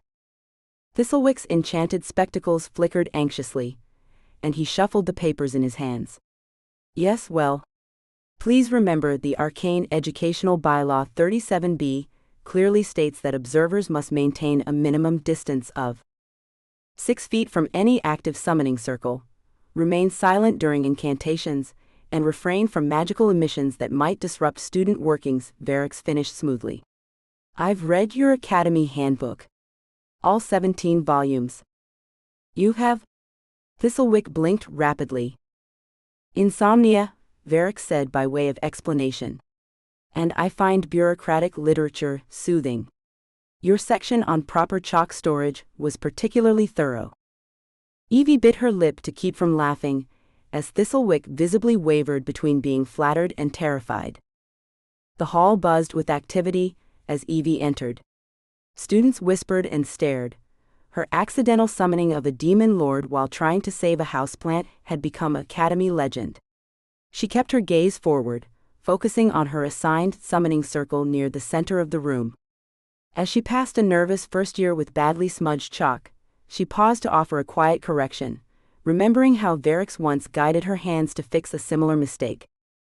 "The northeastern quadrant needs to be closed," she said gently. "Otherwise your energy will leak." The student's grateful smile gave her an unexpected boost of confidence. "Thanks," they whispered. "Everyone says you're really good at this stuff now." "I just had some intense practical experience," Evie replied with a small smile, continuing to her station.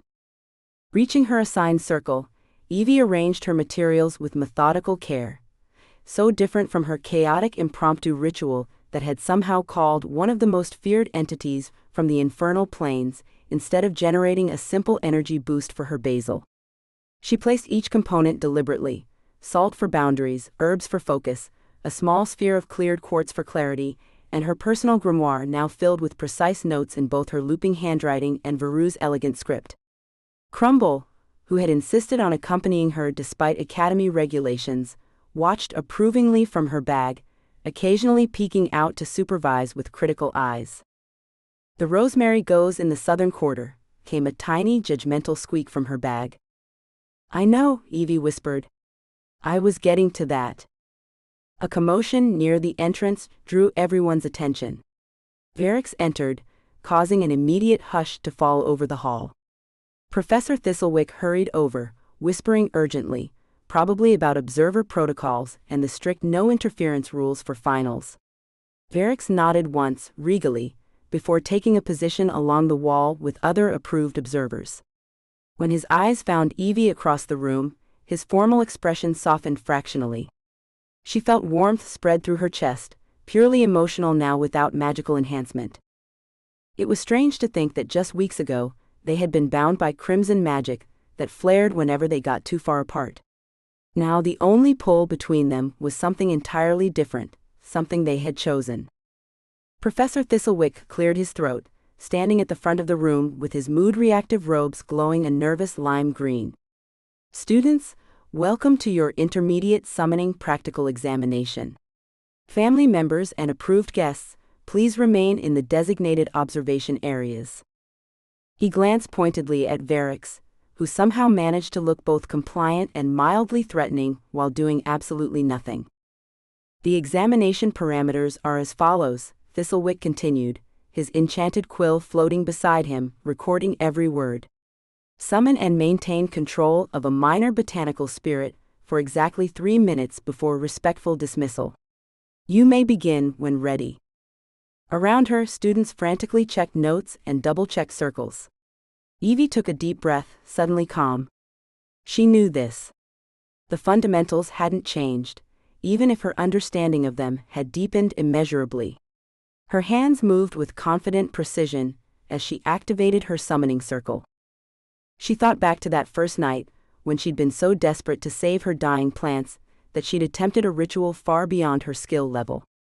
How she'd grabbed the wrong scroll from the Academy Library's restricted section, misreading infernal energy as internal energy in her hurry. How she'd drawn the circle on her dormitory floor with chalk she'd borrowed from her art class, surrounded by drooping herbs and scented candles that were definitely not regulation. And how instead of a simple energy boost, she'd somehow punched a hole through the dimensions and dragged Verix, mid-bubble bath no less, into her tiny dorm room. The memory almost made her laugh, which would have disrupted her incantation, so she pushed it aside and focused. Her circle illuminated with clean golden light, no sparks, no inconsistencies. She began the incantation, her voice clear and steady. From the corner of her eye, she noticed Verix watching with undisguised interest. The contrast between then and now almost made her smile, but she maintained her focus, channeling magic with newfound precision. "Veritas spiritus, audite me," she intoned, her hands forming the proper sigils. "Flora vitae, emerger." Her circle pulsed with harmonious energy, nothing like the chaotic, crackling disaster from that first summoning. This time there was order to her magic, respect in her calling. She could feel the difference in her bones. Across the hall, a summoning went wrong. A student circle flared with unstable energy, their botanical spirit request warping dangerously toward something void touched. Dark tendrils began emerging from their circle, and panic erupted among nearby students. Professor Thistlewick moved quickly, but Evie was closer. Without breaking her own summoning, she called out corrective measures. "Reverse your third sigil. Add salt to the eastern quadrant." Her voice carried with unexpected authority. The student followed her instructions, hands shaking but determined, and the dangerous energy stabilized. Returning full attention to her own work, Evie completed her summoning. A beautiful botanical spirit materialized in her circle, like a small tree made of living light, its branches swaying gently. Several students gasped appreciatively. Even Professor Thistlewick paused to observe, his enchanted spectacles glowing brighter with analysis. The spirit, clearly sensing respect in the summons, inclined its luminous branches toward Evie in greeting. She maintained perfect control, communicating respectfully with the entity as she demonstrated the required magical techniques. When she caught Veru's eye again, she saw something that might be pride in his expression. "You honor us with your presence," Evie said to the spirit, guiding it through a simple growing pattern that caused flowers of light to bloom along its branches. From her bag, Crumble emitted a soft, approving purr that caused the botanical spirit to add an extra burst of glowing blossoms. The spirit seemed delighted by Crumble's reaction, and Evie made a mental note to research whether familiar energy could enhance botanical summonings. After exactly 3 minutes, Evie began the dismissal ritual. Her movements were graceful and assured, her words precise. "Gratias tibia go, revertere in pace," she intoned, drawing the proper release sigils. The botanical spirit bowed to her before dissolving back to its realm in a shower of golden green light. No explosions, no mishaps, no accidentally binding anyone for weeks. Professor Thistlewick made notes on his floating parchment, his quill moving rapidly. From her bag, Crumble emitted a muffled cheer that caused several nearby students to look around in confusion. As students filed out after the examination, many approached Evie with questions and congratulations. The student whose summoning she helped fix thanked her profusely. "How did you know what to do?" they asked, eyes wide with admiration. Evie smiled, glancing toward Varix, who waited near the doorway. "I had an excellent teacher," she replied. "Sometimes the best lessons come from unexpected places." "Like demon lords who hate your teapot?" the student asked with a knowing grin. "Hey, he only hated it until I got a proper infernal-grade kettle," Evie corrected, laughing. "He's very particular about proper brewing temperatures." The walk back to the dormitory gave them a moment of quiet after the excitement of Evie's successful examination. As they passed under the ancient oak trees that lined the academy's central path, several students called out congratulations. One brave first-year even ventured to ask Varix a question about infernal classifications before scurrying away, clutching their notes. "I think they're getting used to us," Evie observed with amusement. "Or at least less terrified of you." Varix made a non-committal sound, though his posture seemed less intimidating than usual. Familiarity often diminishes appropriate caution. Speaking of familiarity, Evie glanced at him, a question she'd been considering for weeks finally surfacing. "What about your realm? Your responsibilities there? I've never actually asked what happens to the ashen spires while you're here." "Nothing requiring my immediate attention," Varix replied, seeming almost relieved at her directness. "I was semi-retired before your summoning, a status I arranged after centuries of active rule. My territories maintain themselves through appointed stewards and complex infernal bureaucracy." "So when you return to visit, you're not?" Evie hesitated, searching for the right words. "Abandoning my position? Diminishing my status?" Varix raised an eyebrow. "No. My choice to remain primarily in the mortal realm doesn't affect my standing. If anything, establishing a foothold here through unconventional means is viewed with a certain respect in infernal circles." "Unconventional means meaning me?" Evie laughed. "Indeed." The corner of his mouth lifted slightly. "The binding may be dissolved, but my connection to this realm and to you remains undiminished. I maintain all my abilities, my power, my access to the infernal planes.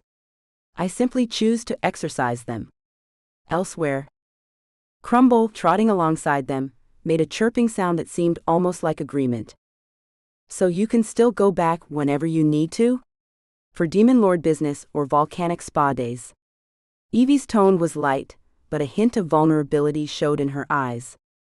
"I can travel between realms at will," Varix confirmed. "Though the experience has proven that proper infernal bathing salts can be imported quite effectively." His voice softened slightly. "My longevity and nature remain unchanged. I have simply expanded my residence." Evie's smile bloomed with relief. "That's good. I wasn't sure if staying here would change you somehow." Varix looked faintly amused. "After millennia of existence, I rather think the significant changes have already occurred. He glanced at her meaningfully, though not in the ways I might have expected. Professor Thistlewick approached, handing her a sealed evaluation scroll. "Most impressive, Miss Thorne," he said quietly. "Perhaps next semester we might discuss an advanced independent study. Your unique perspective on interdimensional summoning would be valuable to our curriculum." He glanced toward her bag where Crumble now slept contentedly. "And perhaps some research on unidentified familiar species as well." "I'd like that," Evie said, genuinely touched. After years of being the student most likely to accidentally summon chaos, being recognized for her skills felt surreal in the best possible way. "Though I must insist," Thistlewick added, his spectacles flashing anxiously, "that any future research be conducted with proper safety protocols. No more unauthorized summoning scrolls from the restricted section." "I promise," Evie said solemnly. "No more accidental demon lord summonings." "One was quite sufficient," Thistlewick muttered, though there was a hint of humor in his voice. Outside in the afternoon sunshine, Evie finally reached Varrick's. They stood slightly apart, aware of curious eyes watching them from across the academy lawn. "Not bad for someone who once accidentally summoned a demon lord instead of an energy boost for a dying basil plant," she said, her eyes sparkling with humor. Varrick inclined his head, the formal gesture undercut by the warmth in his gaze. "Your control has improved considerably. 3 months ago, you might have accidentally pulled in a sentient compost heap." "Is that an actual thing?" Evie asked, genuinely curious. "You don't want to know," he replied with the slightest quirk of his lips. Crumble emerged from her bag, stretching dramatically before settling on her shoulder with a proprietary air. The little familiar had gotten over its initial hostility toward Varrick, and now seemed to view him as a reluctant co-parent, still deserving of suspicion, but acceptable in an emergency. "By the way," Varrick added with unexpected lightness, "that original basil plant is thriving in our garden now. Perhaps your magic knew exactly what it was doing." Evie laughed, the sound bright in the spring air. "Are you suggesting the universe conspired to throw us together via dying herbs?" "Stranger things have happened," Varrick said, his voice softer than usual. "Like a demon lord choosing tea over terror." Crumble performed an elaborate victory dance around their feet, trailing pastel sparkles across the grass. The little creature had been suspiciously supportive lately, almost as if it had orchestrated the entire situation.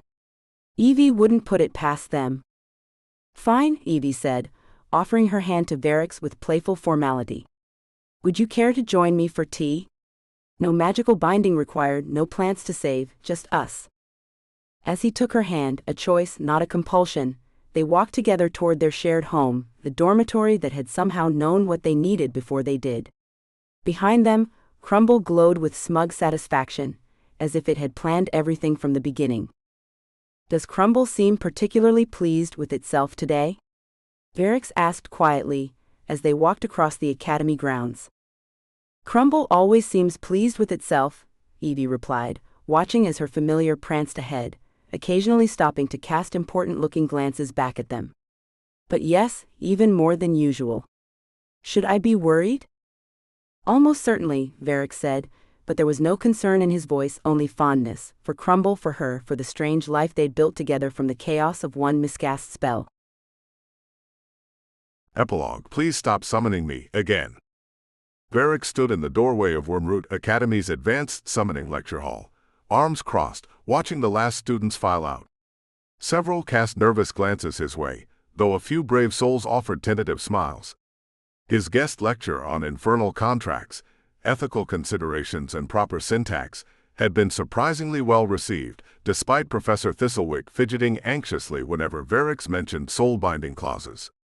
As the hall emptied, Varrick allowed himself a small private smile. From feared demon lord to respected academic resource in 3 months, a transformation as unexpected as the warm feeling that now regularly occupied his chest. He smoothed the front of his formal robes, obsidian black with crimson embroidery, tailored to accommodate his horns while maintaining what Evie called his intimidating professorial vibe. The ensemble was far more practical than the flowing demonwear he'd once preferred, though he would never admit aloud how much he appreciated the pockets. So many pockets. Absolutely fascinating lecture, Lord Varix, Professor Thistlewick murmured, approaching with that peculiar shuffle step he adopted whenever they spoke. Though perhaps we might consider omitting the practical demonstration of soul resonance identification in future presentations. The scorch marks on the ceiling will be quite difficult to explain to the maintenance sprites. My apologies, Professor. I find academic theory without demonstration to be inefficient. Varix inclined his head. Though I assure you, had I used the traditional method, we would need a new lecture hall, not merely ceiling repairs. Thistlewick paled satisfyingly, his enchanted spectacles clouding over with nervous static. Yes, well, quite. Most merciful of you. Most merciful indeed. He clutched his self-inking cane tighter. Will we see you at the faculty tea tomorrow? Headmistress Wintervale specifically mentioned her interest in your perspective on the proposed amendments to the Summoning Ethics Charter. Varix considered the invitation. 3 months ago, the very notion of participating in academic politics would have seemed beneath him. Now, I shall attend. Briefly. Splendid. Thistlewick beamed, then seemed to remember who he was speaking to. That is to say, the department appreciates your contribution. Good day, Lord Varix. Walking through the academy corridors, Varix overheard excited whispers about Professor Thorne's emotion-forward conjuring seminar. Since her flawless final, Evie had been offered a teaching assistantship, her accidental discovery that emotional honesty strengthened summoning connections proving revolutionary to magical theory. Professors who once dismissed her as chaotic now sought her insights. Varix felt a distinct surge of pride, entirely his own, not magically induced, though he maintained his dignified pace, nodding formally to students who scrambled out of his path. He caught fragments of conversation as he passed a group of first-years huddled near an enchanted study nook. And then Professor Thorne just laughed when her familiar ate the entire bowl of summoning salts. Said the key to stable connections is being emotionally present, not just technically precise. Accidentally made all our crystals turn pink when she talked about her boyfriend. Varix stopped mid-stride, pivoting toward the students with narrowed eyes. They froze like startled rabbits. Professor Thorne, he corrected, his voice measured and precise, did not accidentally do anything. The chromatic shift was an intentional demonstration of emotional resonance affecting material components. A blatant lie, but he would not have Evie's reputation diminished by rumors of unintended magic. The students nodded frantically, mumbling apologies. As he continued his walk, Varix allowed himself a small sigh.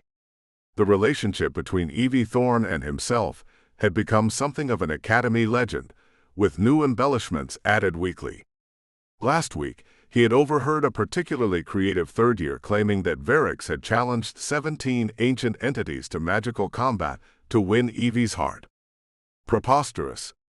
It had only been 3 entities, and they had challenged him. Outside, spring had fully claimed the academy grounds.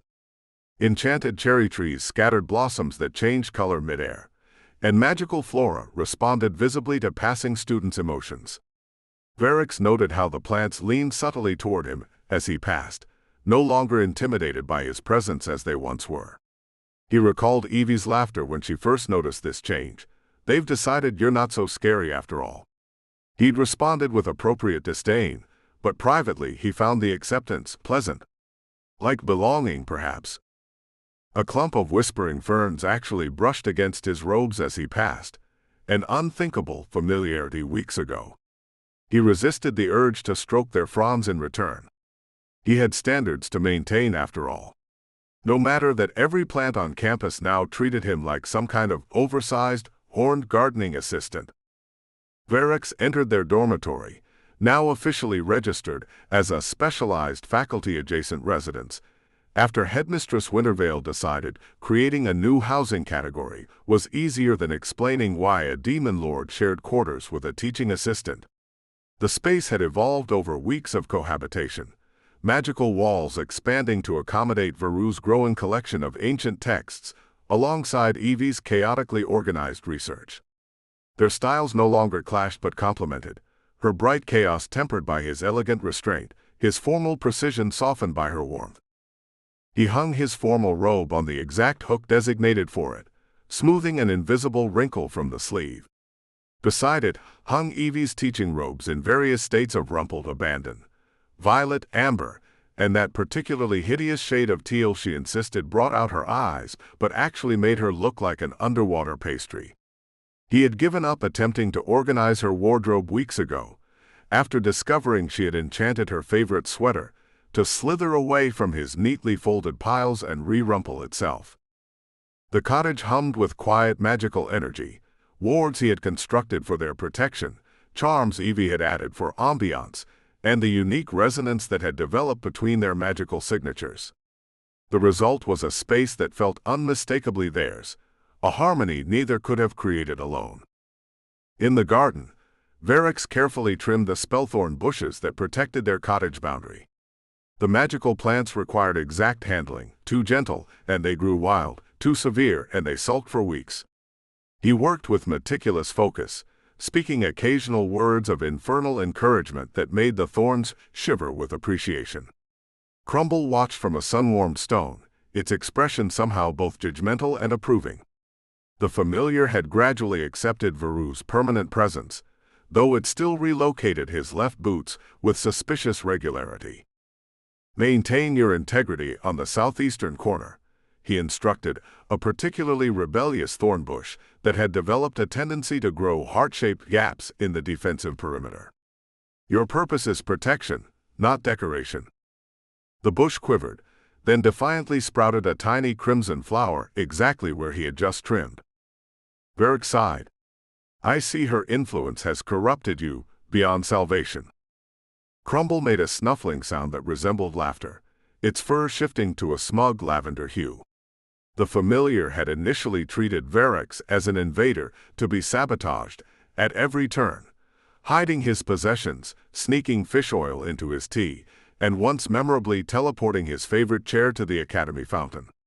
Now their relationship had evolved into something resembling mutual tolerance, punctuated by moments of reluctant alliance whenever Evie needed protection from her own chaotic magic. As Varix worked, he contemplated the term boyfriend that Evie had used when introducing him to her parents last week.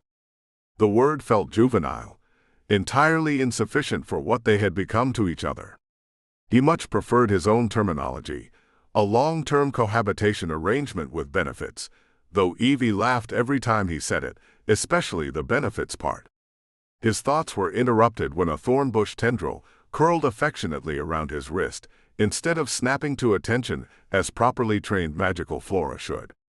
He sighed, knowing exactly whose influence was to blame. Even the plants had adopted Evie's disregard for proper boundaries. It had been, he admitted silently, a particularly awkward and somewhat terrifying experience meeting her parents. Not that he had been nervous. Demon lords did not experience nervousness about being introduced to the simple farmers who had raised the woman he was romantically entangled with.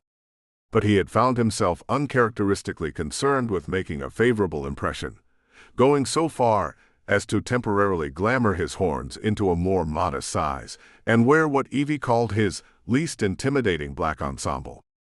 Her father had shaken his hand with surprising strength, and immediately launched into questions about agricultural applications for minor demon summoning.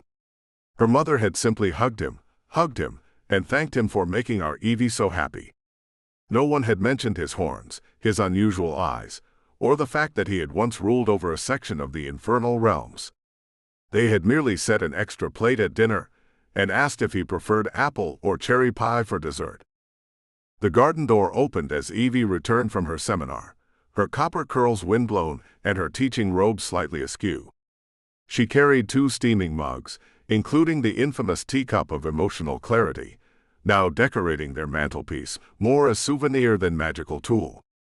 "Your students are terrified you're grading their papers with their souls," she announced cheerfully by way of greeting. "I told them you only do that on Thursdays." She handed him his mug, their fingers brushing in the familiar gesture that still sent a pleasant warmth through his chest. "A grievous misunderstanding," Verix replied, accepting the tea.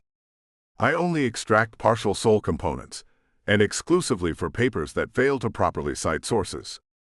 He met her gaze with perfect seriousness, though a glint in his golden eyes betrayed his amusement.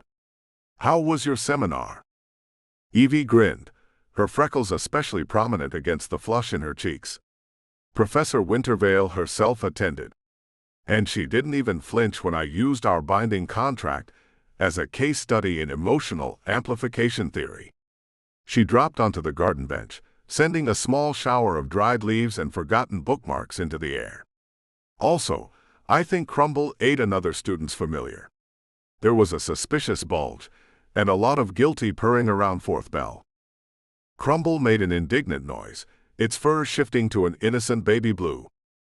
Verix accepted the teacup with dignified grace, waiting for the usual magical compulsion to speak emotional truths. When nothing happened, he raised an eyebrow in question. Evie grinned, settling beside him on the garden bench. "I think we broke it," she explained. "The teacup only activates when there are truths being hidden. Apparently, we're past that now." She looked inordinately pleased with this development. Verix allowed himself a small smile in return. "A pity," he said dryly. "I was rather looking forward to being magically compelled to mention how distractingly attractive you look after teaching." She blinked, a delightful blush spreading across her freckled cheeks. "Wait, what? You find my just wrestled with 17 theoretical frameworks and lost look attractive?" "An inexplicable preference, I assure you." He brushed a curl from her face with deliberate gentleness. "I shall endeavor to overcome it." "Please don't." She leaned into his touch, her smile soft. "I've grown quite fond of your inexplicable preferences." They sat in comfortable silence, sipping tea while Crumble performed its daily garden patrol, sniffing suspiciously at enchanted tulips. Verix reflected on how dramatically his existence had changed in such a short time. 3 weeks since the binding dissolved, 3 months since the accidental summoning that brought him to Wormroot, to Evie. For a being who had measured time in centuries, the rapid evolution of his life should be disconcerting. Instead, he found it invigorating. Each day brought new discoveries about the mortal realm, about himself, about the unexpected pleasure of being known and chosen. He recalled the long stretch of his existence before her, the power, the prestige, the perfect solitude of his volcanic spas. It had been satisfactory, carefully controlled, utterly devoid of the chaotic spark that now animated his days. No enchanted teacups that forced emotional honesty. No familiar, relocating his left boots with malicious regularity. No copper-haired summoner leaving books with ridiculous titles like The Grumpy Demon's Guide to Mortal Romance on his pillow. No Evie, waking each morning with her impossible curls tangled in his horns, grumbling about demon magnets while pressing closer to his warmth. Their peaceful moment was interrupted by a sharp, popping sound. A small, irritable-looking imp materialized in the garden, clutching a rolled parchment. It glared at Verix, clearly recognizing his infernal signature, before tossing the scroll directly at his head and disappearing in a puff of sulphurous smoke. The parchment hovered before hitting him, surrounded by a familiar golden glow that betrayed Evie's magical intervention. Her reflexive protection, even from harmless projectiles, stirred something warm in his chest. He plucked the scroll from the air, noting the fancy parchment wax seal and, most suspiciously, infernal glitter embedded in the binding ribbon. "Curious," Verix murmured, examining the scroll. "This bears formal summoning markings, yet." He paused, detecting something unexpected in the magical signature. His eyes shifted to Evie, who watched him with poorly disguised anticipation, her cheeks slightly flushed. Understanding dawned. "You sent this," he stated, not a question. She nodded, her expression a blend of mischief and vulnerability that he had come to find irresistible. "Read it," she urged. "Aloud, please." Crumble abandoned its garden inspection to perch nearby, watching with unusually focused attention. Varix broke the seal with deliberate care, unrolling parchment that unfolded into a surprisingly formal document. His voice, when he began reading, carried the ceremonial weight of official proclamation. "I, Evelyn Thorne of Middlemist Hollow, hereby request the continued presence of Varix the Soul Eater, also known as V, and that tall grumpy one with the nice hands, as my officially summoned partner in all matters romantic, emotional, and magical." The document continued with clauses about mutual support, respect for personal space, including Crumble's sovereign right to relocate small objects, and regular date nights involving tea. It concluded with a simple statement: no binding required. Consent freely given. Below that, her signature glowed with golden magic, waiting for a matching response. Varix looked up to find Evie watching him intently, her expression open and hopeful. "A magically binding relationship contract," he observed, his tone formal, though his eyes betrayed his amusement. "Very thorough." Evie grinned. "Well, I had an excellent teacher in Infernal paperwork." Varix sighed dramatically, but a smile tugged at his lips as he conjured an elegant quill. "I suppose, having reviewed the terms, I find them acceptable." He signed with a flourish, his crimson signature aligning with her golden one. The moment the contract was complete, it flared with warm pink light and exploded into a shower of magical confetti.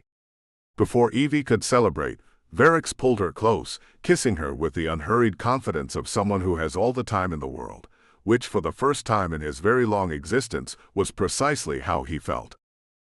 Crumble, ever the opportunist, promptly began eating pieces of the glittering contract confetti, turning various shades of sparkling pink in the process. Neither Evie nor Varix noticed, too absorbed in the magic they'd created, not through summoning or binding, but through something far more powerful: choice. Thank you for listening.